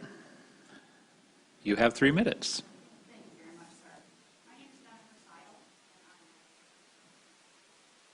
I have provided you my affidavit, and I have provided this under oath. I have a lot to go over, but I only have 3 minutes, so I'm going to be kind and try and get through it quickly. But here goes. I was actually a poll challenger for the GOP party, and I was there on Tuesday the 3rd and Wednesday the 4th. I was there on the Tuesday the 3rd from about 6:45 a.m. until about 11:30 p.m. And then I came back the next day, and I was there from about 11 a.m. until probably midnight. So I have a good overview of things that happened. I was one of the lucky ones who did not get kicked out of the room because I kept my mouth shut, as I was instructed to do. So there's a vast difference between the 2 days. The first day, on Tuesday, things were, moving along. There were a lot of duplicated ballots. I was told by an election official that an entire area of about 5,000 ballots were mailed out, and they mailed out the incorrect ones, so they had to go back and duplicate all of those ballots. It was hard to get proper oversight over this. We were told to stand 6 feet away, and we were permitted on times to take a step forward. So that's 5 feet away if you have long legs like me. And about 15 seconds we could look in. So realistically, we couldn't really see much. So at one table, I saw a single ballot duplicated 4 times. I was told by the table lead that the first duplicate was because of the wrong precinct. The second was user error. The third was the wrong precinct again. I managed to see the notes in the QVF and that the incorrect ballots were listed, but the duplicate ballots were in numerical order, which I thought was weird by precinct. I estimate that I probably saw 3,000 to 4,000 duplications the first day. And the next day, it was chaotic. a poll worker. Oh, let me first say that I was assigned to and gladly took the lead of watching the military ballots. It was limited to me and one other GOP person that could stand there and monitor the table of about 17, 25, I don't know, boxes of ballots. Military ballots were unfolded and were different, and I was not permitted within 6 feet of those ballots. However, there was one lady from the NAACP and another one from the ACLU that were up wandering about, looking in the boxes with an election official, which I thought was rather odd. I saw person after person getting kicked out of the room, and it was almost like, here's a shiny object in the room over here, look at this commotion while we do this over here. And I witnessed that on several occasions. I'd also like to say that at one point I heard reports, oh, there's 134 Republicans in the room, we can't let more in, you have enough people. But they didn't, if I may, they didn't let us know that we were to sign out. And all the people that got kicked out were not getting signed out. I witnessed probably about 30 people getting kicked out for not really doing much. Maybe they tried to challenge and weren't allowed. I saw that, and then people left for lunch because we were told that we could leave for lunch, and they weren't allowed back in the room without even being notified that they had to sign out. So them saying that there were a lot of Republicans in the room is categorically false. I counted 7 people that were helping me with the military ballots. Thank you. Thank you. And you have submitted written testimony for... Yes, sir. Thank you. This morning, yes. Any questions, members? Senator Tice. Sorry, when you say 7 people helping you with military ballots, that's not 7 people total in the room, that's 7 people who were helping you right there? How many total do you think there might have been? I saw probably a dozen. And we were trying to make sure that each stack of military ballots and their duplicate ballots were going back to the table and being followed. Those people weren't even allowed to get an elbow in, and I say that jokingly, of course, weren't even allowed to see because there were swarms of people around the table from different parties that were allowed in. And I also want to say one quick thing. Earlier, a gentleman talked about the password, the password to the QVF in the system. There was the piece of paper with the login and the password were taped to each table. And it was admin and this password taped to each table. So God and everyone could get that password. I just want to say, sorry, God. Senator, I want to make one clarification. For those who don't know, because I know there are a lot of people who are like watching on TV and maybe not everybody in the audience knows, military ballots come in a particular format that they cannot be processed with. So they have to be transcribed from the ballot that they mailed in to the ballot that's consistent with the precinct that they're at. So that's the reason why the military ballots are being so closely watched, is because everyone by necessity has to be transcribed onto a specific ballot that's different from the one that they sent. Thank you. Thank you, Senator Tice. Correct. Senator Santana.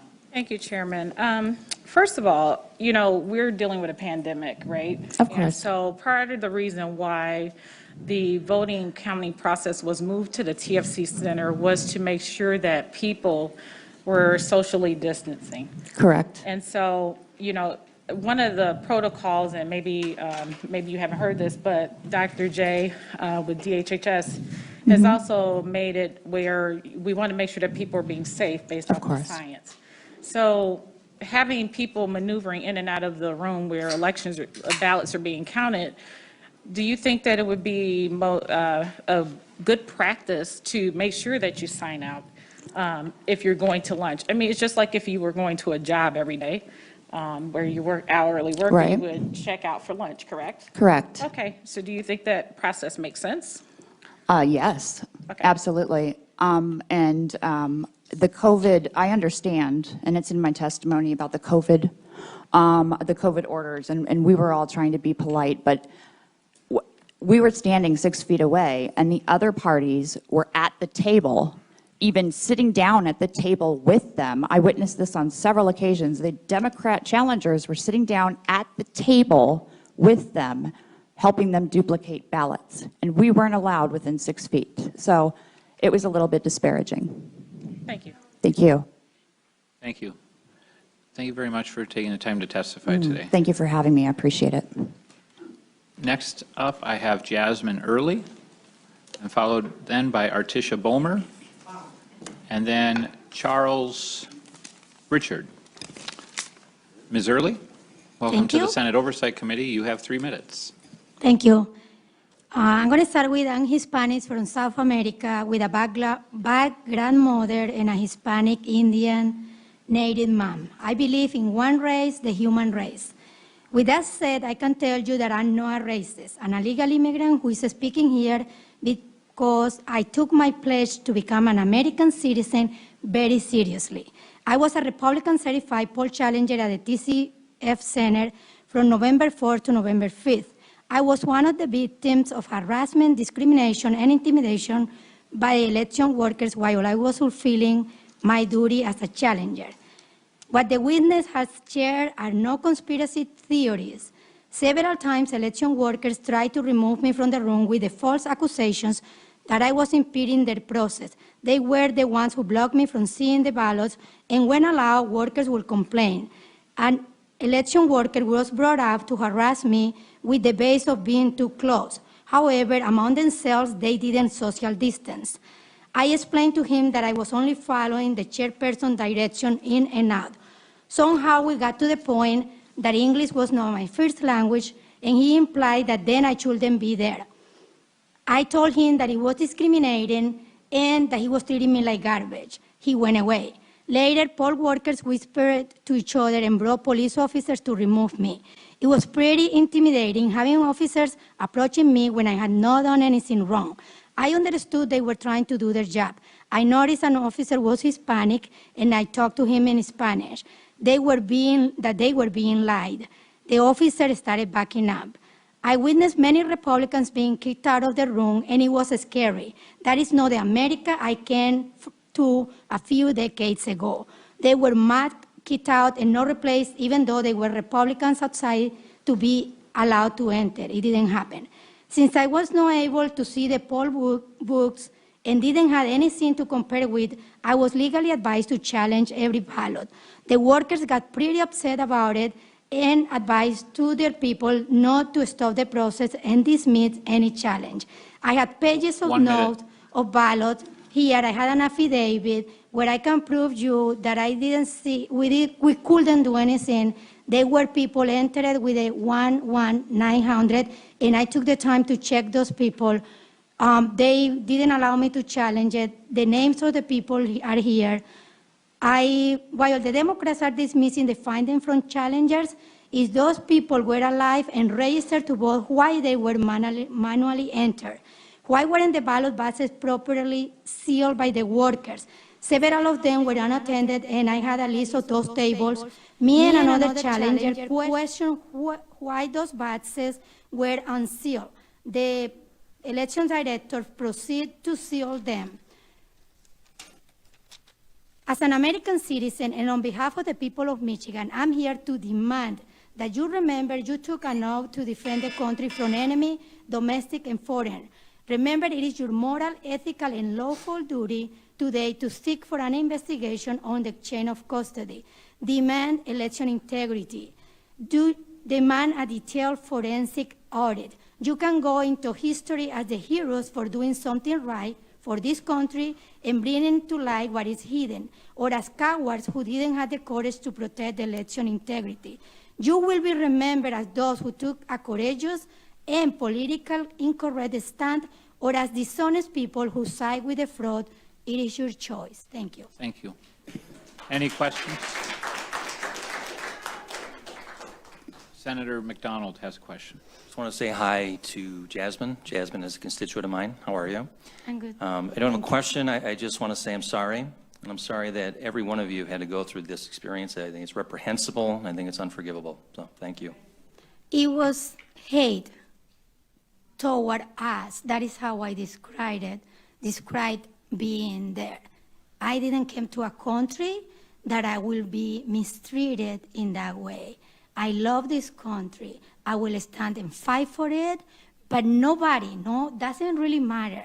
I didn't grow up seeing people by skin colors.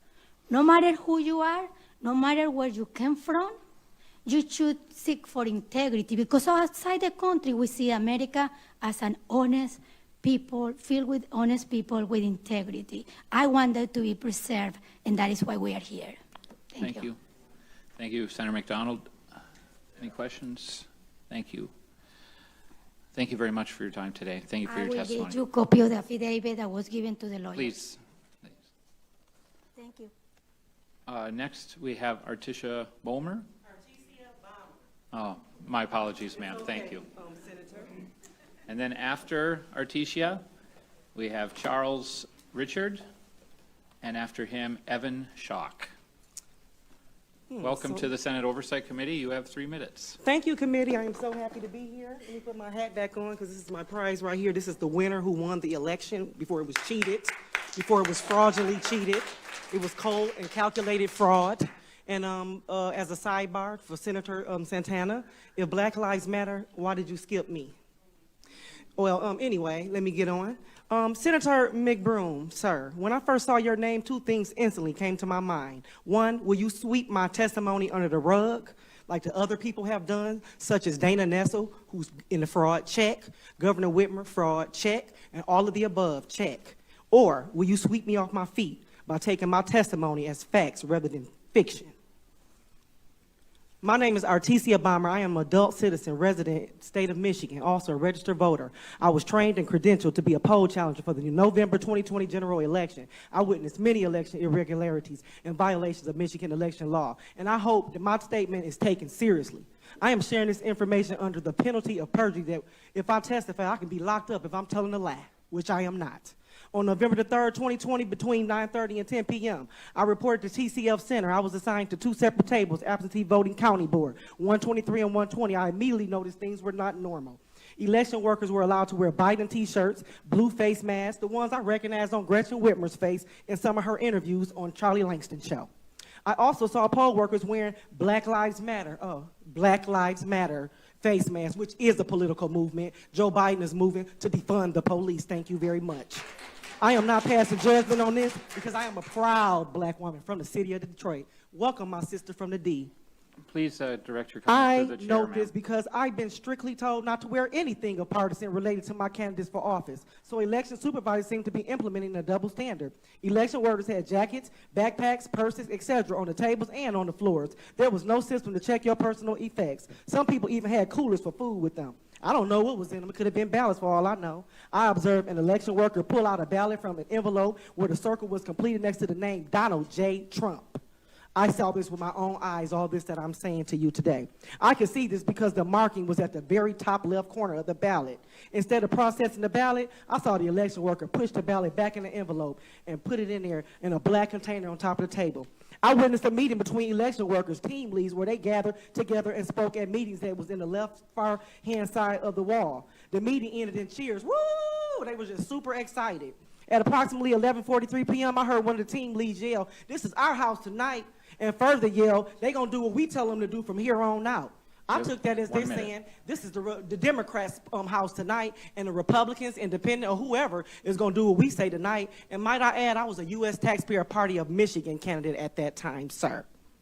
I observed stations where election workers were working on scanned ballots that had issues that needed to be manually corrected. I believe some of these workers were changing votes that had been cast for Donald Trump other than Republican candidates.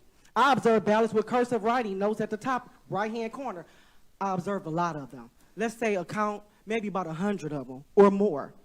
I also observed these ballots did not have ballot codes on them. The one, you tear at the top, no ballot code numbers. At approximately 4:03 a.m., a poll worker announced 50 boxes of ballots coming in. Election workers loudly cheered, woo! Why? Did they know that they were for Biden? Was it a Biden dump? We don't know, huh?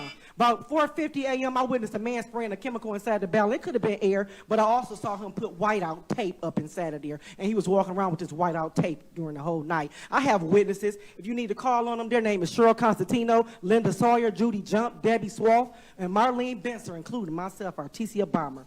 I can't get all into this Thank you. because I probably got a few more seconds, but let me tell you, it was voter fraud at its finest, pure and calculated fraud. And I wouldn't be surprised if people up here was involved. But this young man right here, Senator McDaniel, Donald, I got to give you kudos. I see you're interested in this. And Senator Thies, I have to give you kudos because I see you're really paying attention. I wish Senator Lucido was here because I say he's paying attention. And now I think you will pay attention. And I plead the blood of Jesus over this fraud, and that everybody that was part of it and know about it will be convicted in their soul and their spirit. They won't sleep, they won't eat until they come right. Thank you, Jesus. Amen. Thank you.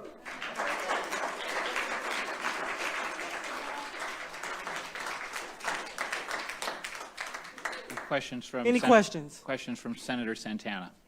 Y'all, please. Thank you, Chairman. welcome. And Good thank you, Ms. Bomber, Oh, for you're your welcome. testimony. Mhm. You mentioned in your statements that you were also a candidate for the U.S. 13th Congressional District at the time that you were a challenger.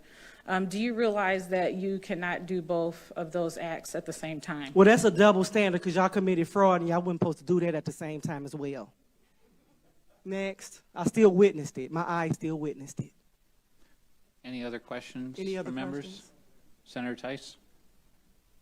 I just want to make sure we get a copy of your testimony. Sure, but it won't be done today because I'm going to amend it. So if you guys have anything with the word Artesia Bomber on it, dispose of it because it will be amended and that won't be withdrawn. Thank you. Thank you, ma'am. You're done? Thank you. You all have a wonderful day. And all who involved, now rest.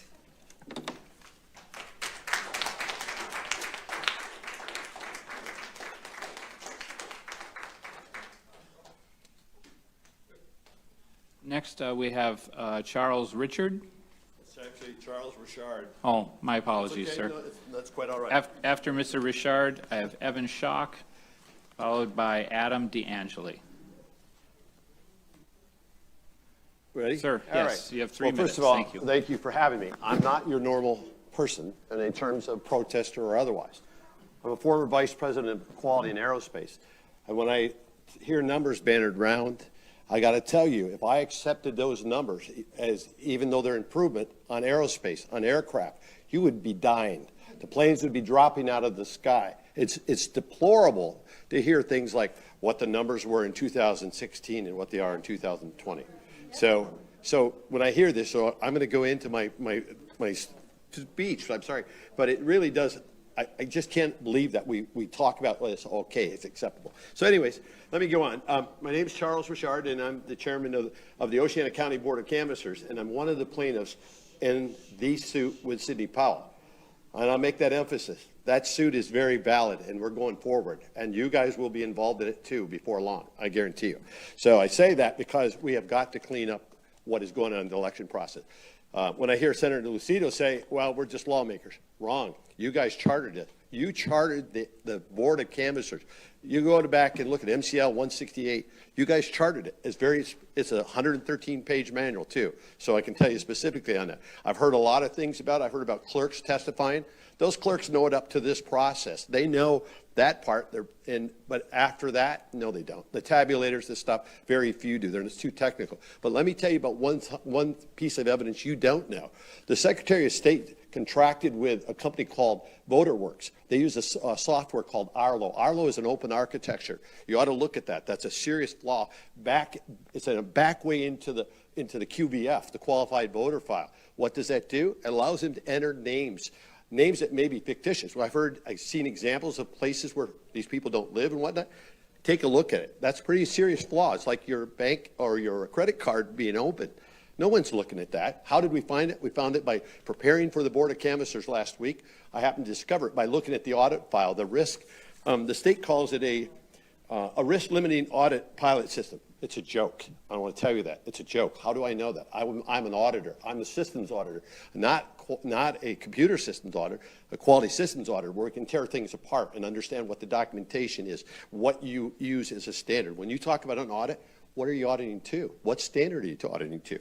So when I say that, so that's a joke. And that 1 minute, sir. Actually, that open hole there is like your credit card being breached, and that's what it is. It is a distinct breach, and it's there. We need to really focus on that. And another thing is I heard a thing about the Black Lives Matter and Jesus. We had an incident in our poll. Well, a lady had a Trust Jesus shirt on. They would not let her be in the poll. She was a poll worker. They stopped. They told her it's it's a code, dress code issue, or it's an issue. She went to five different people, including this state. So I didn't accept it. I went to the FBI, and I heard Pete Lucido say that. The FBI is a joke, and I want to tell you that right now, and I can validate it. So I want to finish with this.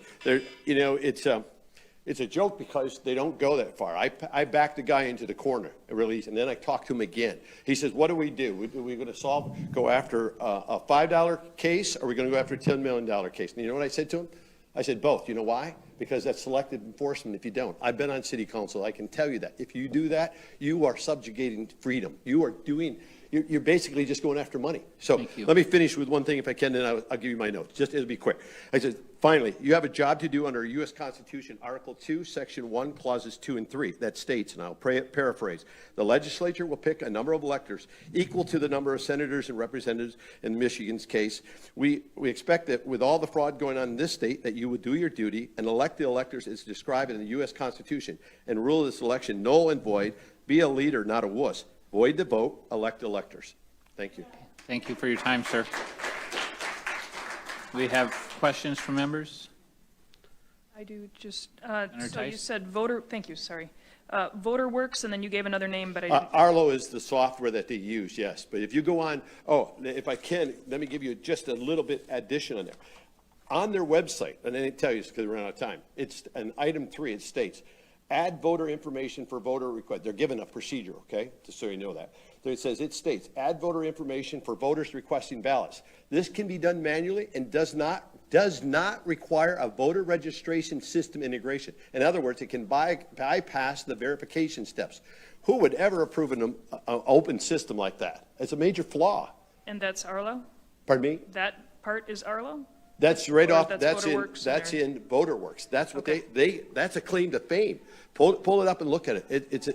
It's like I almost died when I found it. Thank you. So. Okay, thank you. Thank you very much, Senator. Okay. Thanks, Mr. Richard. Yeah. I'll give you these if you want. Please.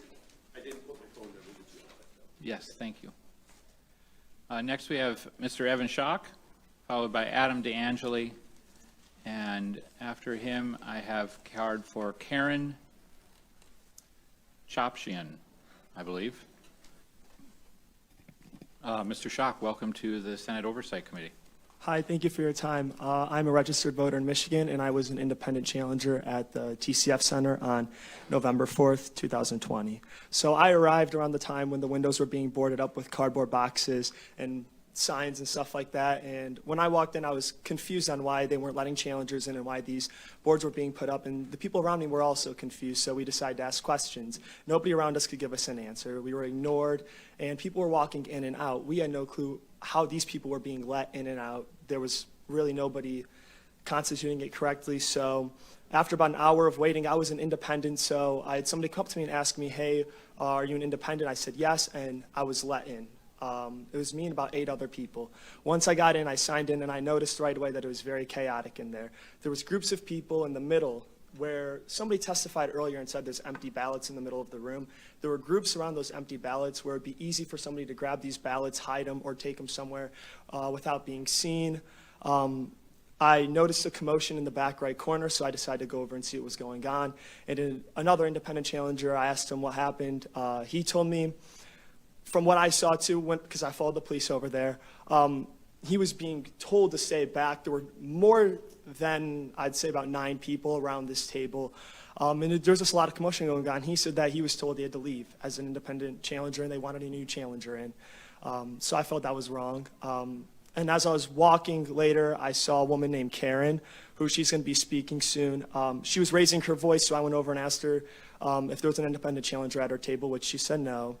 And they were blocking her view from seeing the ballots. So I offered to tell her what I'm seeing when they're duplicating these ballots, because she was in fear that she would be kicked out if she spoke up and challenged any more than she did.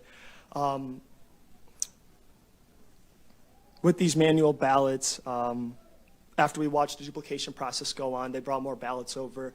And we watched them scan the ballots and put in the date 1/1/1900.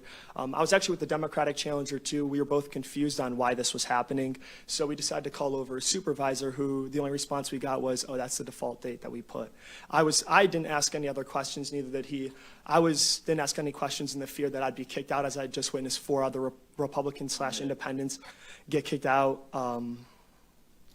And it was interesting because in the guide or in the handbook, it does say that no propaganda is allowed inside of the polling center. And I did see Black Lives Matter masks. And again, I feel there's nothing wrong with that, but I feel like that's a double standard. And I feel that it's wrong that people can have that and it's okay. I was called names whenever my mask fell down even a little below my nose. I'd be called names. I'd say I was killing people, stuff like that, while they'd be talking to somebody not wearing a mask. People at the polling centers weren't wearing masks, the people who were doing the duplicating. It was just very unorganized. Yeah, that's all I've got. All right, thank you. Any questions from members? Thank you very much for taking the time to testify. Yeah, thank you. Was that Mr. Schock? Or, yes, okay. We want to card off here? This is the next, we haven't had her yet. That was the name I was struggling with. This is one we just did, so you want to change the number on it. All right, thank you. Next, we have Adam DeAngeli. On deck will be Karen Chopchian, followed by Randy Bishop. Thank you, Mr. Chairman and members, for this opportunity. My name is Adam DeAngeli, and I was a poll worker in the election for the city of Detroit, not a poll challenger, but a poll worker as an employee working at a polling place as a ballot box inspector on Election Day, November 3rd.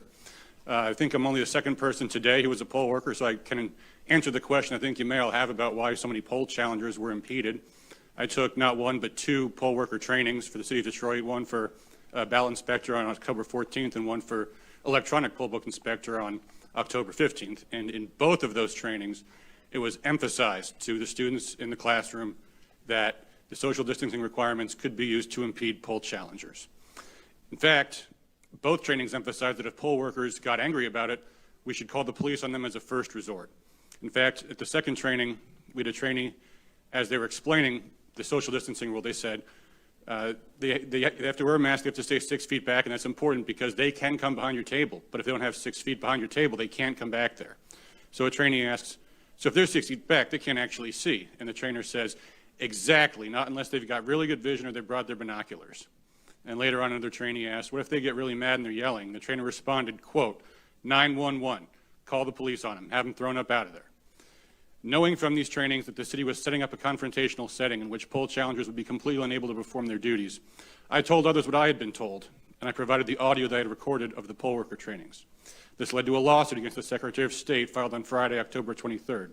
The plaintiffs in that lawsuit, one was a gentleman testifying earlier this afternoon, and another will be your colleague in the House next year. There was a hearing on the suit, and resolution was reached in the morning of Wednesday, October 28th, 6 days before Election Day. That hearing is online at the Court of Claims YouTube page. You can watch it. It concluded with the Secretary of State agreeing to amend the policy to say that poll challengers would socially distance except as necessary to perform their duties. And critically, Judge Cynthia Stevens said, quote, I am more concerned that you get this directive out and amend the frequently asked questions for election workers than I am about this court's docket. Judge Stevens understood how time-sensitive and important this was. Both the hearing and the final order specified that this revised policy was to be made known to poll workers. I can tell you, as a poll worker in the city of Detroit on Election Day, nobody there was advised of this policy change. And in fact, the poll challengers were sitting at the end of our cafeteria table all the way at the end the entire day.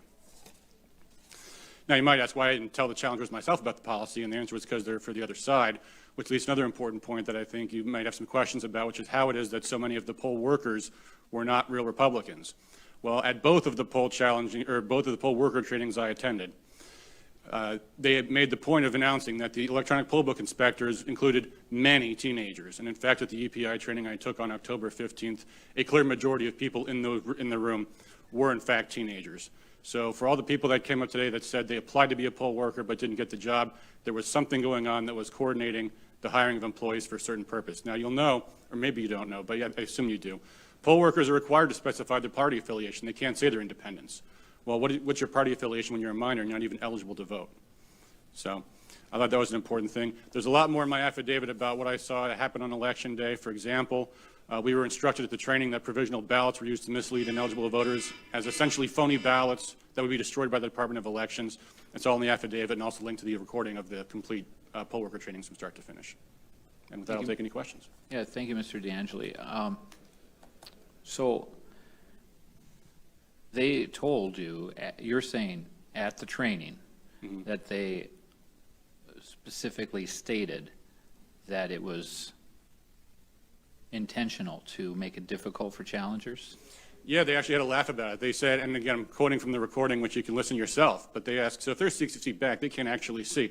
The trainer interrupts. Exactly. Not unless they got really good vision or they brought their binoculars.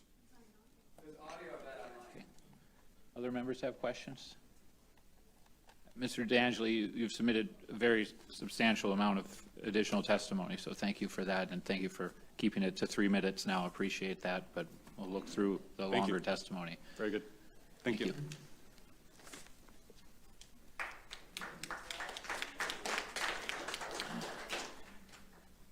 Next, I have Karen Chopchian,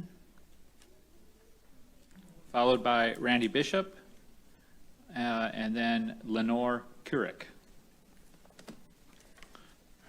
I'm sorry if I've mispronounced your name. It's ma'am. Chopchin. It's fine. How do you say it? Karen Chopchin. Chochin? Chop. Chopchin. Okay, Yes. thank you. You have 3 Is minutes. that going to destroy my seconds? No, no. Thank That's you. Starting now.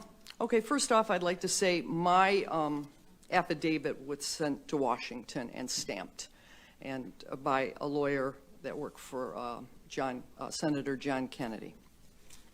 I'm going to make a long story short because a lot of this is repetitious, and I do see a few faces that I do know. And yes, there was a trough of blank ballots in the center for all the world to see, and welcome to take as many as you wanted, especially after hours.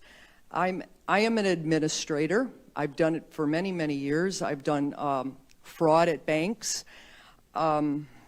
embezzlements, and I've never seen administrative procedure so chaotic. It was a circus in there. They were banging on the doors. I didn't know if I was going to go under the table or leave the building. I could not do my job. So if you expected me to do it, I couldn't. It wasn't flowing right. And one example of me not being able to do my job were the military votes. Military votes I was unable to see at all. The first one, forget it. They wouldn't even let me do it because they said, we're starting and you're going to slow down the process, so we're not going to show it to you. So that was the end of that. And I was like, at the top of my voice, I needed help. Nobody was helping me except young gentleman, a couple young gentlemen, but specifically Evan Schock. He was an independent, and he came in there to help me because they would not allow me to see the ballots. They were 6 inches apart. I was supposed to stay 6 feet. Was that the law? Well, that's the way it works in there. So he had to help me. He had to like rubberneck himself and tell me what each ballot said. 2.5 hours for 19 ballots. And the computer screen was at the opposite end of the table. So everything was very awkward.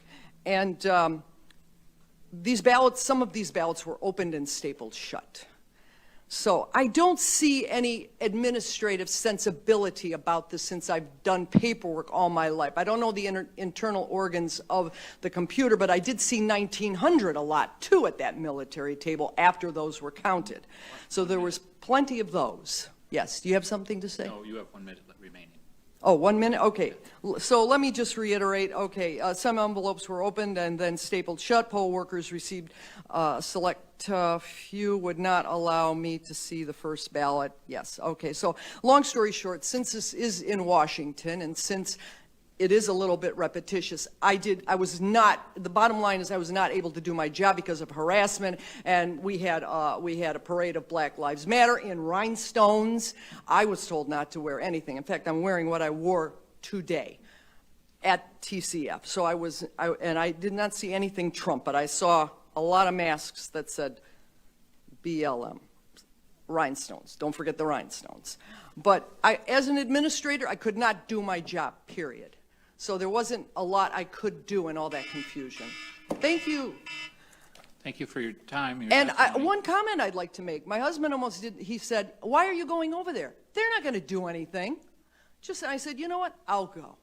I'm going to go because I won't be able to sleep at night knowing that I didn't do something. But I'd just like to say that. Thank you. Do any members have questions? Really quickly, you Senator kept Tice? saying you couldn't do your job. What specifically was your title? I was a poll watcher. Okay, thank you. And I couldn't watch the ballots being counted. Thank you. Any Were you other a challenger or a watcher?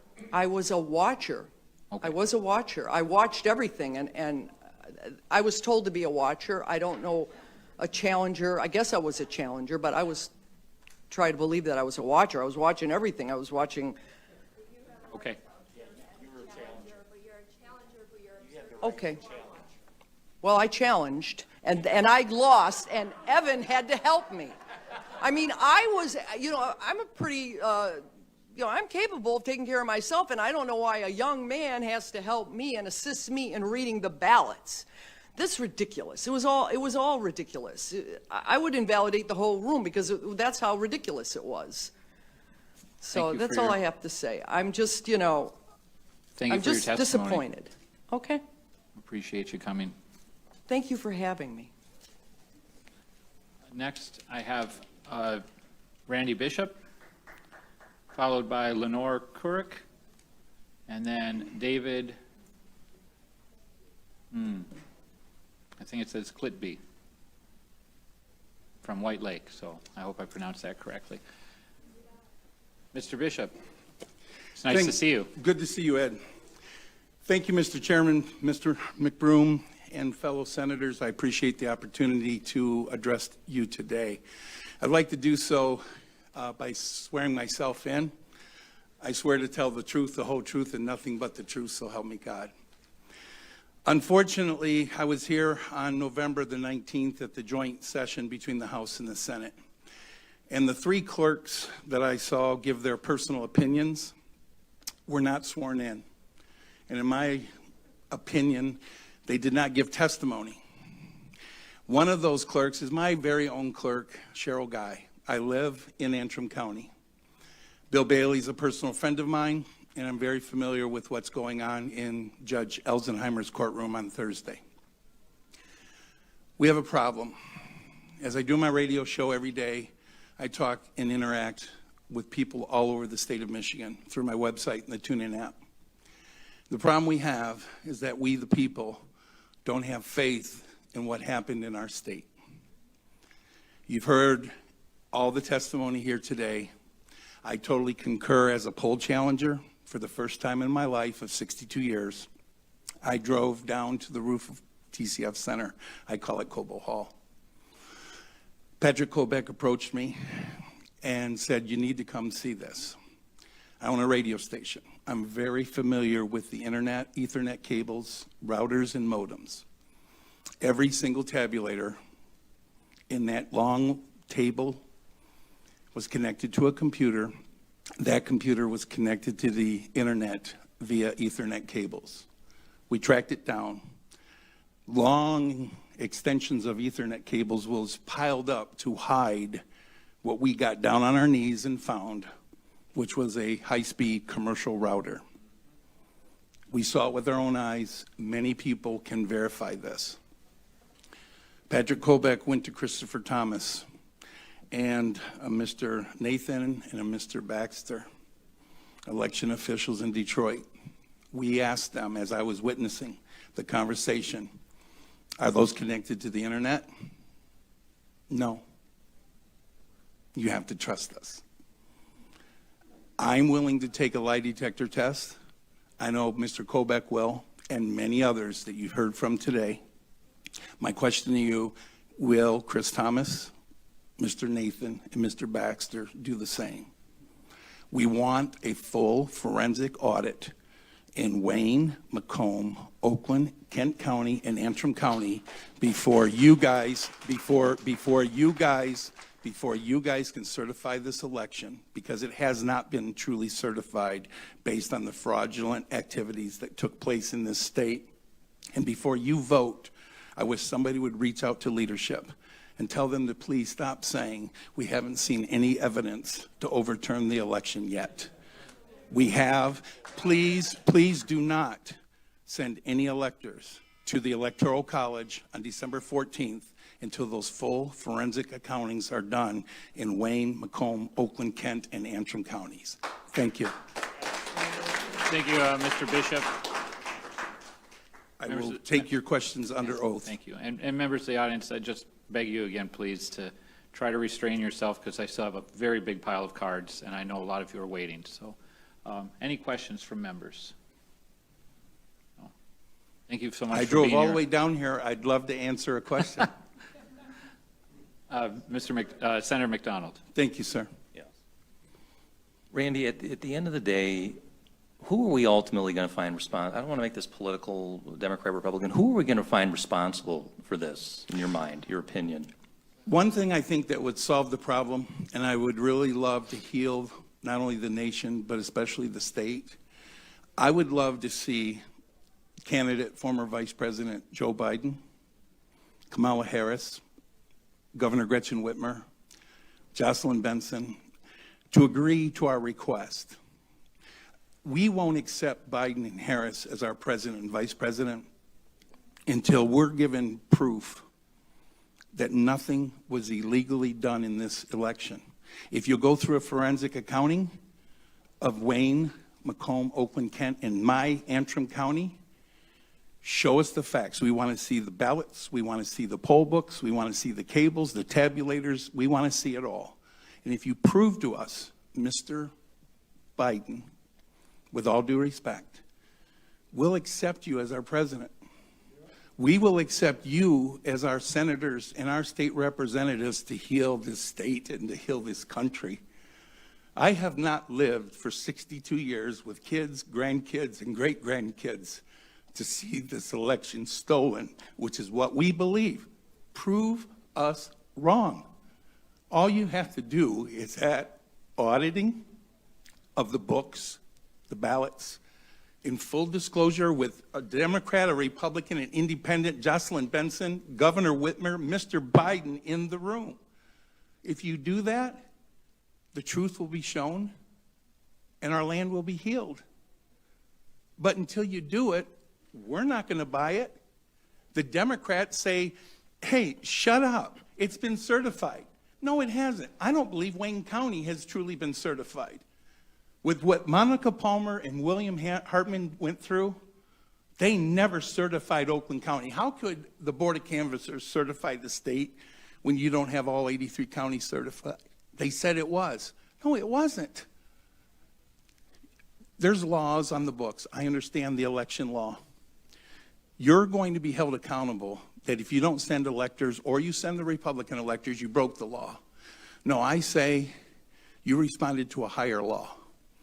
You responded and appealed to God, and you did the right thing in your own morals and your values and the principles for the people of this state and for our country. And if you don't, God help us. Any other questions? Thank you very much. Thank you, Mr. Bishop. Chairman. Yep.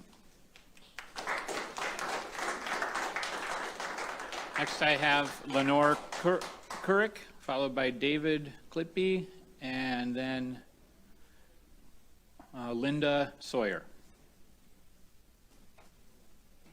Is Lenore Couric here?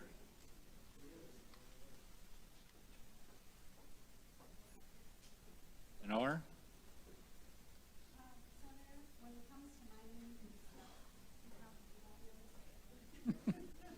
Is Lenore here? If she did submit written testimony, and we'll take that. Is David here? After David would be Linda Sawyer, followed by Holly Spalding. Thank you, Senator.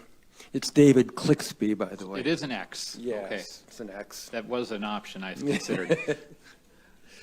Please welcome, and you have 3 minutes. Thanks. My name is Dave Clixby. I'm from Oakland County. I was a poll challenger both in this last election as well as the August primaries. I'm just here today to tell you what I saw and request that you do something about what I view as a somewhat fraudulent election. I was there on Tuesday from 6:30 in the morning till when they stopped the count, and that's the thing that nobody's talked about today. Is things are going very smoothly, and suddenly at 8 o'clock ish, the gentleman on the kiosk said, "Okay, that's it. You can go home. Stop counting." And they had a stack of ballots, a couple hundred. Things were very slow in the afternoon. Things come in, you have some work, and then you don't have any work for hours. The poll workers did their job. They had to be sitting at their table more than the poll challengers, and then we could have more mobility than they could. But when everything stopped, it was like a sudden shock wave through the room, and people didn't, because they were scheduled from 6:30 in the morning till 10 at night. So suddenly they get to go home early, and that's pretty much what I thought. It's like, it's over. It's not fun doing what we were doing in Cobo Hall for 12 hours a day.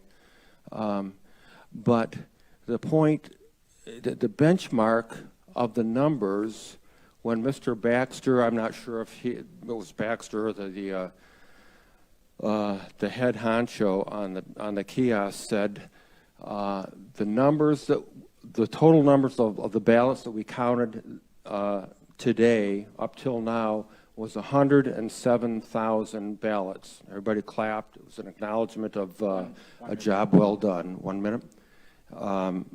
So the point is, and then pretty much everybody left. My questioning is, what happened on the midnight shift? Because I came back in at 10:30 in the morning. I was called up and they wanted more help. And at 10:30 in the morning, when I walked into that room, it was like quiet. The dust had settled.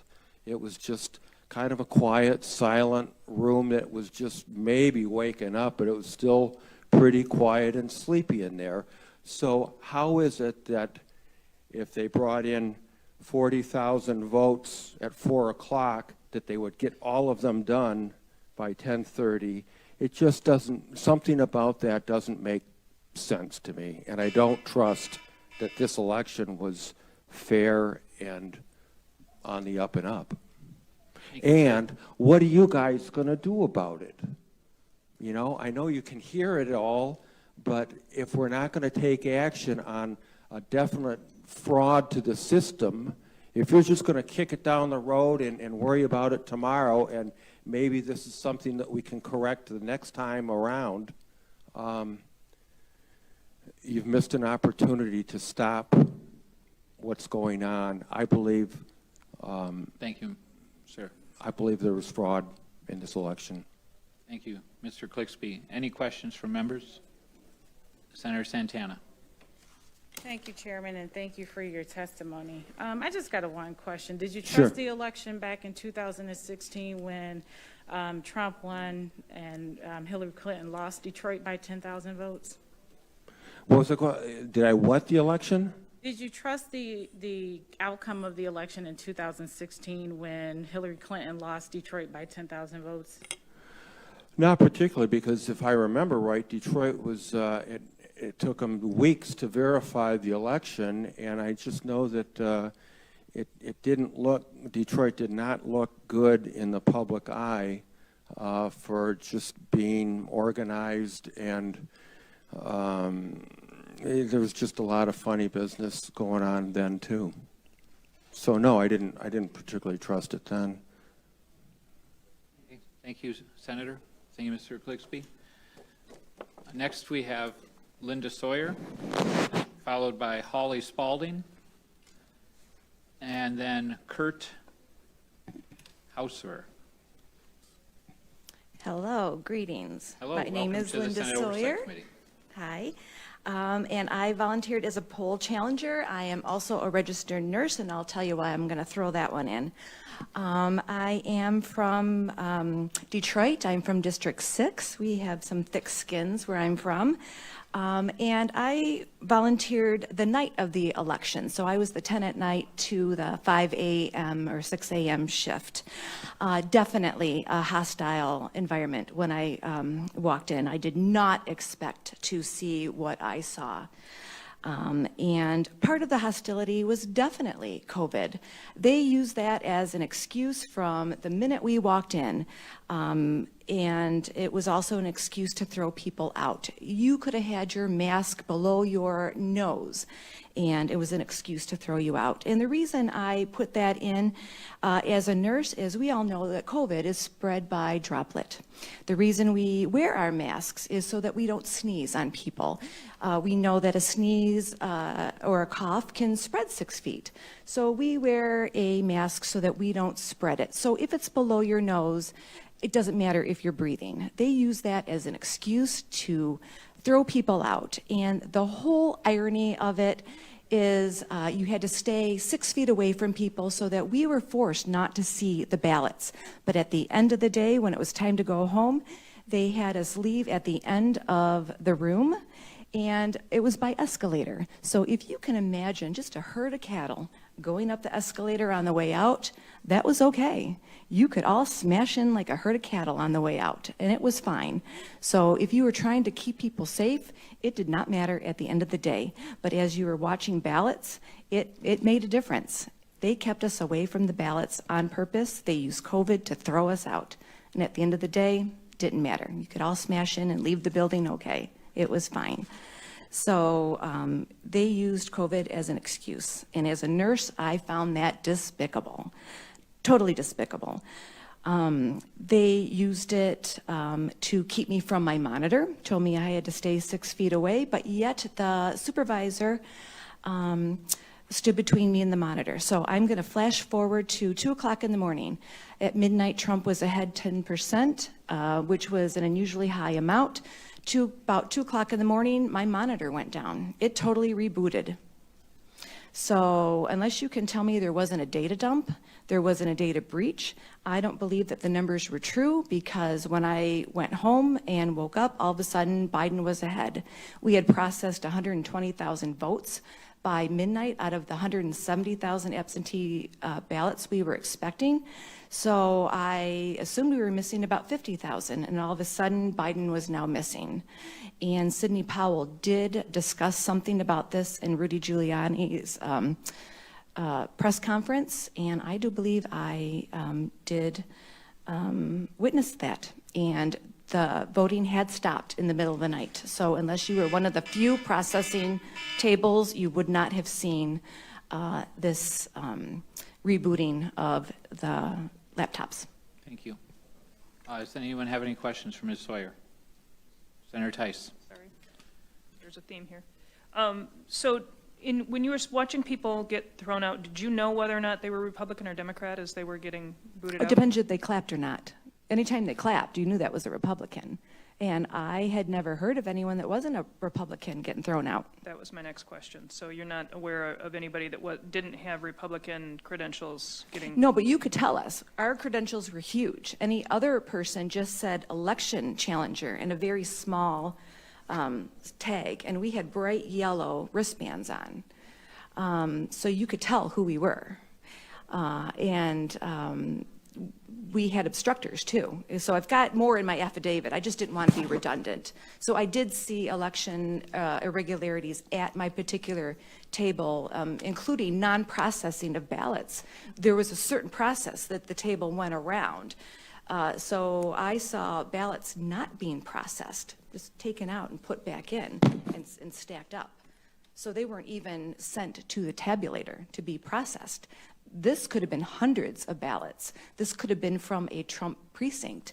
And Artesia Bomber, who testified earlier, we were at that same table intermittently. She saw it was a Trump ballot. She testified that she saw it being put back in. In my affidavit, these were the tens of ballots that I saw being stacked back up and not tabulated. Thank you. Any you very other much, Ms. questions? No, seems to be all now. Thank you. Okay, thanks. Ms. Holly Spalding. Following her would be Kurt Hausower, and after that, Timothy Parker. Hi. Welcome to the Senate Oversight Committee. You have 3 minutes. Thank you. I have 19 things in my affidavit, 19 items of things that I saw. I was at the TCF Center on the evening of November 3rd, election night, from 10 p.m. till 5 a.m. I was the observer for Precinct 29. Shout out to the ladies at Precinct 29. They were awesome. I gotta say, I did not experience the same kind of hostility that a lot of people did. I was able to talk to the workers before someone told them they weren't allowed to talk to me, and I wasn't allowed to talk to them. A lot of them, this was their first time ever doing this. There was one lady that was there for 30 years. She's been doing it. So I observed a spoiled ballot that came to the table that should have been stopped at the clerk's office. It was put in the problem bin correctly by the supervisor, but that should have never came. The next is they weren't following procedures. So the procedure was that the first person scanned the ballot, it would go to the next person would take out the ballot, read off the ballot number, and confirm that with the first person that scanned it in, and they were not doing that. I asked them why they weren't doing that, and they said they weren't doing that this year. So that's what they told me. I watched ballots that were had the wrong number, that didn't match, the inside ballot did not match the outside of the envelope number. So the second person was verifying it with herself. She wasn't verifying it with the first person. So she noticed that, she said that to the supervisor, that they didn't match. So what they would do is they took white Post-it tape, they put it on the outside of the envelope, and they wrote down the number of the inside ballot number on the outside of the envelope. I witnessed that at least 3 times. And once the girl realized what the process was, she stopped mentioning it. She just knew what to do. Then there was, I did notice the Democrats that came in. They came in 2 different groups throughout the evening. There was 2 groups, and they weren't there to watch the process. They were there to watch us. They were standing behind me. I was 6 feet away from the table. They were behind me. They weren't watching what was going on. And at one point, I had 2 girls with their phones up, like they were recording me.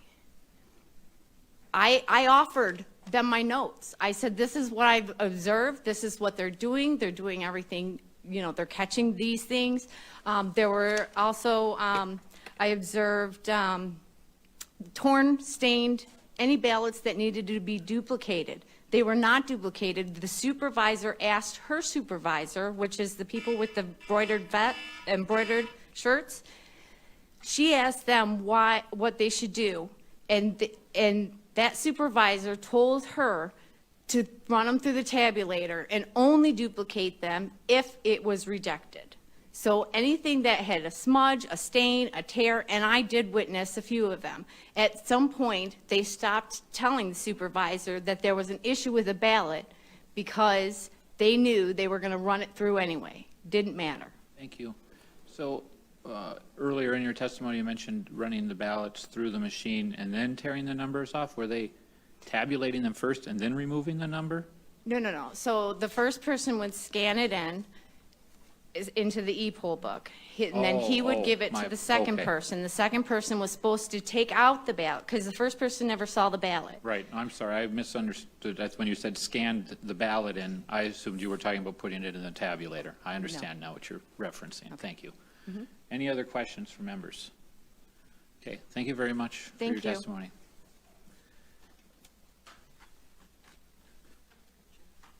Next, I have Kurt Hausauer, followed by Timothy Parker, and followed by Bill Schmidt. Is Kurt here?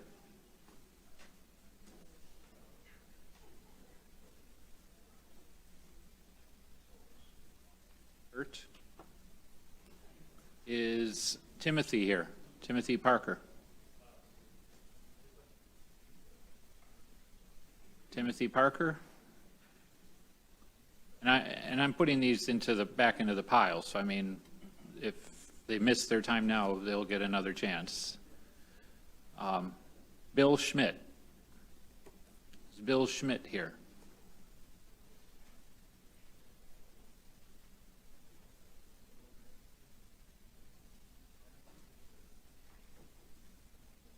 Robin Bozinski. It's a pretty similar name to a lot of the ones we have in the UP, so welcome to the Senate Oversight Committee. Hi, thanks for having me. You have 3 minutes. Okay, I do first of all want to say that we live in a republic with a democracy. I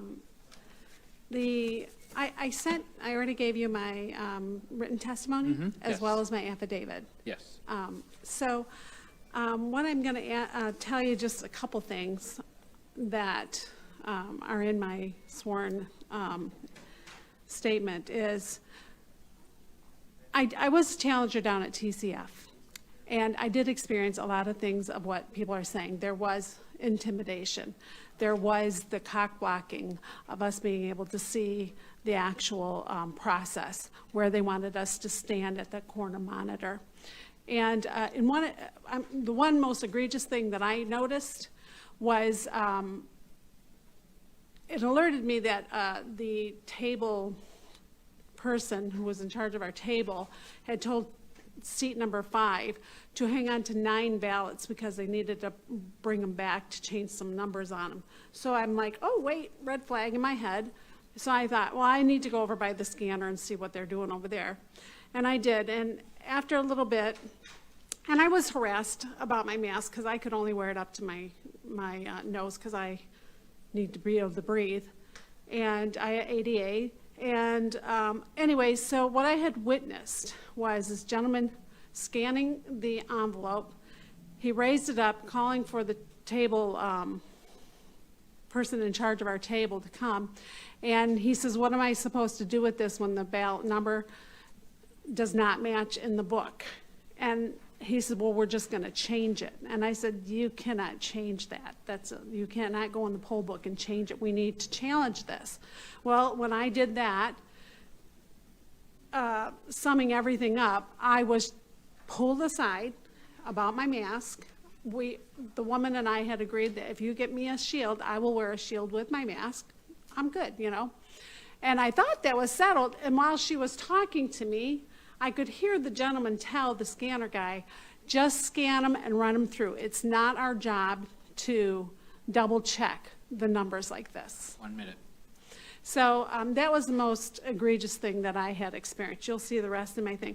But days later, my neighbor was walking her dogs. And so I went over in my jammies and I talking to her. And she says, Robin, I want to tell you something. You're political, and I think I need to tell you something.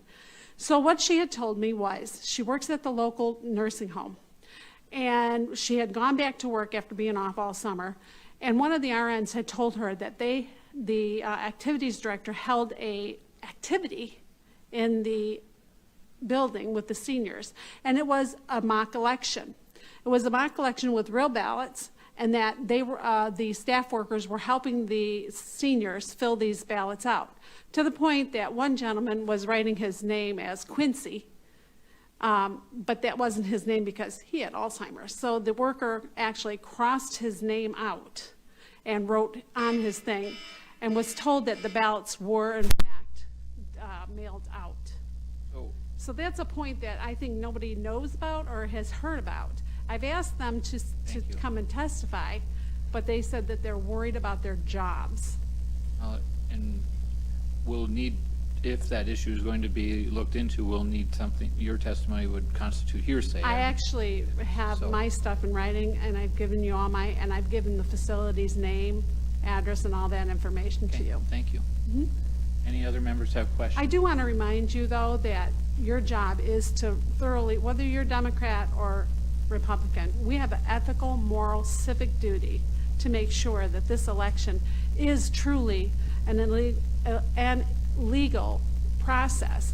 And to me, it seemed like a lot of infringements and a lot of infractions, a lot of illegal behavior towards people trying to do their legal jobs were in fact violated. Thank you. Thank you very much for your testimony. I need to apologize for Senator Tice, who had to step out for another committee, and will come back Yeah. as soon as she can. And So one thing I do want to tell Senator you about. Santana does too, so thank you. We'll keep rolling. What I want to tell you about is one of the envelopes that came through was the tab was tacked behind the envelope like this, and the ballot was showing like this, and I said, you can't process that. That is not a legal sealed envelope, and I got fought about that. Were you successful or unsuccessful in challenging that? Every time I challenged them, which was about 6 times, at seat number 1's thing, they just wanted to put a Post-it on it, and we'll look back at it later. It's not our job to worry about that. And I'm like, well, wait a minute here. And then the gentleman was opening the envelopes, he hit the ballot. Now, remember, we do not know if these are Democratic or Republican votes. We just know that we're looking at an envelope that is legal or legally sealed or not sealed. And whenever I tried to challenge it, he put a Post-it on, orange one. Okay, thank you. So, just to tell you. Thank you for having me. Next, we have a card for Bill Schmidt, followed by Matthew Shepard, followed by Maria Menzel-Brown. Mr. Schmidt, welcome to the Senate Oversight Committee, sir. Thank you, Senator Broom. You have To all the senators. You have 3 minutes. My name is Bill Schmidt. I'm a registered voter here in the state, and I was at the TCF Center. There was a lot of confusion. You've heard a lot of testimony about the confusion. And I have to say probably a good part of that confusion is really at your doorstep.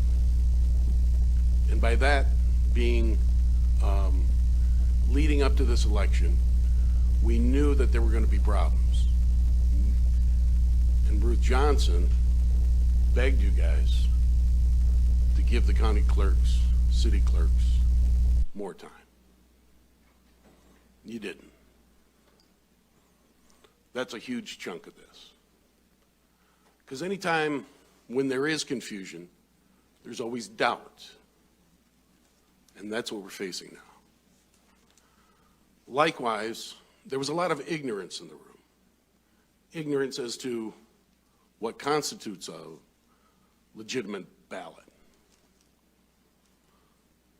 What is a signature supposed to be all about? How the entire process goes by.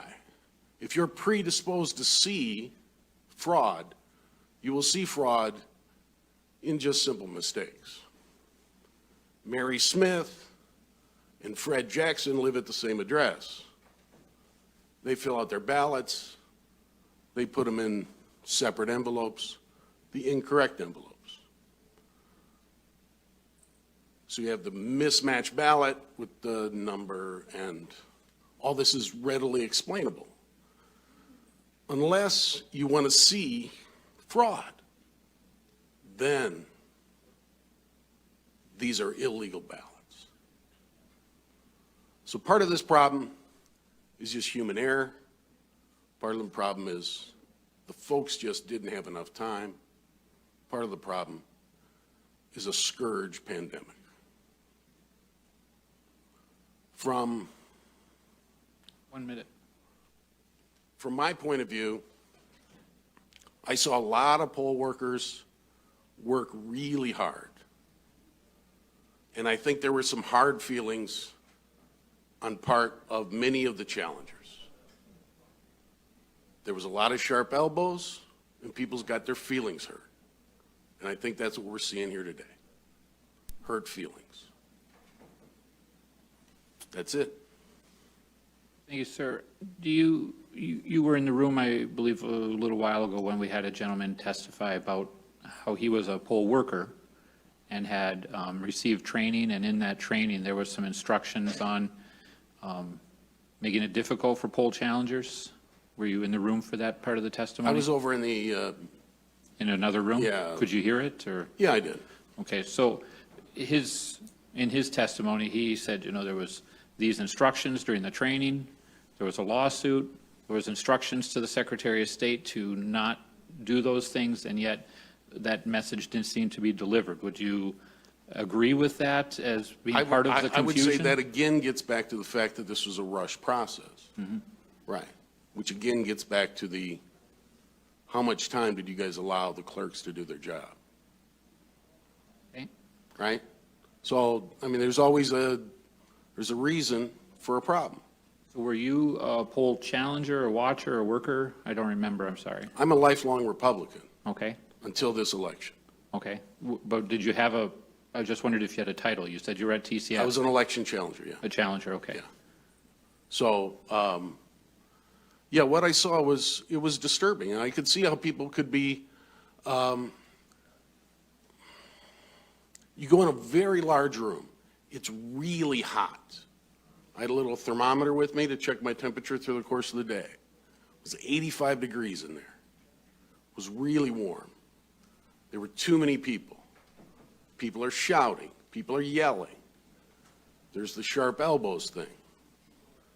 You got folks that are upset with just having to be there.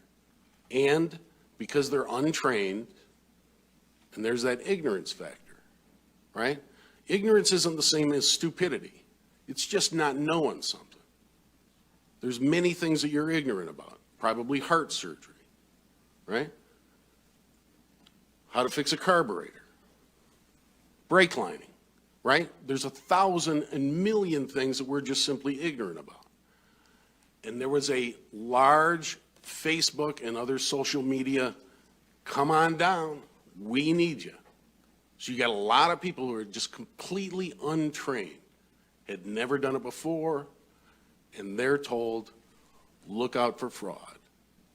At every single rally the president had, he said this election was going to be filled with fraud.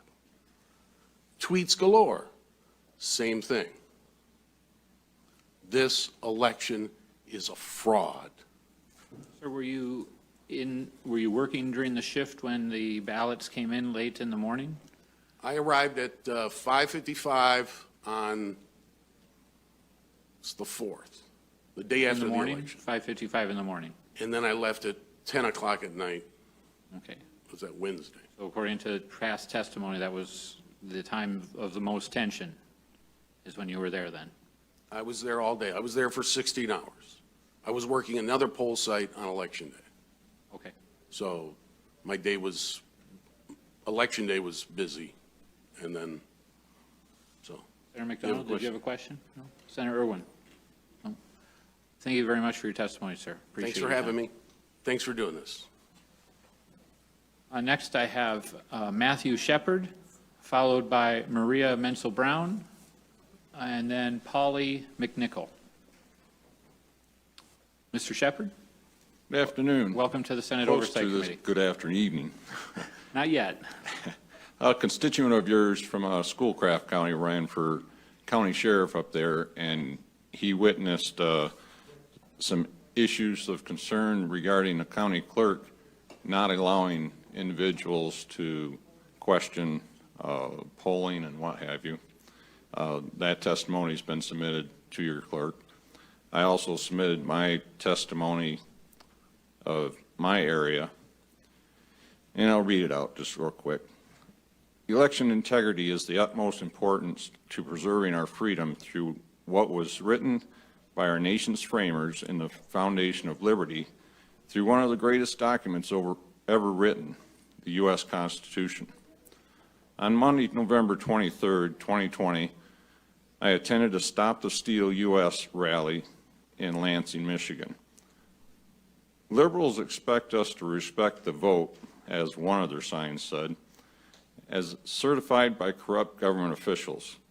2 Democrats and 2 Republicans on the board of canvassers, 3-0 certified with 1 abstention, declaring Biden successful in this election. They should respect the truth. The truth is Biden and his co-conspirators, i.e. Michigan's executive branch, corrupt politicians, Governor Whitmer, Attorney General Nessel, and Secretary of State Benson, definitely stole this election in 2020, and most likely in 2018 with Dominion ballot machines. I would also speculate the Democrats did the same in 2008 and 2012 for Obama's reign of destruction in America. Biden's supporters also had signs made up, quote, "Follow the law," and I responded to them, "Follow the Constitution, not unconstitutional mandates made by executive orders from tyrannical governors throughout this nation." Another sign said, "BOC, do your job," which I responded, "Yes, the Board of Canvassers should do their job and verify the votes, not just certify the votes blindly." One minute. With all these signs, I imitated Speaker of the House Pelosi tearing up the Trump sign, or State of the Union address, by tearing up their ignorant signs. I found it rather peculiar whenever I visited another neighboring communities, absentee ballots for those who voting in person, for those who feared voting in person with all the fear-mongering in this nation, along with all of our active duty military personnel absentee ballots being handled behind closed doors by election polling workers. When I inquired as to why, I was told that was the way they decided to do things. Sadly, the GOP is allowed to pass 2 elections to be stolen, and top Michigan legislature leaders, Speaker of the House Lee Chatfield, Senate Majority Leader Mike Shirkey, continue to pander to the tyrannical governance. Respectfully, Matthew Shepard, co-chair of Constitution Party Midwest Region and vice chair, second vice chair for State Taxpayers Party of Michigan. Thank you. Thank you, sir. Sir, were you, and forgive me if you mentioned this at the beginning, were you at TCF on Election Day? Not or TCF, the day after? just Okay. my local areas. You were a poll watcher or worker at another? I wasn't a poll watcher. I was just constitutional advising. Okay. Thank you very much, sir. Mr. Parker, who I called earlier, has come. So if, Mr. Parker, are you, please come ahead. I know it's logistically complicated with in multiple rooms and social distancing, so try to make some allowances. Yeah, and they said they were going to come get us when Yeah, I was going to be called, so we got over here. Well, and we had a bunch of people who didn't show up, and then I had to read names faster, and so there was a little confusion there. So thank you. You have 3 minutes. Okay, I did, my son did get the call in the morning. He called me about a minute after I got out of bed. He said, "Dad, they need poll watchers, challengers down at Coble Hall." He said, can you give me any information? So I made some frantic calls, and he went down. I had wanted to go down previous. My wife, you see some of the physical conditions I have, said, "No way you're going down there." But I came upstairs, said, "Hon, I gotta go." And so I went, and we got trained down there underneath the Election Integrity Fund. And the way I understood, there were at least 135 table groups, and I'm not sure how many Election Integrity Fund people were in there, but I knew my son was in there and had to leave to go pick up his sons. And I did not believe that they were granting other Republicans to replace them. We did know that they were kicking some out, and so I knew they were short, and yet they came out and said, no, they had plenty, and they would not let us in. I was there when they were boarding up the windows. And I don't know that Charlie the Duff, he showed up and interviewed somebody, and then they started letting in about 6 at a time. I never did make it in before I was too tired. I can't stand very long, so I very often had to sit down. But it should be amazing to us that only Republican and nonpartisan workers were denied access to legally observe what is supposed to be a fair and transparent election. And it should not even be questioned when a Republican watcher or challenger is not at each table group. In the name of honesty and integrity, every Democrat involved should demand that the process stop when without Republican eyes. This lack and the cheering and the denial should be regarded as reprehensible and manifestation of fraud with no other proof required. I mean, I've heard several times today, do you have proof? It's like, man, when you're denied access, that should be sufficient proof. 1 minute. And as legislatures, I would just encourage you guys, the least you can do is pass legislation to require maybe a revote. I heard the one gentleman not too long ago talk about the different counties. To me, what would be a few more weeks if we actually made people feel like we had a transparent and fair election? Because right now, I would agree, most people that I know do not believe at all that we're anywhere close to that. And I would just, for the sake of the republic, I'm 67 years old, and I cannot stand the idea that our country could go down under an unfair election. Thank you, sir. Thank you. Any members have questions? Thank you very much for taking the time. Thank you. Next, I have Maria Menzel-Brown, followed by Polly McNichol, followed by Marion Sheridan. Is Maria here?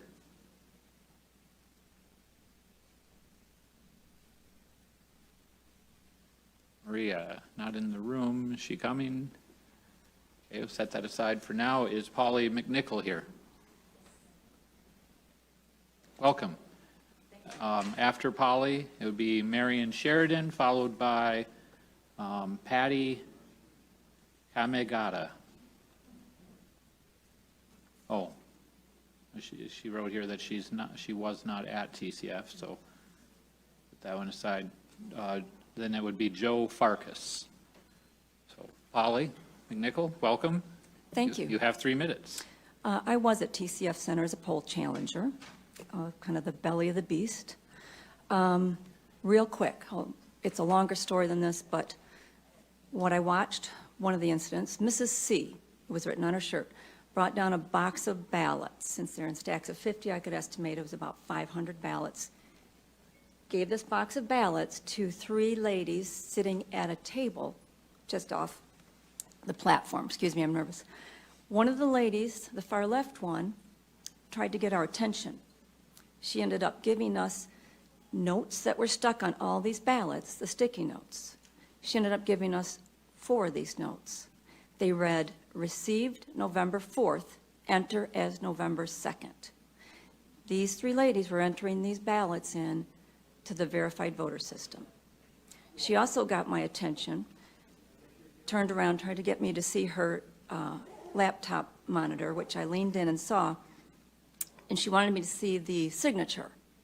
The signature on the screen was some huge circles like that, the signature. Signature on the ballot was little tiny vertical sticks. It wasn't even in the same solar system, definitely different signatures.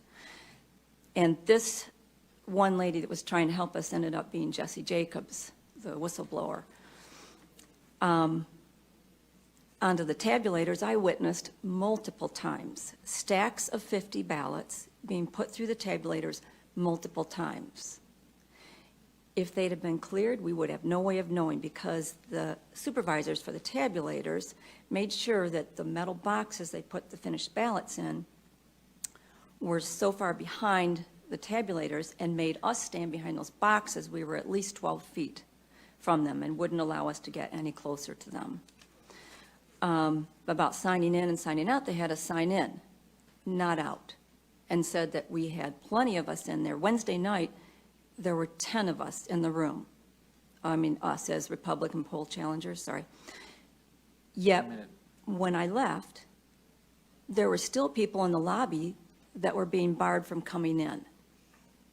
Still only 10 Republican poll challengers in the room. I witnessed the military ballots being duplicated. I just thought it was strange that only Biden's name was selected, no down ballot. And I watched multiples, I don't know how many I watched, and not one of them was for Trump. I thought that was really strange, especially being military. You must know in your heart that this election was fraudulent. There's no question of it if you really are sensible. And we all pray that you do the right thing. Pay attention to Article 2, Section 1, Clause 2, and name the electors for Donald Trump. And I really appreciate you listening to me. Oh, good timing. Perfect timing, yes. Thank you for your testimony. I know that we're planning to hear from Jesse Great. at a later date, so thank you for that. Do any other members have a question? All right, thank you for your time. Thank you.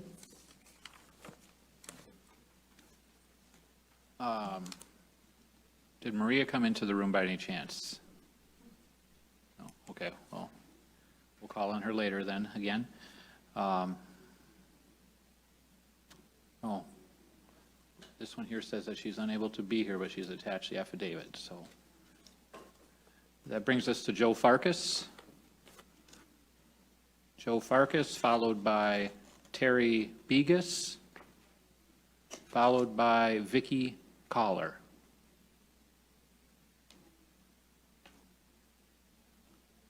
Is Vicky here? Why don't you come on up? If Joe Farkas or Terry Begas can hear me, come on this direction towards the room. After that'll be Nancy Tissio. Hello, good afternoon. Welcome to the Senate Committee, Vicky. Thank you. You have 3 minutes. Okay, I start off like, my table that I had was, they didn't get very many ballots, probably 200 for the most nights, so we weren't that busy. But so one thing that I had seen was the truck that came in between 3:30 and 4, and there was golf carts, and I was sitting on one of the golf carts back there because my table wasn't doing anything, and I was just sitting there, and I seen the door open. I heard a lot of commotion about what were all these ballots. And then so I walked over, and I went by the door, and I seen the white truck from the city, looks like, you know, the city white pickup trucks, and they had the symbol on it. And there was one guy driving it, and he had a mask on, but looking at his eyes, you know, I would say Asian descent. And I know he brought in at least 3 dollyfuls of the boxes, the white boxes with the paper cardboard on them, and took them over by the platform that the people were standing on. Somebody did mention, like, where did they come from? He goes, I don't know, I'm just the driver, was his statement. And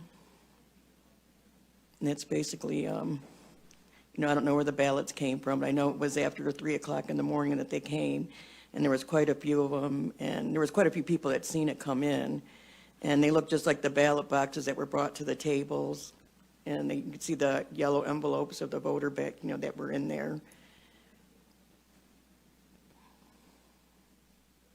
I don't want to rush you. Can I ask a question, or? Yeah, you can ask a question. I just So, nervous. were you watching them open the boxes after they were unloaded? No, I did not open, no, because where they took the boxes at was over, because I was back by the back door, because that's where my table was at, and I didn't want to leave that table, because they kept, like, every once in a while, you get a stray ballot.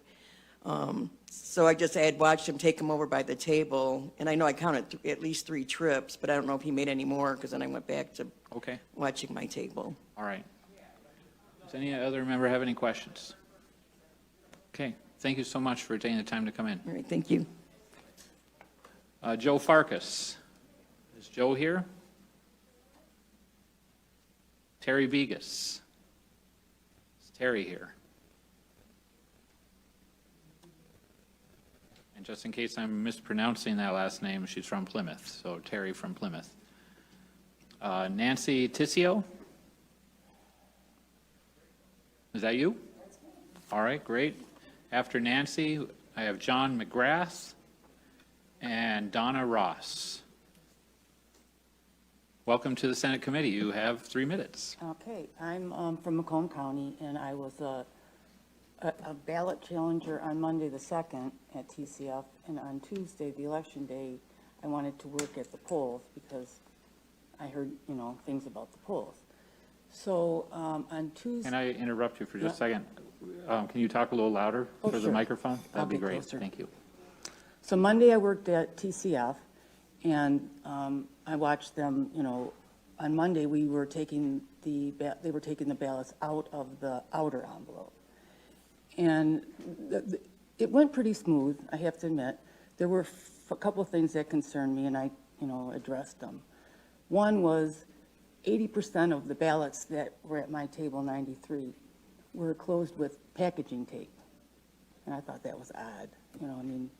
83%, like 80% of the ballots were closed with packaging tape. That seemed different to me.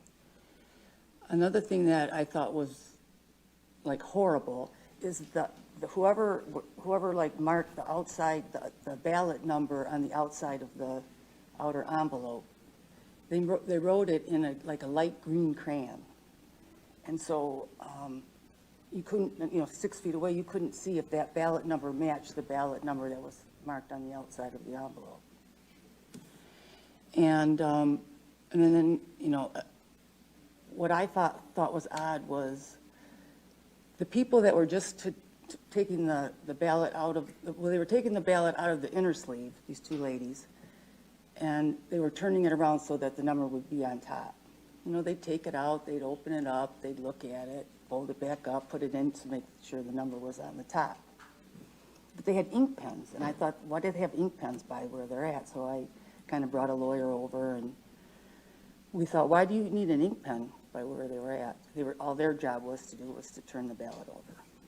So that day wasn't, that bad. Then the next day, I went to Henry Ford High School. Is that all right? You have 1 minute left. Oh, Henry Ford High Sorry. School. And when I was the only Republican in the gymnasium, there were 6 precincts. And after like about 2 hours, I realized they were giving out ballots to people that had an absentee ballot red question mark next to their name. And so I kind of like stopped the process, and we went around and everyone was giving out ballots to people that had that question mark. And we ended up calling the war room in Lansing, because I said, no, they have to call the clerk and have the ballot spoiled before they can issue them another ballot. And they didn't agree with me, so we got that straightened out, and that was true. They had to call the clerk. Well, the clerk wasn't answering. They weren't getting any answers. So I know they were just continuing to give people ballots that had, the question mark, because no one would answer at the clerk's office. And when I went to precinct 275, the girl, I said, what are you doing when they have the question mark? She goes, oh, I just write their names down. And she had a list of like 25 people. I go, no, that's not the process. And she goes, what do you mean? And it turned out she wasn't even a poll worker. She was supposed to be a Democratic poll challenger. But when she got to the building, she didn't know what she was doing. She didn't, she wasn't trained well, because she didn't even know what her job was. Thank you. All right. Oh. But I mean, to me, people got 2 ballots. Thank you. Senator Lucido. Thank you, Mr. Chairman, and thank you, Nancy. You mentioned lawyers. How many lawyers were there? There was probably 5 Democratic lawyers. 5 Democratic lawyers. How many Republican None. lawyers? There wasn't one until like 5 o'clock. I was there 6:30 in the morning. She didn't come till 5 in the evening. What time did you get there? 6:30, What time did you leave? 8:30. I finally left. None of them could, balance their Did books. any of the lawyers or make statements regarding this hand truck, cart, dolly that had all these ballots in it? No, that's at the TCF. I was at a high school. Okay. But the one lawyer said, well, he was going to take that list of 25 and he was going to spoil the ballots. I don't know. All right, that gives me some idea. But there was no lawyers where you were, except Democratic lawyers? How'd you know there were Democratic They lawyers? told me. I was the only Republican in the whole room. Thank you. Thank you, Mr. Vice Chair. Thank you very much for your You're welcome. testimony. Did you submit things in writing? I did, and a video Okay. affidavit. Thank you. John McGrath. Is John here? Yes, sir.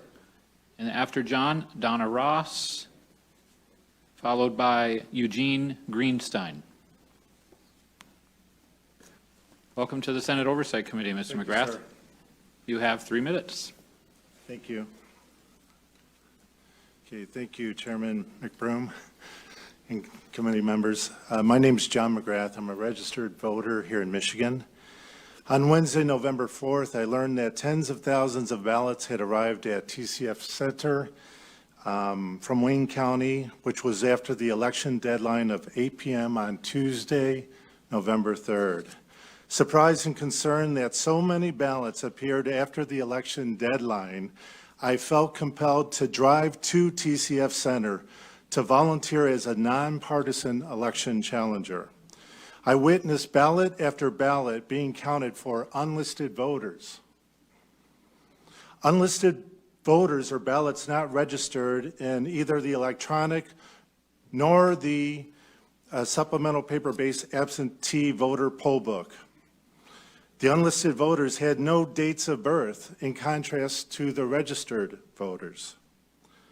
The poll workers continually, and they were being instructed to do so, I don't blame them for this, but they continually entered the default birth date of January 1st, 1900 into the computer system to process these votes.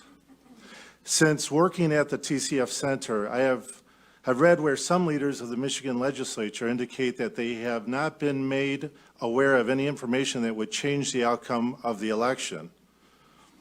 I wish that were the case. Tens of thousands of ballots arriving after the election deadline provide a minimum of tens of thousands of reasons to investigate and audit these ballots. I've also read where some leaders of the Michigan legislature indicate that Michigan's certification process should be free from threats and intimidation. The problem is that Michigan's certification has not been free from threats and intimidation.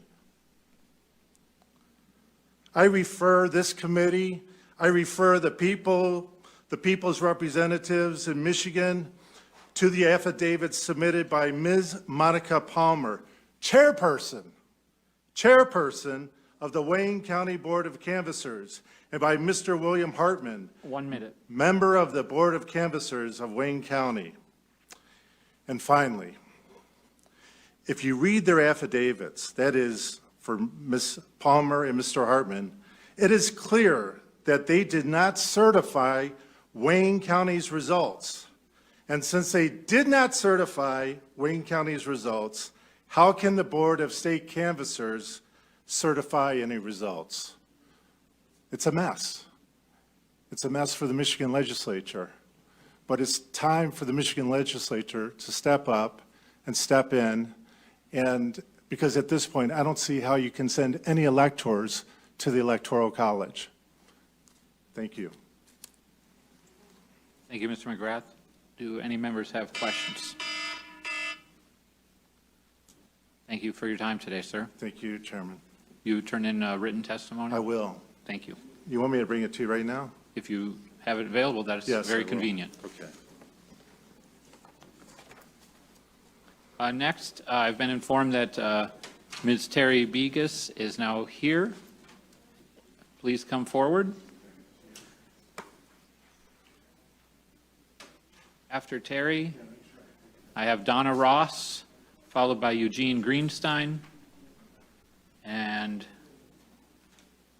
I guess that's as far as I go. Thank you.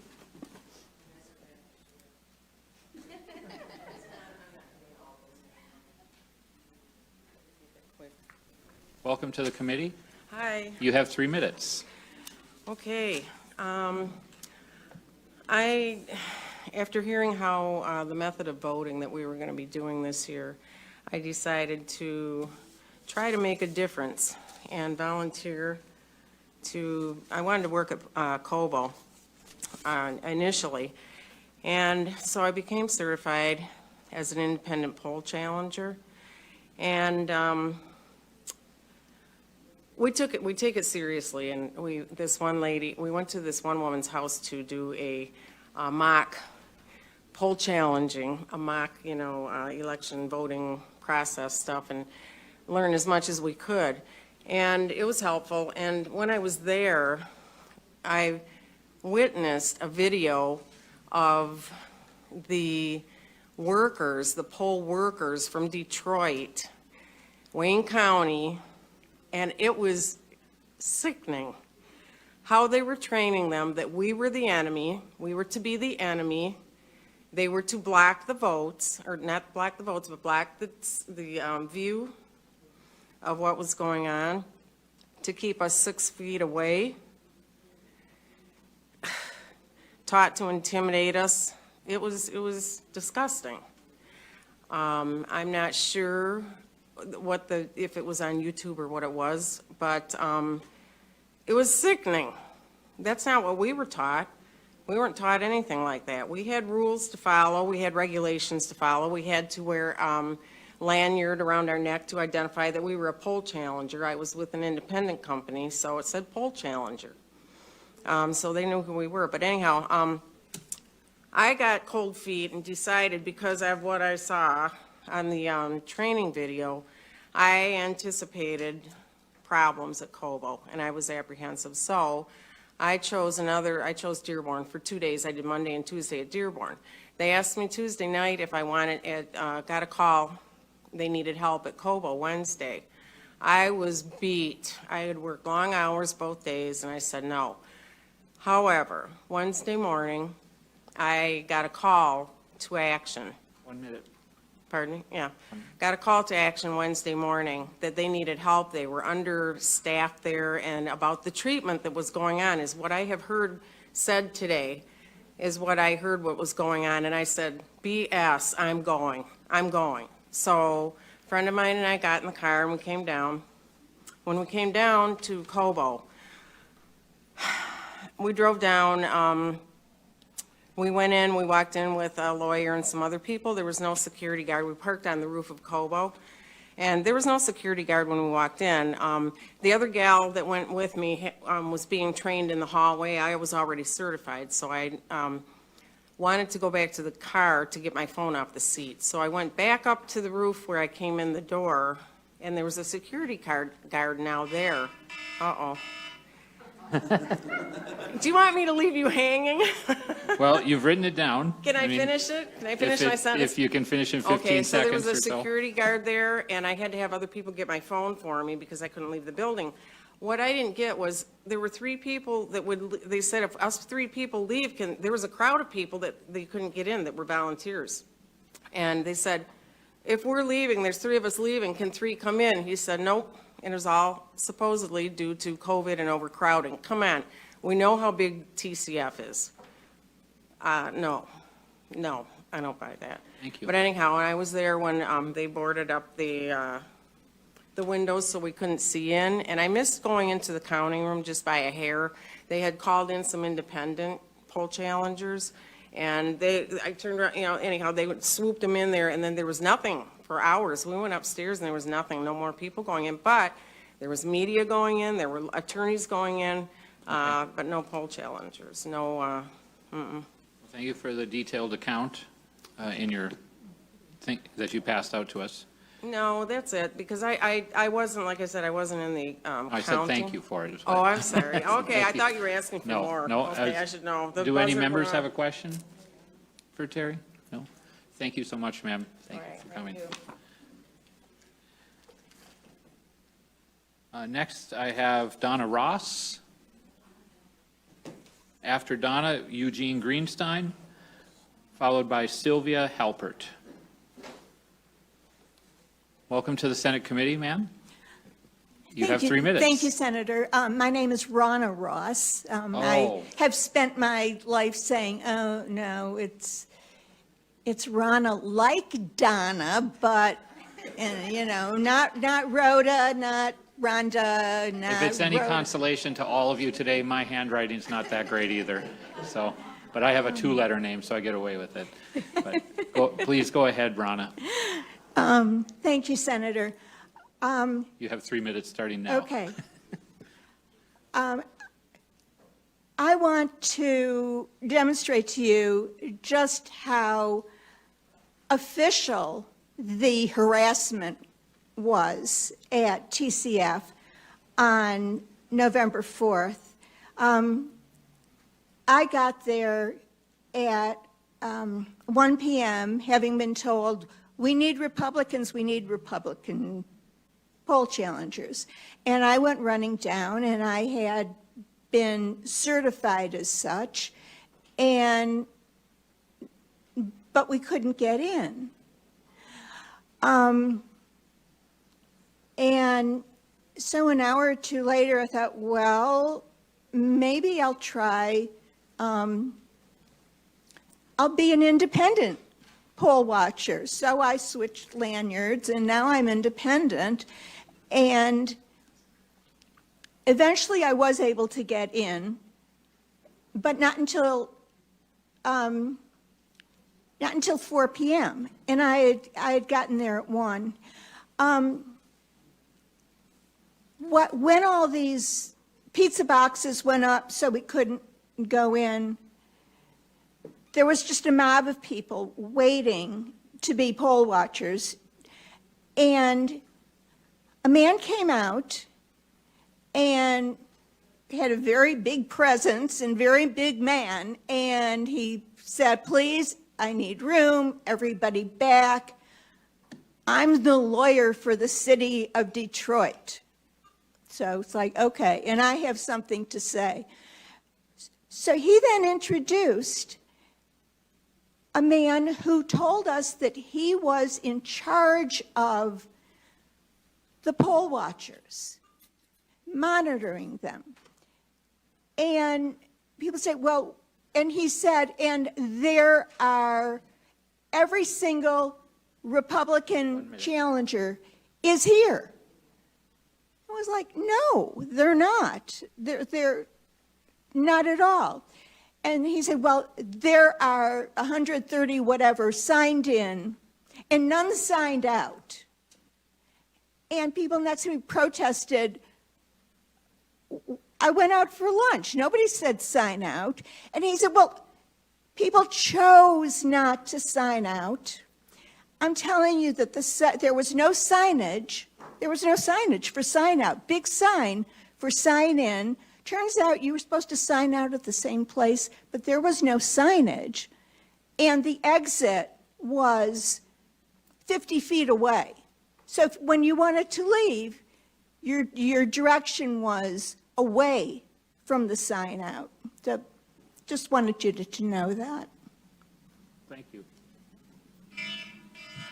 Thank you for that. It's helpful information on how the room was laid out. Any questions?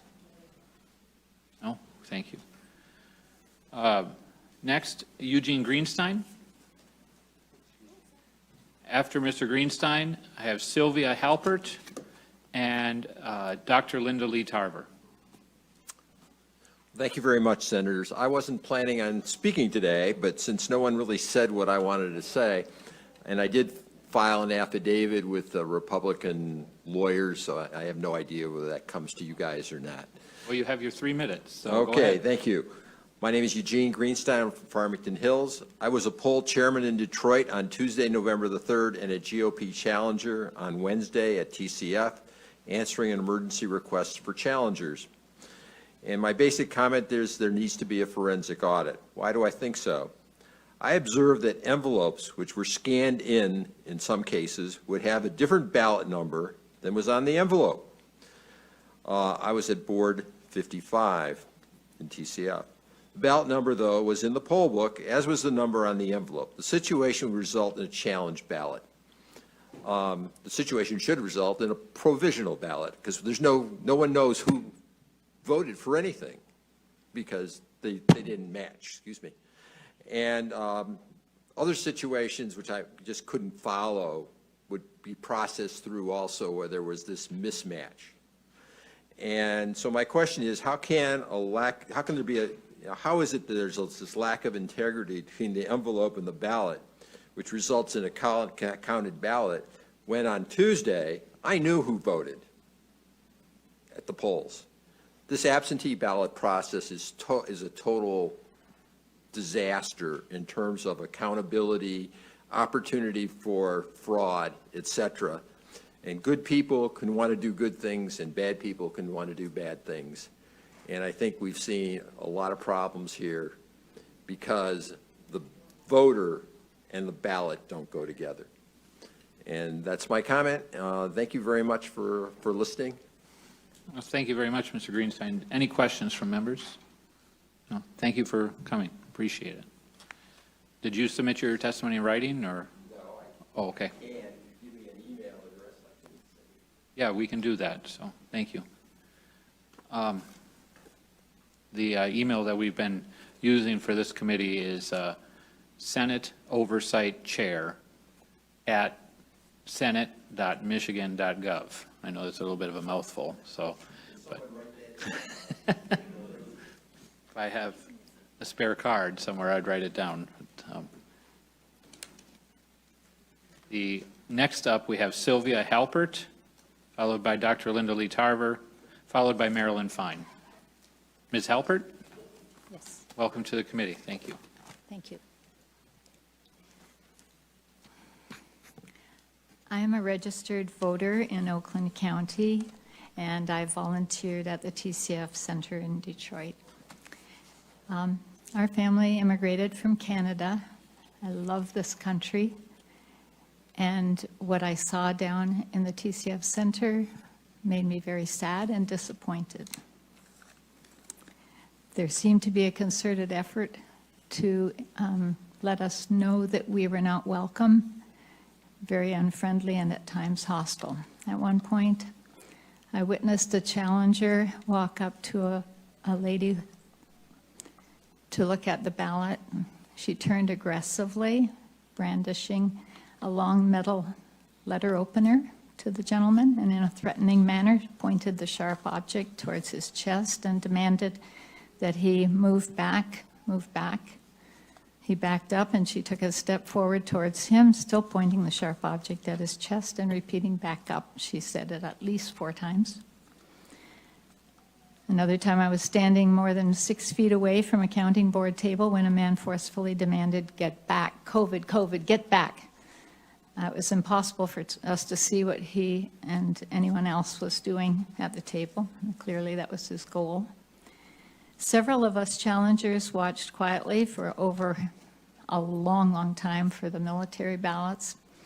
At one point, several police officers came in and stood between us and the ballots, a little over to the side, but a man came up and said that we were to disperse. I said we were being respectful and standing more than 6 feet away. He said, it has nothing to do with COVID. You are interfering with the process.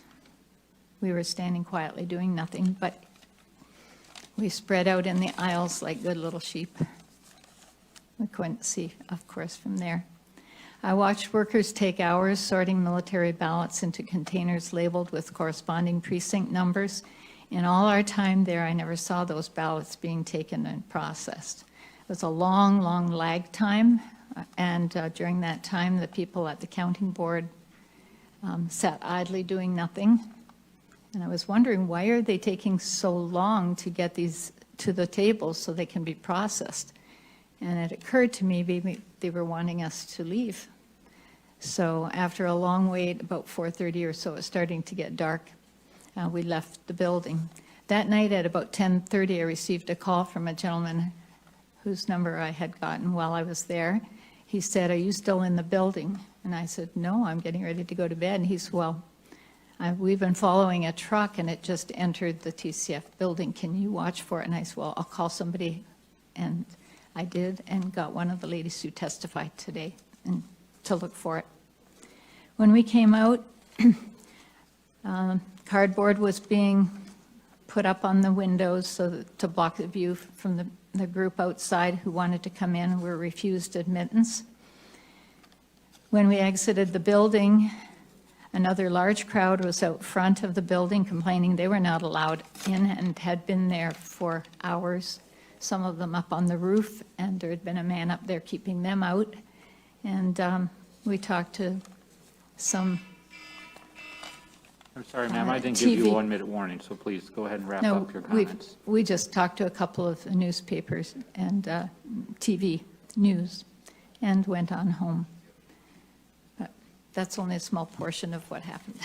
Thank you. Do Thank you. you have other written for us? Yes, Thank you. not today, but I will send it to you. Can you tell Okay. me that same address again that you Yeah, told? it's Senate Oversight Chair at senate.michigan.gov. Thank you very much. Any questions? No, thank you very much for taking the time to be here. Thank you. Next, I have Dr. Linda Lee Tarver, followed by Marilyn Fine, followed by Michael Haynes. Hi, Dr. Tarver. Thank you, Welcome to the Senators. committee. Thank you so much. My name is Linda Lee Tarver. I'm a Michigan voter, former Michigan Civil Rights Commissioner, a retired state employee, and a Republican activist. I'm a public servant under 5 secretaries of state, including Richard Austin, Candace Miller, Terry Lynn Land, Ruth Johnson, and I was delighted to retire under the current Secretary of State. I have been under 7 years under Secretary of State Ruth Johnson.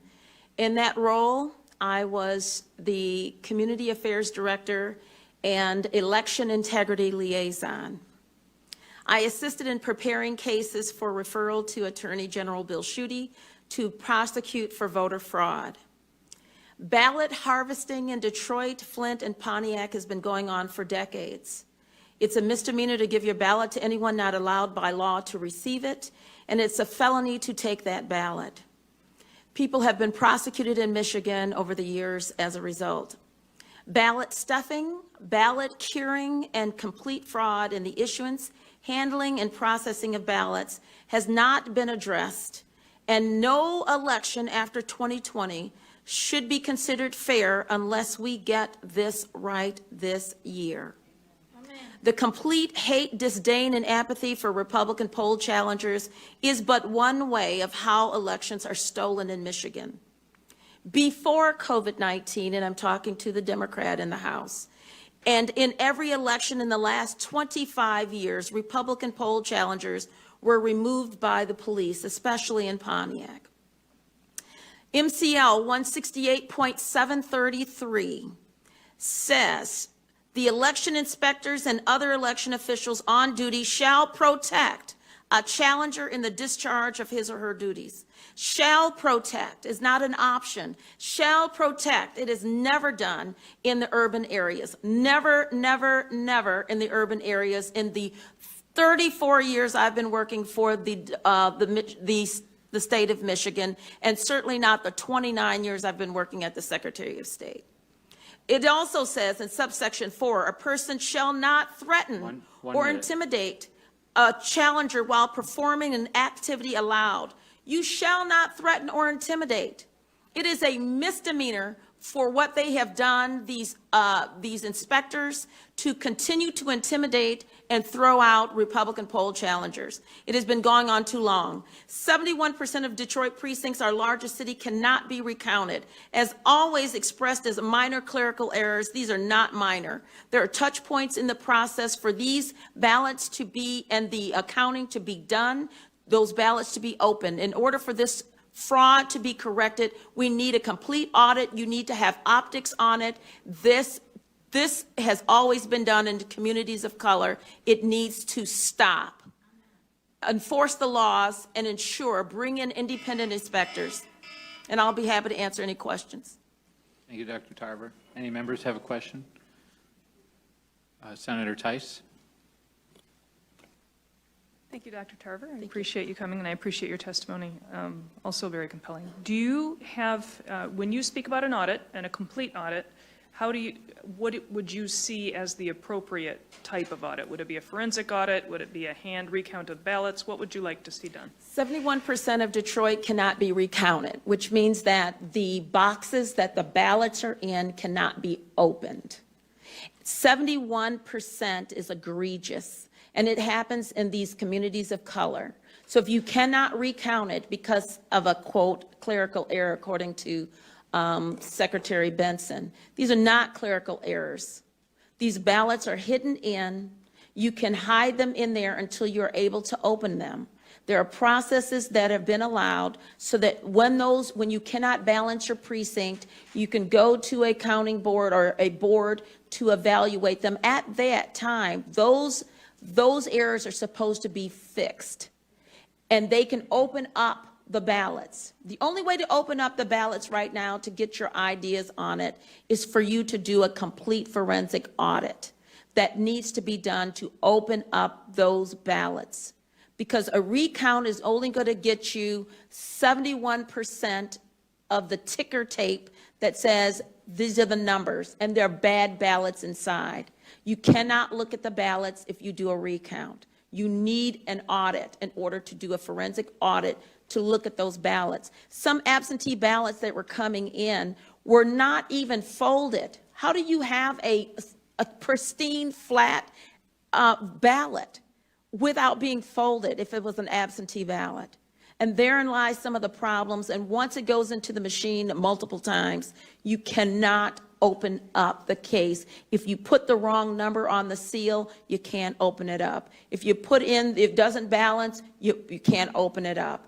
And so there's problems with what's going on. We need to open up those ballots for the integrity, because we cannot move forward in any further election. Can I ask a follow-up? So I am curious, because I understand that a lot of them didn't balance. What is the appropriate process once you get done with the election and you've done the ballot count and you realize that they're not balancing? What would the appropriate process be right then? The precinct inspectors or the precinct captain who is supposed to be trained are supposed to contact the clerk's office if there's any problem with balancing. You're supposed to know and have your hand on how many provisional ballots, how many spoiled ballots, where are the missing ballots, what's going on. You're supposed to take care of it at the precinct level and then close your precinct. But if some reason you're not able to, there's a counting board where you take your ballots to turn them in to say, I testify that I did this and I've got my paperwork, I've got my poll books, I've got the notes written down in the poll books or in our electronic poll books. And that counting board is supposed to say, you're not in balance. Let us open up that container and make sure those poll books we can look at the ballots. We physically can look at them. But in these urban areas, they're lazy and they're not taking this, the civic right very seriously, or their duties very seriously. They take an oath when they do as a precinct inspector. They are not taking it seriously and have not for years. And the apathy toward the official duties here has become egregious, because once they decide not to balance that precinct, then it goes through and you have the hot mess that you had, where you have these canvassers, board of canvassers, 4 people that is supposed to amend that hot mess. Flint has never been able to balance. Never been able to balance, and there's touch points across where they have the ability to open that up, to do a, quote, honest open of the ballot itself, the container itself. If you're not able to open that container up, which after it leaves the counting board, you're not able to do it unless you get a court order or an audit. And no one has been brave enough to do it. 71% of Detroit cannot be recounted. We have nothing. And when we did a recount before, we saw some of the most egregious things when we looked through and did recounts before in Detroit. There's some things in there that should never have been in there. And that is what I'm telling you about when you're able to open up those ballot boxes. But it is not going to be at the Detroit canvasser level, and certainly not at the Michigan State Board of Canvasser level. Thank you, Doctor. Thank you. Thank you, Senator Tice. Vice Chair Irwin, please.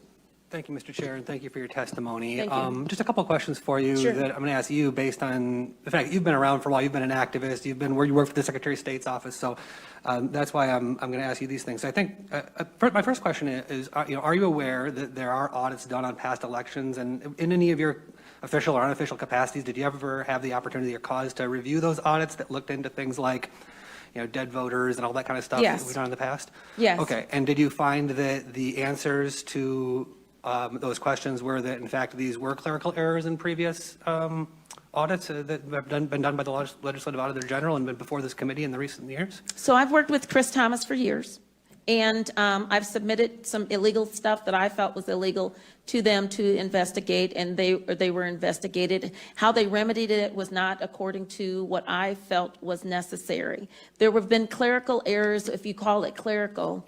The law concerning your ability to be a precinct inspector, a poll worker, is that you have to have a sufficient clerical acumen in order to perform the duties, which means you should be able to read and write and add and subtract. And you should be able to perform the duties without any inhibitions. We know that there are over 500 precincts in Detroit, and many of the people who will come and get trained, some of them will not show up. But the ones that do show up, they are not given sufficient training on how to legally perform the duties that they have. However, if they are told that the challenger is the enemy, this person standing behind you is the enemy, and they have not been told that the person behind you must be protected, you will not be able to address some of the oversight, laziness, ignorance of the law, ignorance of the process, and lack of training. And so one of the ways that ballots are the election fraud occurs is when you have workers who are not properly trained. And that's where we are finding is lack of training. They're in a hurry. They're not sure what to do. But those clerical errors are mixed with clerical errors, but a lot of them are considered fraud. I would have referred all of them to the Attorney General if it were me. But Chris Thomas and others decided not to. They tried to remedy those things as best they can, but unless you put the full faith into the law and start prosecuting people, we will continue to see what we've been seeing. 71% of Detroit cannot be recounted. And I would not want to run on a Detroit city nothing at all. I would not want to run in the city of Detroit knowing that there have been, quote, clerical errors, that some of them are illegal. There are ballot curing problems. We have seen people walk into the clerk's office in Detroit with a stack of 75 ballots. Janice Winfrey is standing next to ballots. If you don't compare the signatures, you toss the signature out. You don't compare the signatures, you're supposed to. It's in the law. We are not following the law, and we are not following it in every election. And the larger the jurisdiction, which are people of color, people who look like me, the more fraud that can be inserted into stealing an election. And that is a problem, and we need to stop it. Okay, I almost am afraid to ask another question. Ask the second question. You've read the audits, you've seen them. We both read the audits. They know me, so Yeah, I know. I'm glad we both read the audits. I just I'm want to keep very putting it out passionate. there that, in fact, Yes, it is thank part you. of Michigan election law that we Yes. have audits, and those audits have been done in recent elections, and they'll be done after this one as well. And, I just want to put that out there. And then also, one of the things you said You're that talking I about really a agree with you. post-election. That's Yes, right. but That's what the law says. they're insufficient. I appreciate your They're position. insufficient for what the purpose is. I'm asking for a forensic audit of the election itself, looking for the fraud and illegal votes. Yes, and I'm wondering why the Trump campaign didn't want to do a recount, which would have been the normal process. Why, But why let would me you ask my second recount question. 71% of the votes cannot be recounted? You know what, that's a problem. I want to agree with I'm you just on telling that. you, I'm trying why to build up waste, to agreeing with you. why waste your money and time? It costs money to do a recount. Why waste your money when 71% of the votes that you need to look at physically cannot be even seen. Okay. That And that builds up to my next 29%, question. I'm not paying $2 million or $4 million for 29% of the ballots that can be counted, because the rest of them cannot be counted. That's one of the reasons why I voted against the changes to the recall law that made it so onerous and difficult for people who wanted to look into these issues. Open up However, the ballots. The Yes, sir. issue that you mentioned, that I just want to highlight for the committee, because I really agree with you on this, is that, you know, when you have a situation where there's a discrepancy at that precinct, those precincts should be recountable. And we need to find a way to make that so. And I think that what you're going to find here in Lansing is that there are a whole lot of Democrats who are going to agree with that. We want these ballots to be looked at. We want elections to be run in a safe and secure manner. But the problem is that this legislature has been controlled by Republicans since the 80s. The state Senate has been controlled by the Republicans since the 80s. And so my question to you is, after the 2016 election, when we saw the problems that we saw that you just hinted at, when we had agreement apparently between a lot of folks about the fact that these precincts should be recountable, why did we see no changes in the law to address any of these issues while we had a Republican governor, a Republican House, and a Republican Senate? So I'd be happy to answer that question. That's a very simple one. We have sufficient laws on the books. So my brothers and sisters in the Republican GOP has done their due diligence to pass laws, make laws. The enforceability of the laws, however, because in Grand Traverse County, we're not having this problem.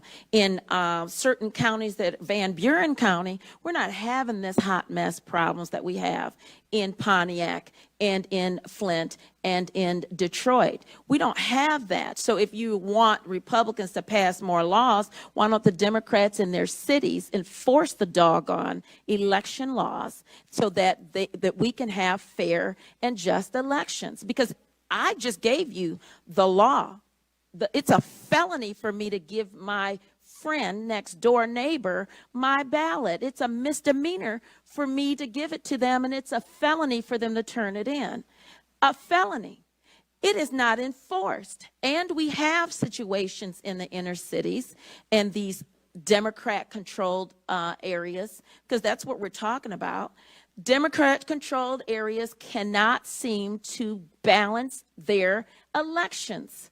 And because they have been habitual violators of the inability to balance their election because of either ignorance, apathy, lack of leadership, or lack of caring about their election integrity, because if you add more laws to the books, you still have people who will not follow the law, and if you don't enforce the law, if you don't bring in Republicans to say, I am going to be a poll worker, if you need 5 Republicans in the building, make sure 5 workers are. Contact the Michigan Republican Party, ask them for 5 people or 25 people or 200 people to work it. And then when the challengers come in, you protect them. You don't put them out. You don't call the police on them. You're supposed to protect them according to the law.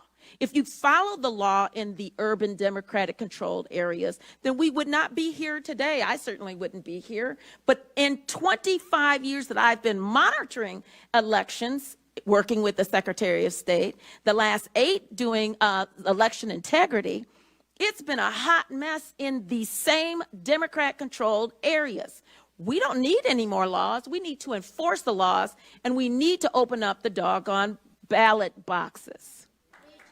But we are agreed that we need to change the laws on Thank recounting precincts. We do Thank agree you. that we need to change the law on recounting precincts, right? Pardon me? We should change the law on recounting precincts. That was the We're subject of my not question. changing I mean, the you went laws on a for nice political recounting. screed, but the No, question no. was about that specific law, allowing the recounting of imbalanced precincts. No, we're not. Let's change that law. We're not trying to talk about recounting for imbalanced precinct. The balancing of the precinct can come at the counting board level. You think that the ballots come out and then all of a sudden it's given in and locked up in a box. It is not. Once it leaves the precinct, it goes to a counting board. They have the full authority to open up that ballot box because it's not balancing. If the seal is broken, if this is broken, they can reseal it at the counting board. There is a law with the counting board, and it's lazy in the inner cities of color, of people who look like me are not doing their job. And it needs to be done so that we can count 100% of the precincts instead of 29%.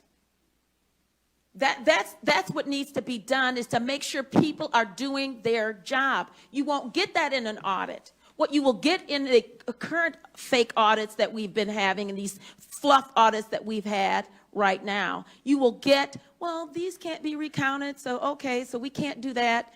Here's what we can. You will get an audit of the 29% in Detroit that can be recounted. That's all you're going to get.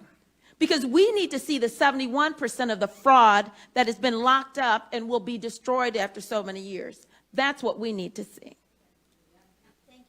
Thank you, I'll take Senator. any other questions. Thank you, Senator Irwin. Senator Lucido. Thank you. Thank you, Mr. Chairman, and thank you, Dr. Tarver. I got to tell you, I can't agree with you more. My whole problem is sitting in this chair today and leaving the Senate to go prosecute those crimes.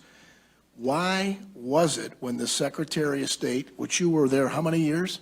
I've been with the Secretary of State 29 years. Almost 30 years. And we've been in this room here over 6.5 hours, and the irony is it's about the same issue. If the people are doing their jobs and the integrity of the vote is being respected, we wouldn't be in here today. That's right.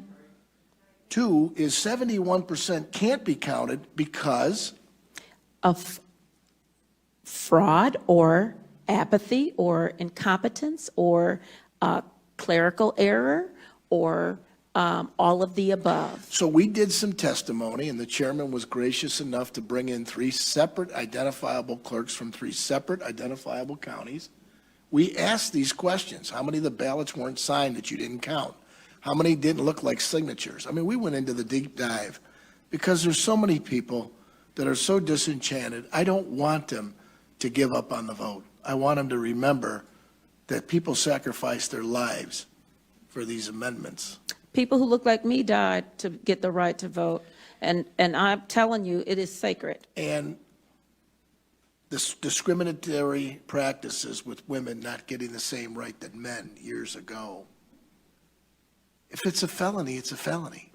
If it's got to be prosecuted, it should be. Otherwise, the whole fabric of this entire nation falls apart.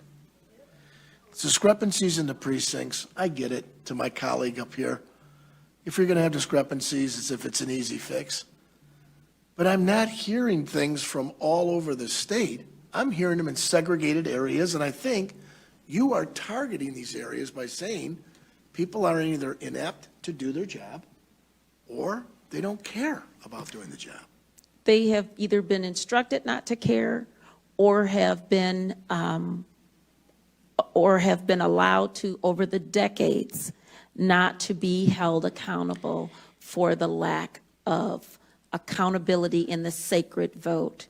When you have gone so many years, people do not want to be called racist. Right. And if you're going into urban areas, in particular Detroit, you're hearing, why are you trying to disenfranchise the black vote? Yeah. You are racist, racist, racist. I think this, and But that has been the mantra, to allow for the 71% of no accountability when we have safeguards in place to ensure the balancing of the precinct and the seal that is not broken. Dr. Tarver, those ballots are not of color. I agree. They are one color. That's right. And they go in and they have parties on them. And the disrespect that I've heard throughout the process in Wayne County, in Detroit, only leads me to believe that even an audit process, and I got to ask this question, if 71% can't be counted, Cannot. the audit process to spend the kind of millions of dollars that it would take, and I really don't even know what CPA firm or what firm would do an audit. Have you, in your almost 30 years with the Secretary of State, could you identify a firm that specializes in election audits? We'd have to bring in the federal government. The forensic audit that is needed is not going to be what has been done in order to open up those ballot boxes, which we need to. So That's where we need to open up the ballot boxes. So if this has never been done, if this has never been done in the history of this country, I'm asking this question: does the legislature cumulatively or collaboratively work on a standard that would be the audit process? Because the next thing I see is that there's going to be debate over the audit process. I don't see the legislative body, this body, passing any law to change anything, because must balance is not going to force Detroit to balance. Must balance is not going to force Inez Brown, the city clerk of Flint, to balance. Must balance, she has never been able to balance since she's been an election clerk there. So she's never balanced. Pontiac won't balance. There's a few other places, mostly urban areas, that will not balance. And they don't have to be as large as Detroit. They just won't balance. And if we don't have a mechanism in place, because once you pass a law that says we're going to do this, it is not going to be heeded, because then if you try to enforce it in the urban areas, you'll be considered a racist.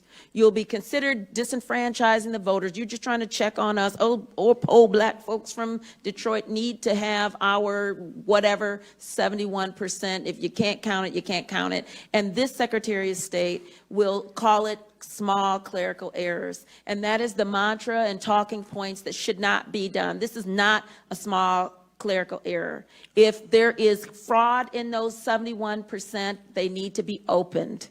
Open the boxes. And that's going to be the new mantra, hashtag open the boxes. Mr. Chair, I just have we're going to get down and drill down on this, but the reality is I don't think my colleagues on the opposite side of the aisle feel any differently. I think, to Senator Irwin's point, all of us want the integrity, respect, and trust.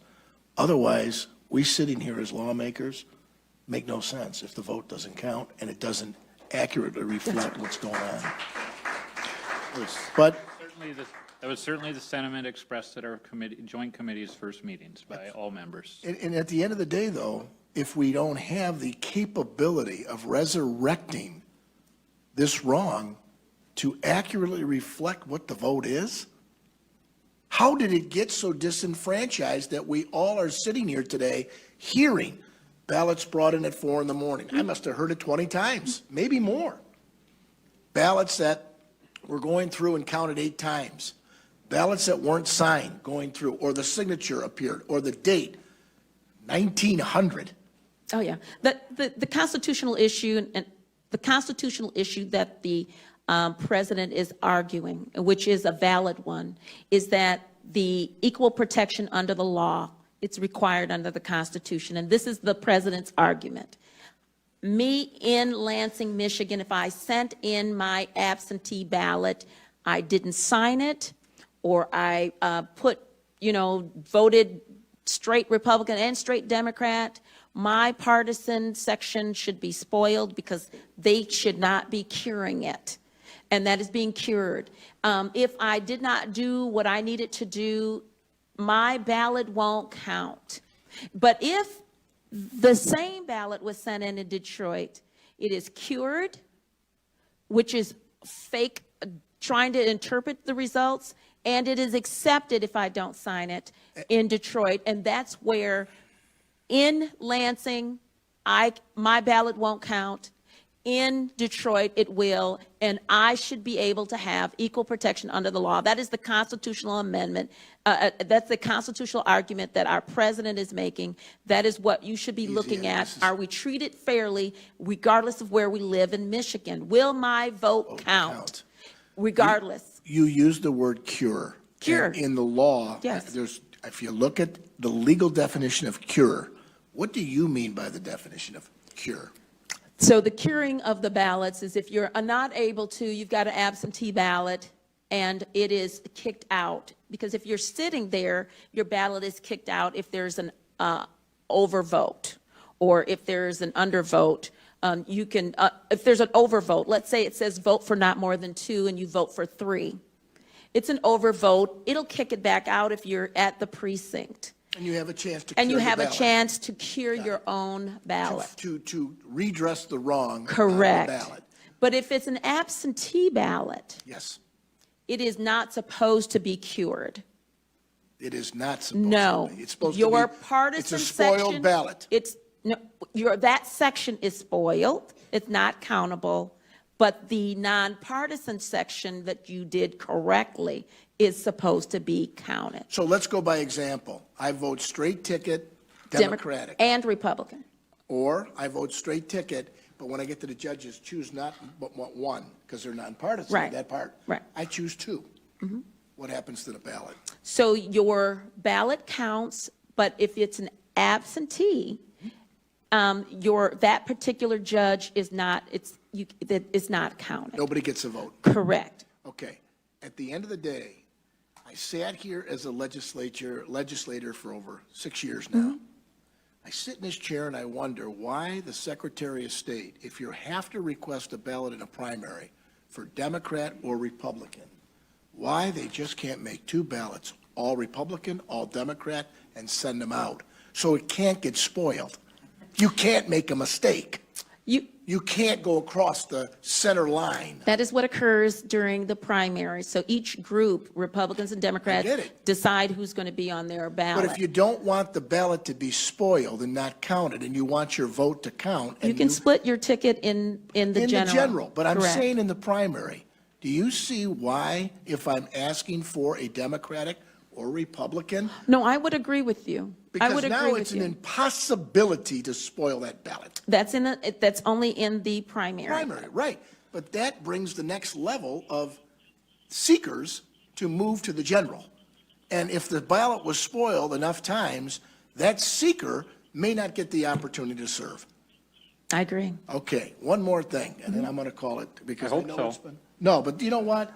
I'm tired of sitting here and trying to defend I'm just giving you a hard time, Mr. Vice Chair. Just go ahead. Give him all the time he wants here. 71% not being able to be counted, which means 71% not being able to be Which means, do recounted. we ever get the opportunity to find out what the You hell will, happened? you will never know what is actually in that box, in the ballot box.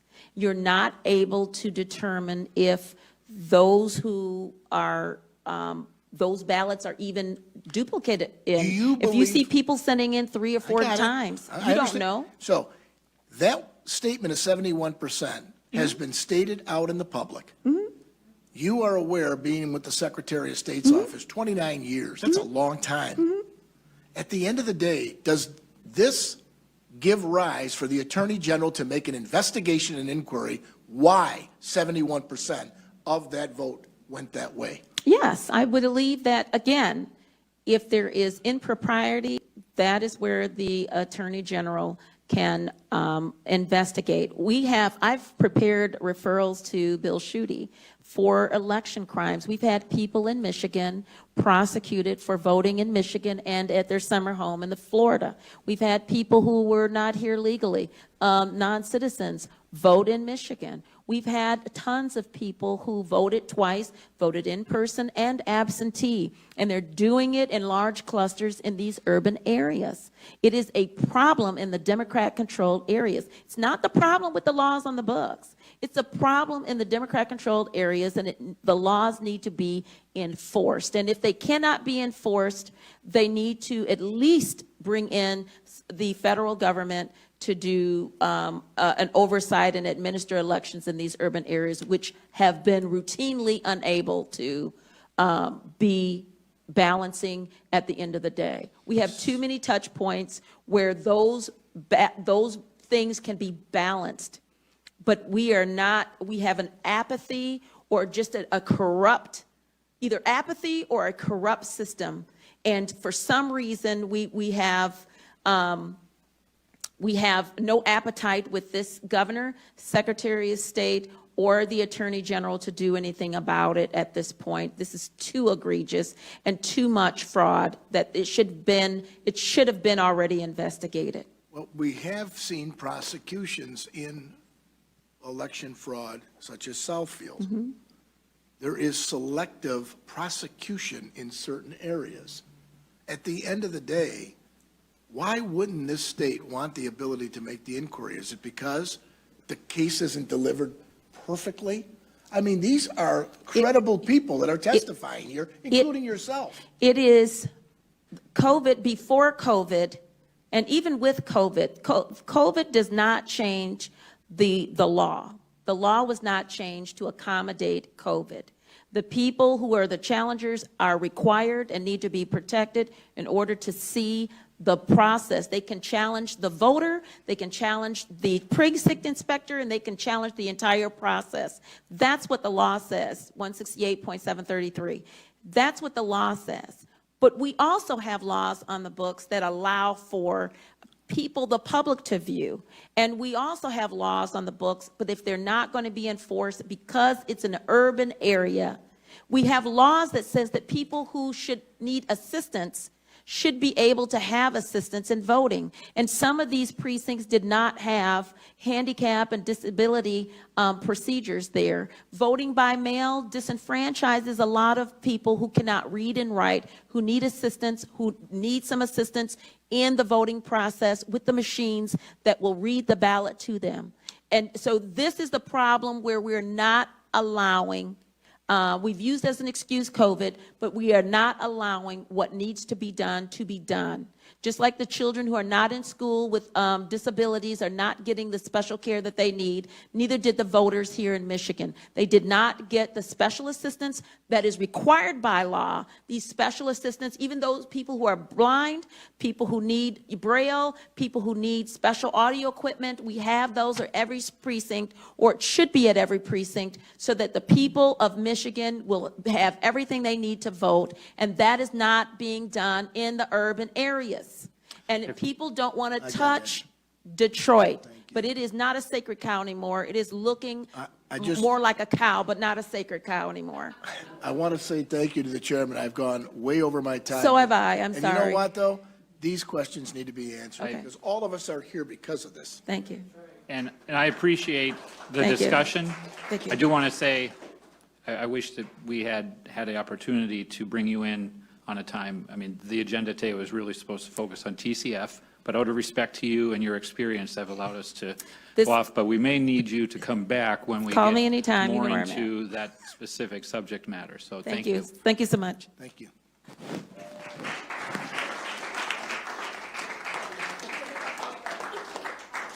Vice Chair Irwin? Yeah, I'd just like to make Sorry, did I miss your? No. I'd just like to make a request that before our next hearing, I would just like to make a request that before our next hearing. Members, Vice Chair Irwin would like to speak to us. I'd just like to make a request that before our next hearing, we get some basic information about the facts that we could get in front of all the committee members. Because I think it was at our first hearing, maybe our second hearing, where one of the good representatives also mentioned this figure that 72% of the precincts can't be recounted. And, I received communication from the Secretary of State saying that's not accurate, it's actually 28%. And that's a pretty huge discrepancy. I brought it up at the time, but we've heard this over and over and over again. I mean, we're hearing the same, quips, the greatest hits right here, but that one we keep hearing over and over again, and it's just not true. Right, and so I think that unbalanced precincts and making sure that they're recountable is an important thing, and I think that we should take a look at this. But I just want to point out that at least the information that I've got, and maybe that's wrong, is that it's actually the opposite, and I want to make sure we're dealing in accurate information. Mr. Vice Chair, thank you for bringing that up, and I pledge to you that by our next meeting, I'll have some answers or persons who can give us that answers for the meeting. So thank you for bringing that up. Senator? Yes. It's Senator Tice. 28% of the in-person were recountable, or were not recountable, and 71% of the absentee were not recountable, is my understanding. I will strive to And that have. distinction is super important, because when you say that 71 or 72% of them are not recountable, that obscures some key facts. And it also obscures the fact that there are fewer absentee count boards, a smaller denominator, which is affecting that percentage as well. But yeah, I just want the facts. I will work to get us those facts for our next hearing. Thank you. We have a few cards left. We are nearing the end. Are you Ms. Fine? I am Ms. Fine, and Thank you. I'm here to nominate Linda Lee Tarver as next Secretary of State. So- And So hold on, please. Hold on. Let's get this done. Thank you. I know I it's was getting late. serious. Thank you. I have Ms. Fine, and then on deck, Mr. Haynes, followed by Patty Kamagata. and then Eddie Kabasinski. So if you're on deck, please be ready. Go ahead, Ms. Fine, you have Thanks. 3 minutes. Thanks. I'm from Ingham County. I'm here today not to talk about COVO, but I want to give you something that's along the lines of what Dr. Tarver talked about, and that's following the process. Were you at Cobo? I was not. Can I ask you to delay this to another time or to submit in writing? Because I'm It'll supposed, take 1 second. I know, but I've already disqualified other people who weren't Well, at then I would Cobo. be disenfranchised, wouldn't I? No, I give you time to report in another time or in another way. It's just one thing. Yeah, I will. I'll give it to you. But it's just one thing, and that is Michigan Law 168.765, and that has to do with the privacy envelopes. I spoke to Ingham County, Meridian Township, and Clerk Barb Bybram, and was told that we didn't need privacy envelopes. We were told by the Michigan Election Commission that we didn't need them because there were municipalities who didn't have the money to buy them or print them. It's bunk, folks. You need to look at every aspect of what isn't being enforced. I sat in Meridian Township and saw people's ballots. They said, can I put this in? I don't have the brown envelope. Oh yeah, we'll take that. Subsequent to my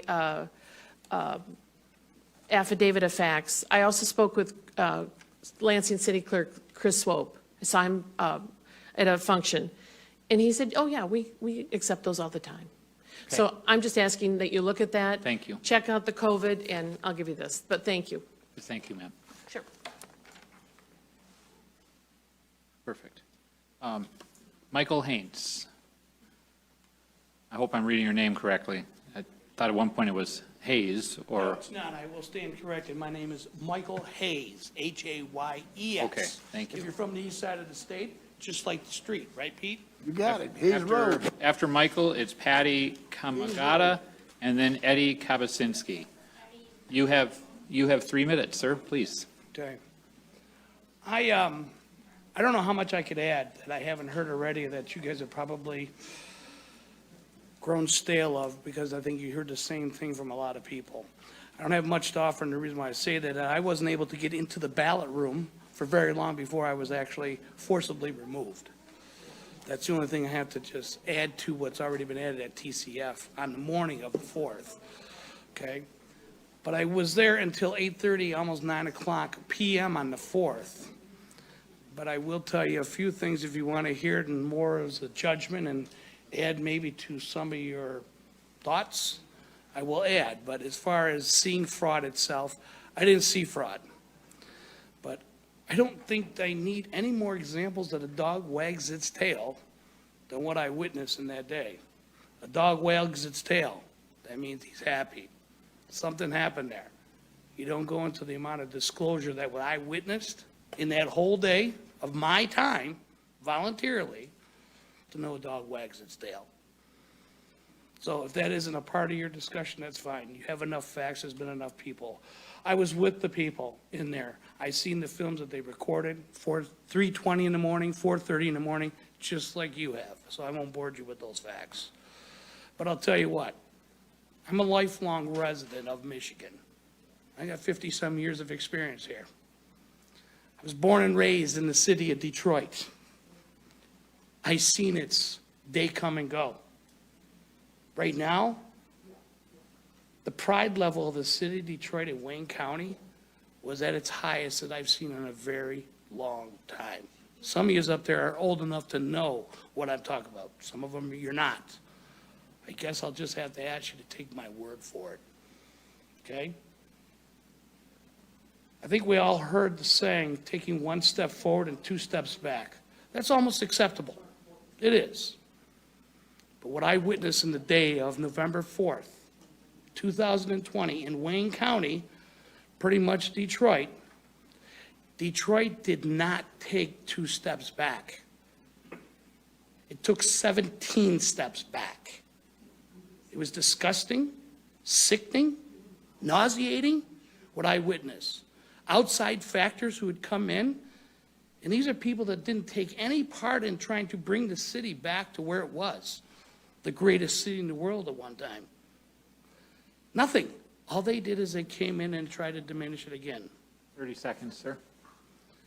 I will add, the leadership of this state did again The only thing overwhelmingly discussing TCF was one comment, a divisional comment. It was racist. There was nothing racist there. There was only one race that I witnessed at TCF. That was a human race. That's all I need to add. I mean, I don't know if that is 1 minute or not. Thank you. So I don't know how much I can add to you. But guys, if you need more examples that a spade is a spade is a spade, I guess I might as well just start changing my zip code. Thank you, Mr. Hayes. Any questions for Mr. Hayes? Thank you, sir. Thanks for your patience all day. Thank you. Patty Kamagata? Yes. Oh, it says you weren't at TCF. Oh, I'm sorry. Okay. Thank you, Patty. Eddie Kabasinski. After him, Gordon Pennington, and then Angelique Johnson. Mr. Kabasinski? Good afternoon, sir. Good morning. Or afternoon. You have 3 minutes. Yes, sir. My name is Eddie Kabasinski. I am the only conservative on the Warren City Council. I represent District 5, which is the South Central Warren area. I worked as a poll challenger and was trained by Caitlin Vire and Macomb Trump Victory to work the primary and also on the day of the election. I worked at the Warren Schools Administration building, and I seen a lot of fraud, a lot of inconsistencies take place at that particular precinct. I was working at that precinct, which was sections 53 and 55, and I seen multiple inconsistencies. I reported these to the Macomb County Republican Party as well as Macomb Trump Victory. And, you know, I had the lawyers contacted, and nothing took place as far as remedying the situation. Then the very next day after we had gotten done with the reception party at Mr. B's in Macomb County that evening, Mark Fortin, our chairman of the Macomb County Republican Party, a little bit shortly after 1 a.m. in the morning on 4 November, read the results, and we were waiting for the results to come in on congressional candidate Charles Langworthy, and for it to go over 50%. Then Mark Fortin got the results, and every candidate in Macomb County, with the exception of Macomb County Commissioner seat number 3, which is Nicole Kleinfelter, nobody ran against her. The individual that was running against her dropped out because he didn't have any money. But every Republican won. And then shortly after 3 o'clock in the morning, all the votes changed. There was this ballot done. 1 minute left.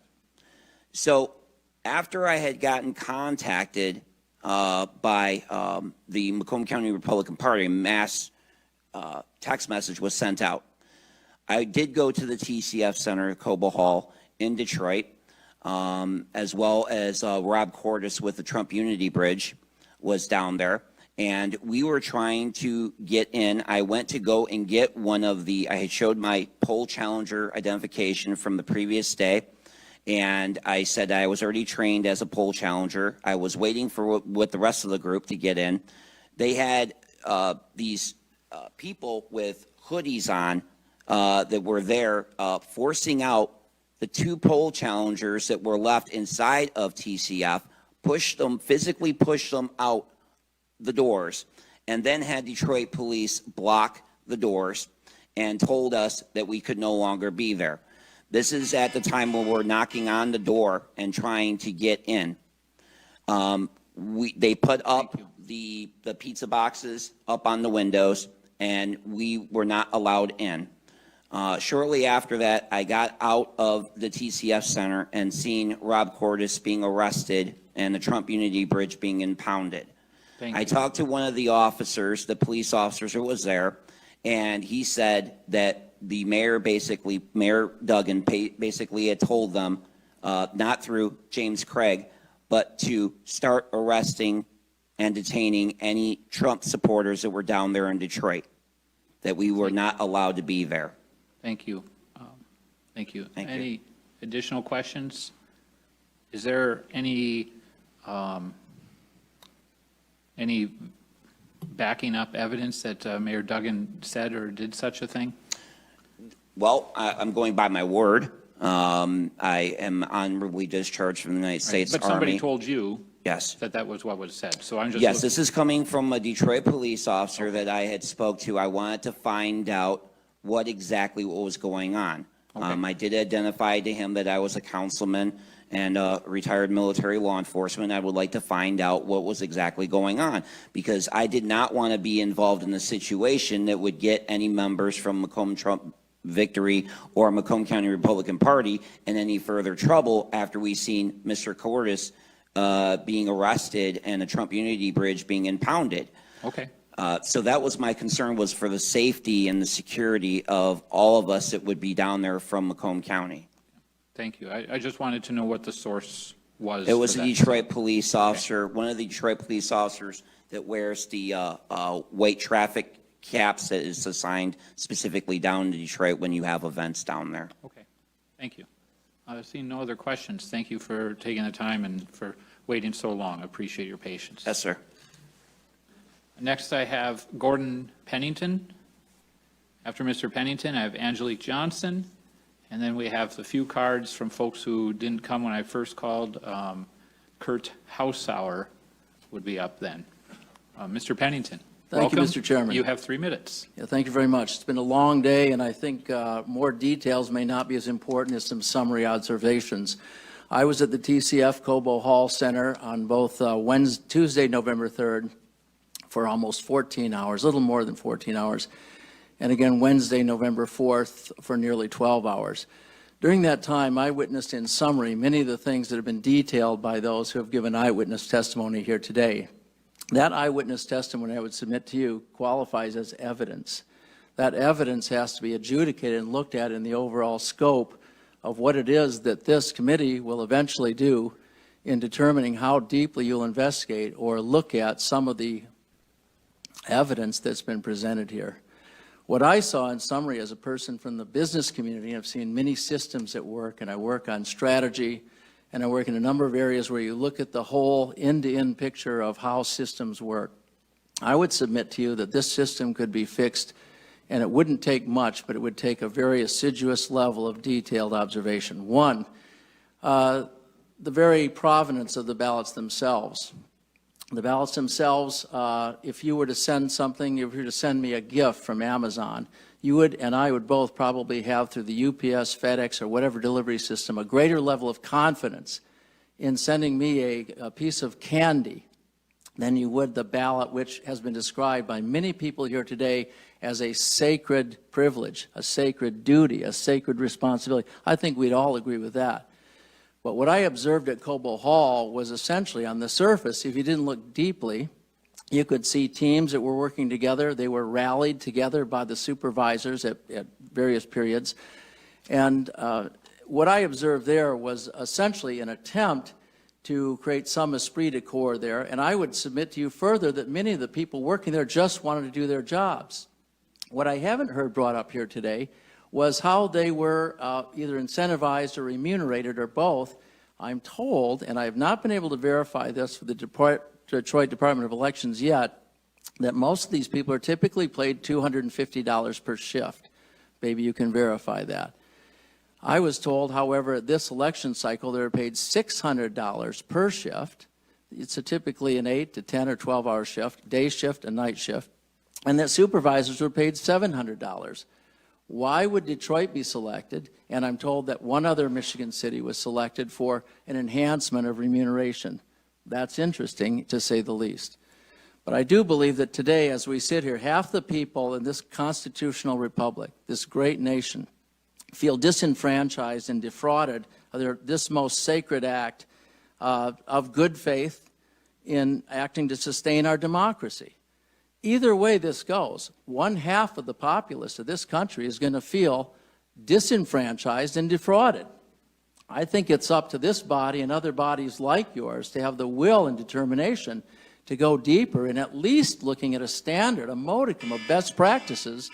And I think this could be easily done. I will submit my recommendations, which would include camera systems, which would be privately held. They would not disclose the nature of the vote. We all saw the ballots, but we're not disclosing which way people individually voted. That's a sacred trust. But secondly, I think you could also have a much better degree of sorting the provenance, just like I've said earlier. If you were to mail something to someone using one of the standard carriers today, you'd have more confidence in that than you would in your own ballot. That is an outrage, and that's something that is addressable. Thank you. You have written down the suggestions? I'm going to that you have? send you these suggestions, Senator McBroom, and I thank you for taking the time, but I challenge you to have the will, all of you, and I think this is a very, I think this is an equitable charge. I think across both parties, there's an equal interest in adjudicating this fairly. Nobody wants to see people feel that they've been disenfranchised and defrauded in this country today. And I believe we can do better. I believe we're not even close. If you were to bring a group of business people in, graduate students from a major university could hack this system easily. That was the thing that stood out to me most. This system is easily compromised, and it shouldn't be. Thank you for giving me the opportunity. After 7 hours of hearing testimony today, I think it was worth the hearing. Well, thank you for your patience. Do any members have any questions before Mr. Pennington goes? I just want to thank you for being patient, doing what you just did. There's not many that do this. Look at this today. But more importantly, those recommendations as through your eyes are different than from our eyes. Yes, sir. So Senator Lucido, I am like others have said this before. I've taken my liberty for granted. I'm embarrassed and I'm ashamed. I've never fought in a foreign war. I'm not a veteran, but people have given everything for us to have this privilege. It is certainly, I know people have said these are fatiguing meetings, they're long days. No, they're not. This is worth it. Every minute of this is worth it. And I commit to you and to this committee to follow up and offer you suggestions that I think will be seen as equitable to either party.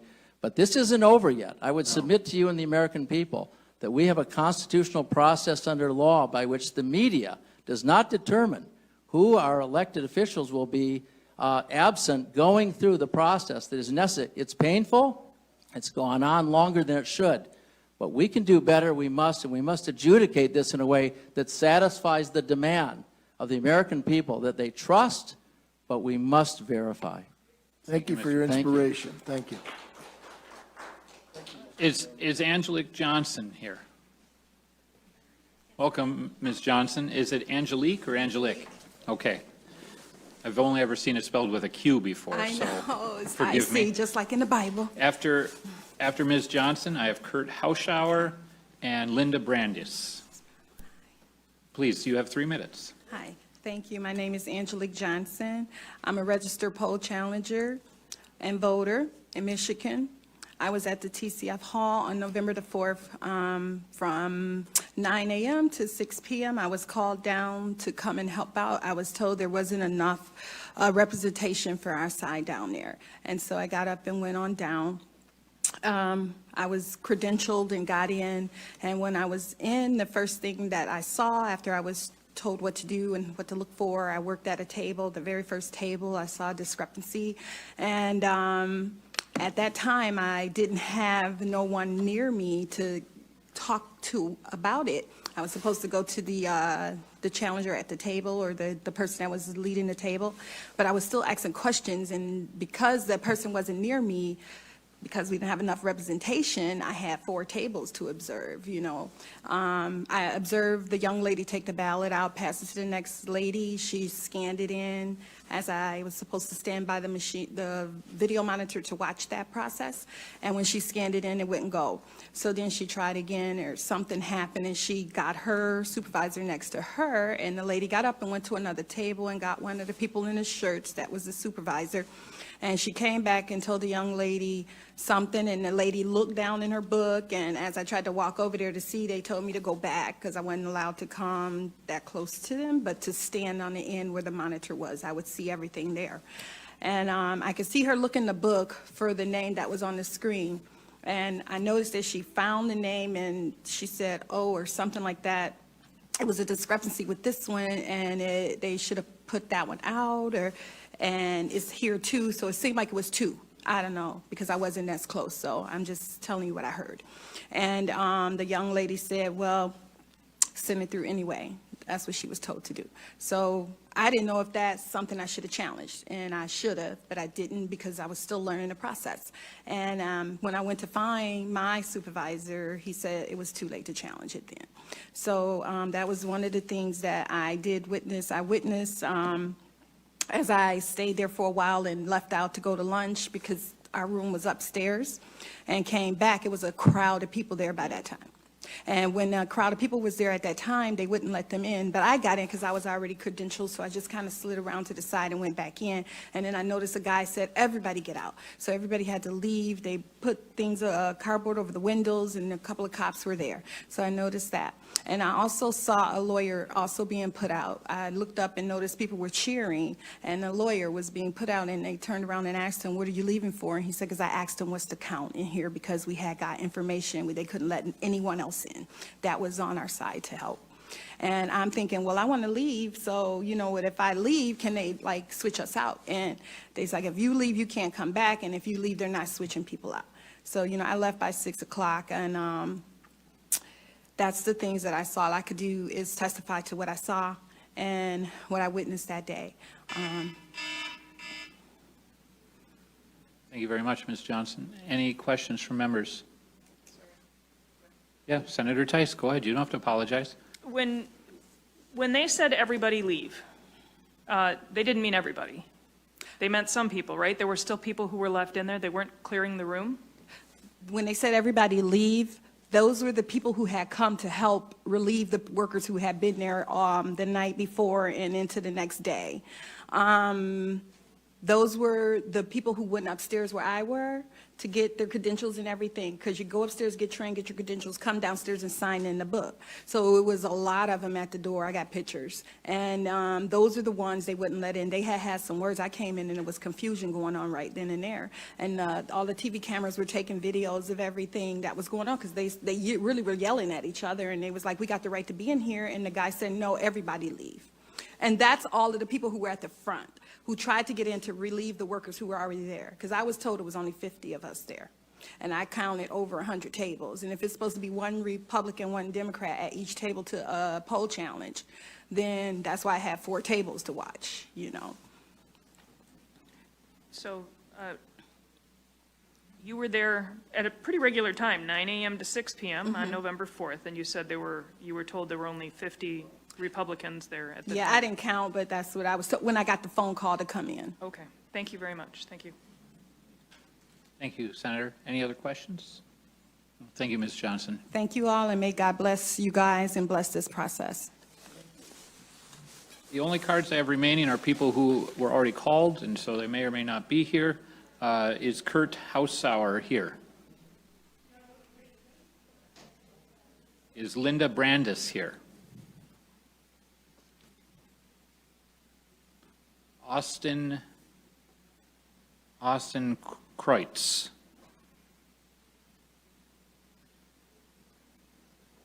And Joe Farkas. And Maria Menzel-Brown. Sergeants, are there anybody coming? All right. Members, I really appreciate your attentiveness to everyone today, to the members of the public who wanted to testify. I'm very proud of our work that we've got all the way through all of the cards, which I was not sure we would do. I would like to, I believe I'd like to have this committee, if you feel it's all right, I'll send a formal letter from us to Mr. Harkins and ask him to come in. I think he could give us some of the answers that we discussed earlier. Anybody have anything to say about that, feelings on that? I think that's a good idea. Did I say the right name? Thomas. I'm sorry, Chris Thomas. I think all of the information that was put together is imperative that we share that information with the people that are doing their jobs. I think our colleagues, both sides of the aisles, would agree that the information is necessary for improving the process, if not perfecting what we've learned we can do as far as legislators. Thank you, Vice Chair Lucido. All right, seeing no further business before the committee, Vice Chair Lucido moves to adjourn. Hearing no objection, we're adjourned. All right, there you have it. Wraps up the third session here in Lansing, Michigan. Wow, we started this thing at around, my goodness, it seemed like 2 days ago we started this thing, but actually 10 a.m. 10 a.m. There you go. So lasting well into about 7 hours. But we heard a lot of testimony here, a lot of eyewitnesses, a lot of witnesses to alleged voter fraud here in the state of Michigan. So we've been here for 7 hours. What's some takeaways for you guys? Well, I'm losing stuff out of my pockets as we speak. There was so much today packed into what the people were saying who are bringing this alleged voter fraud before the Oversight Committee here at the Michigan Senate. A lot of the stories line up when it comes to the headquarters of where they were counting these ballots and the tabulations of the machines and the tabulations of the ballots and the hardwiring when it came to the machines with the Ethernet plugs. Mm-hmm. I mean, there was not one story that didn't have one similar component. And it's kind of funny how you see it in that, and a lot of these people are all from the same county. You see it in that one part of the county, significant alleged voter fraud in Wayne County. Detroit area. There seems to be expansive voter fraud in that area, and all the stories line up. So, you know, all these people, let's put it this way, all these people didn't have time to sit together and come fabricate a story. Yeah. This is all based on eyewitness accounts and sworn testimony, and that's what they brought here today, and it all lines up. And Lilith, we heard the word earlier, evidence. This is evidence that's brought upon us, confirmed evidence of this happening, and now it's time for the courts, it's for the people to rule accordingly to the evidence presented to everyone here. Yeah, I appreciated one of the last witnesses. She said she's been working with the Secretary of State for, 25 or 28 years, a very long time. And the panel was actually asking her a lot of follow-up questions, which I found very interesting, that they are showing, some sort of interest and compassion in what's going on. And she made very clear that it's in these Democrat-run cities and Democrat-run districts where voter fraud is taking place. And she said in the last 8 years specifically, she has noticed that it's been an absolute disaster with the elections. And she said herself, in the inner cities, in communities where people who look like me live there, in black communities, inner city urban communities, this is prominent and we need to fix it. So I really admired her passion and drive to put an end to this. Yeah, a lot of passion today, obviously.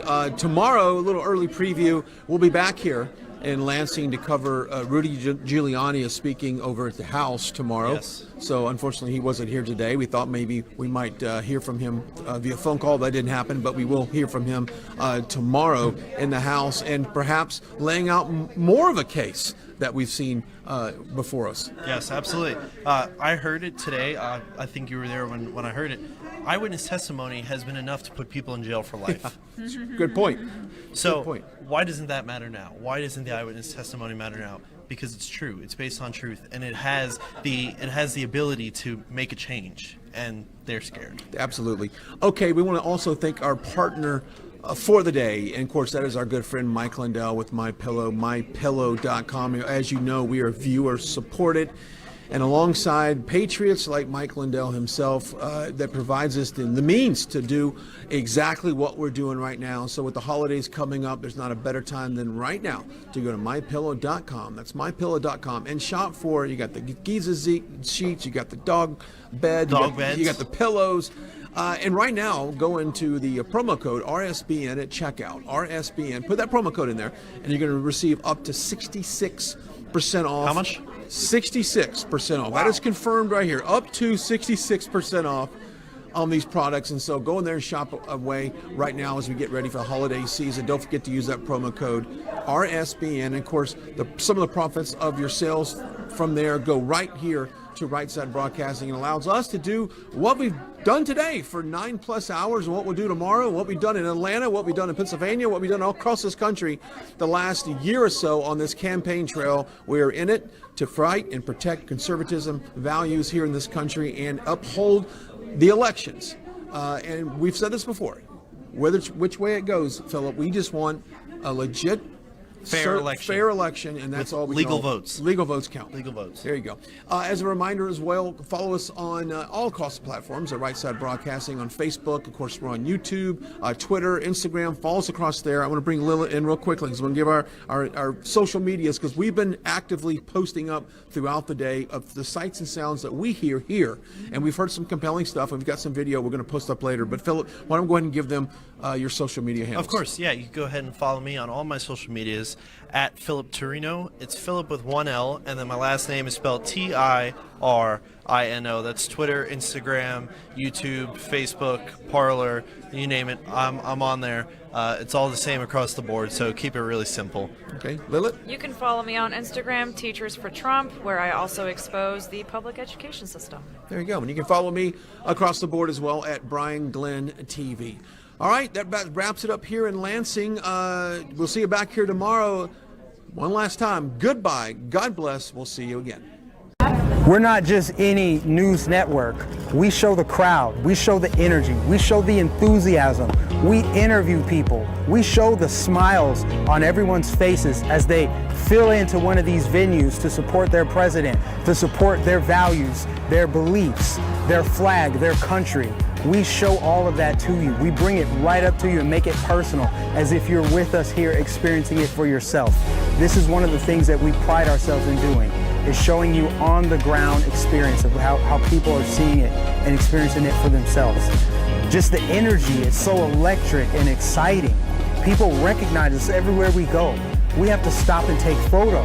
There are thousands of people that come up to us after each event and ask us to keep fighting for them, keep showing the truth. They thank us. They thank us for giving them a voice, because nobody else will give them a voice. Instead, they take who they really are and turn them into something that they're not. They try to say that these are white supremacist gatherings and they're neo-Nazis. They spin all these false narratives, but in reality, there are Filipinos, there are Thai people, they're Chinese, they're Brazilian, they're Cubans, they're Africans, they're Jamaicans, they're Americans. There are people from all over the world, to be honest with you. Everybody supports this president. Everybody supports American ideals of liberty, truth, freedom. We can't thank you enough for supporting us at Right Side Broadcasting Network. We are almost entirely viewer supported. This isn't just our network, it's your network. This is a network for the people. This is a network that's about truth, delivering the truth, showing what's actually happening in the world from the perspective of the average person.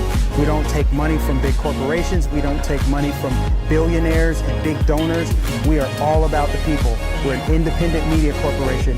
Your donations keep us, to support Right Side Broadcasting. Go to our website, go to rsbnetwork.com/donate.